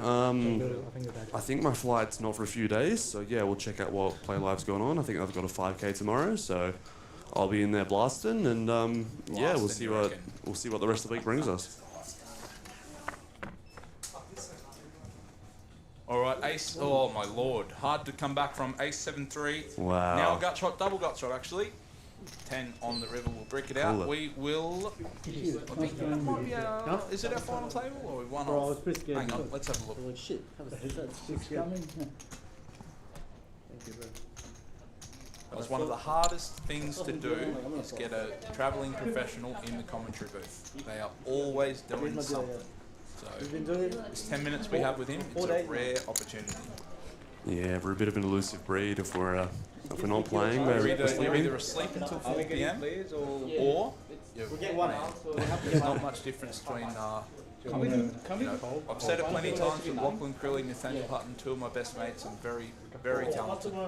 Very, very talented group of friends. But imagine their conversations about poker. Like, you think they get good because they don't chat about it? Like high level stuff, I'm sure. But keep your secrets to yourself.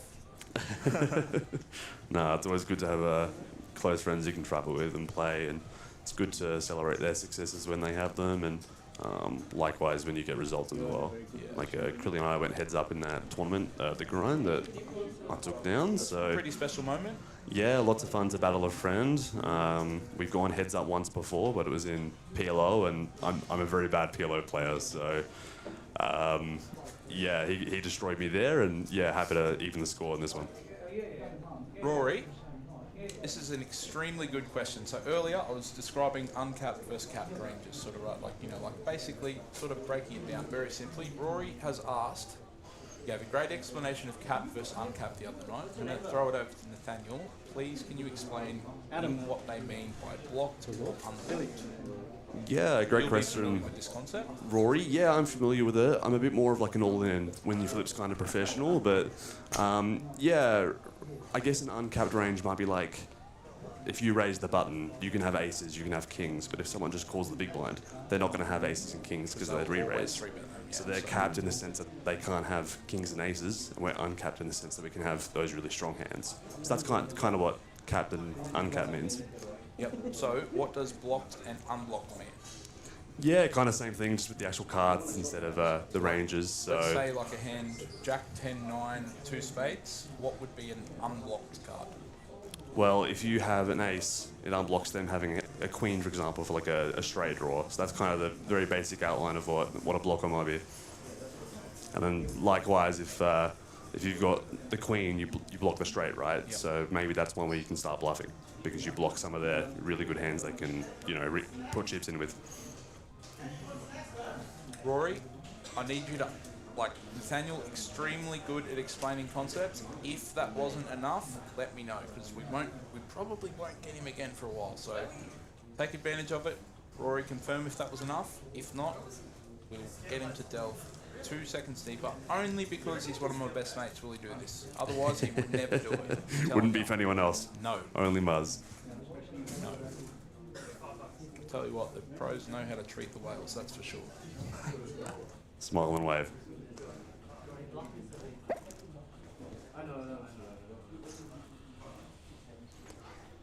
Muzz, how's the week been for yourself, commentating? What's the experience been like? Yeah, look, I mean, as far as treatment goes, I couldn't ask for more from ABT. They have truly looked after me.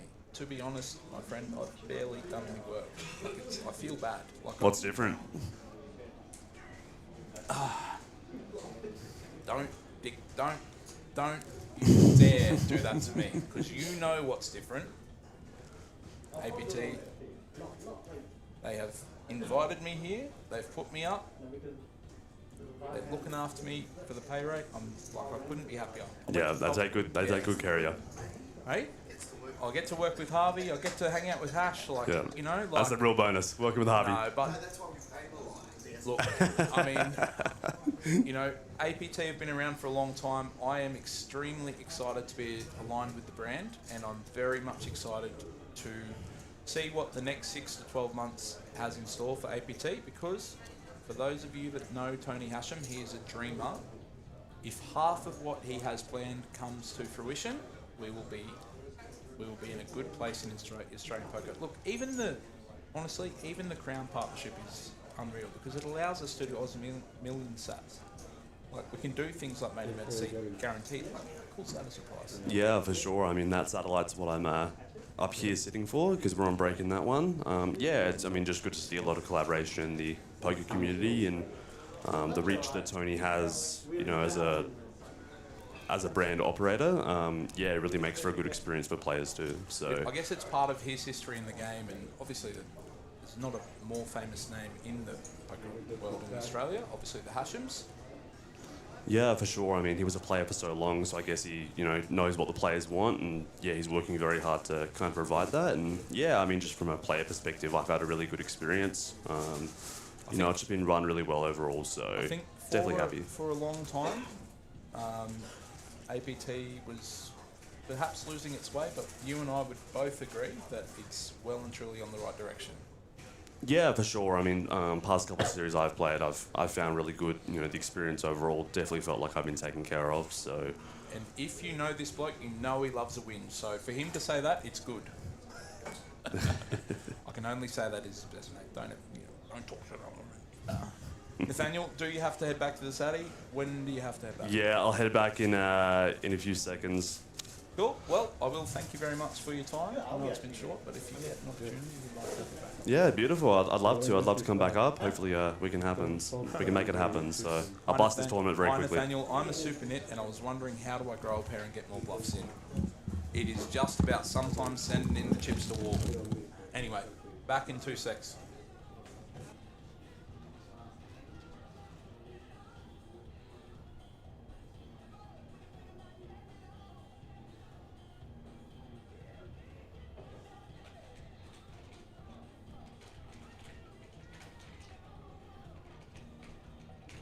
The best thing eventually, man. Yeah. It is what it is.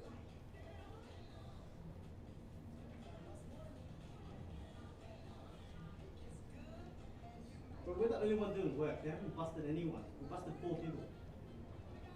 Nah, they busted a lot earlier. Yeah, earlier, but since our tables didn't have any bust not earlier. The chip was just passing. Okay, we busted 4 people, bro. At the end, because blinds went up. No, actually 5 people. We busted 5 people. Crazy, man.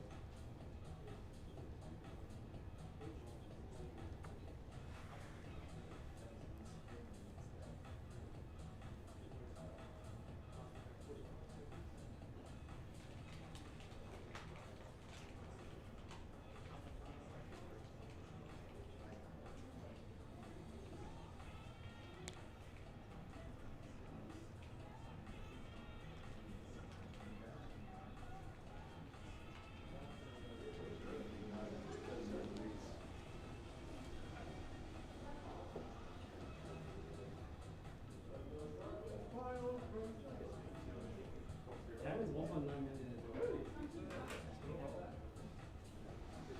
It's actually average. 1.9 is average. 1.9 is average. Yeah. Who's the special guest?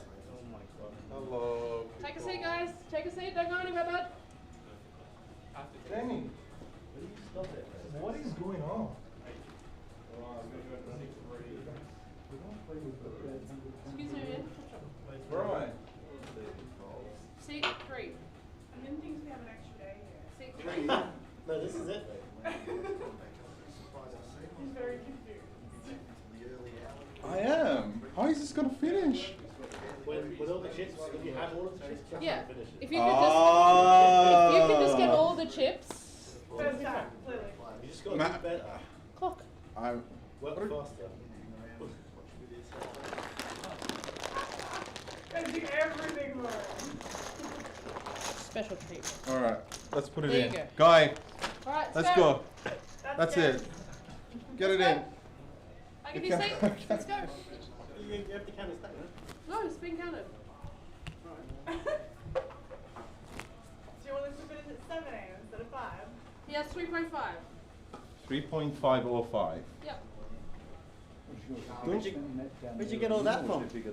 No, I'm the biggest one. Hey? Is there any short stacks on the downstairs?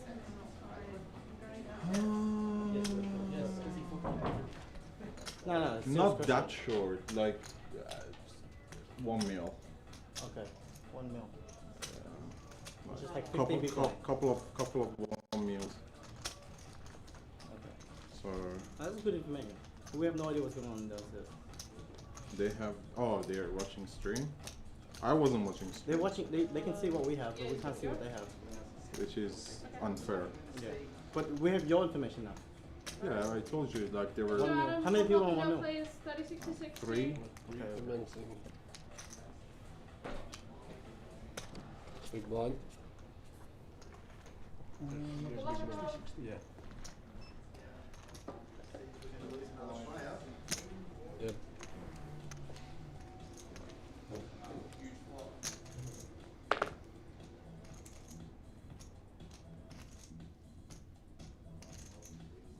$120. 3 raises 120.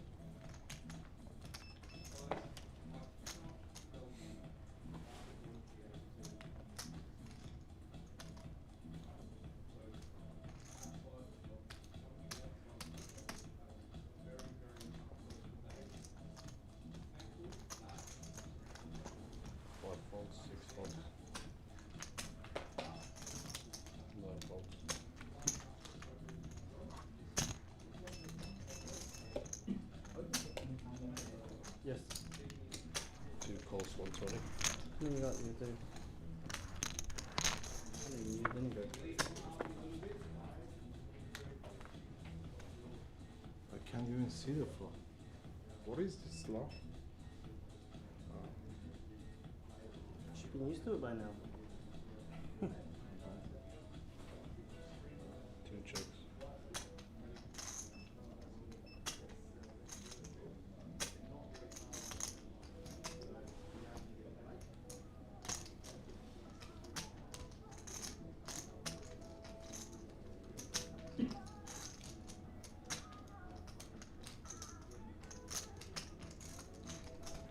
That's 110.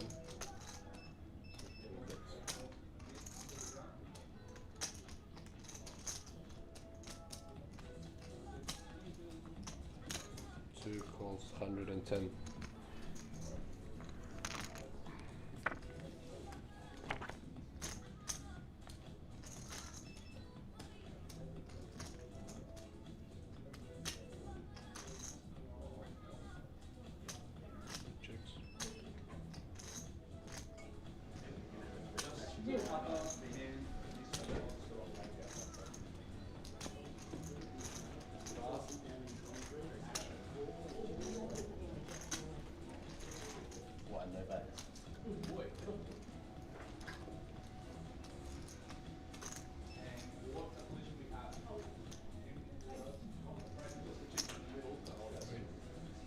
That's 175.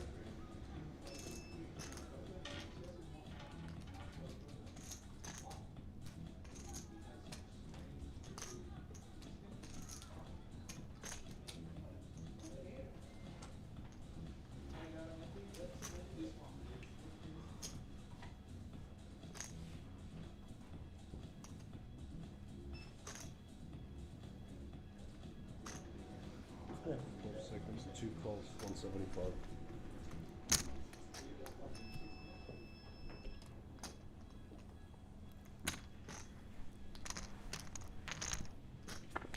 Go. No. 50. 50. Yeah, FT. FT already. Redraw, yeah? Yeah, redraw. We get the time banks again? Yes. Yeah, okay. 2 checks. 8 of diamonds.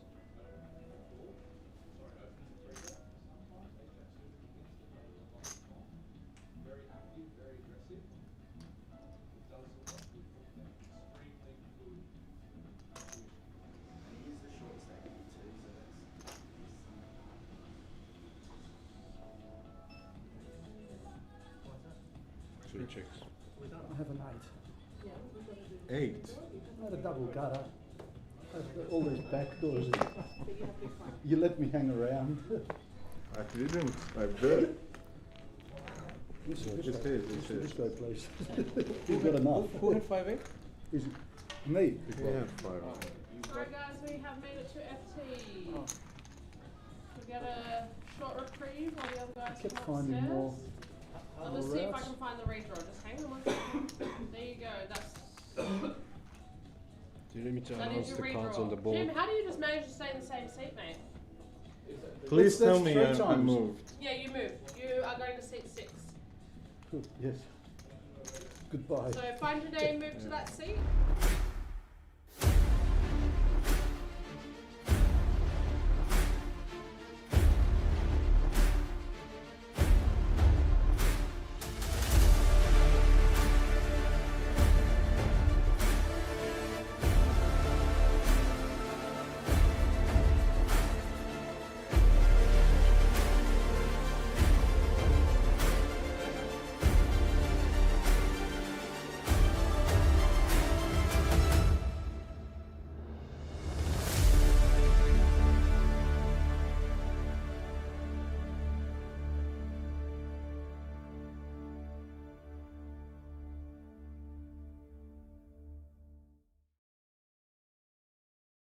Get some food or something?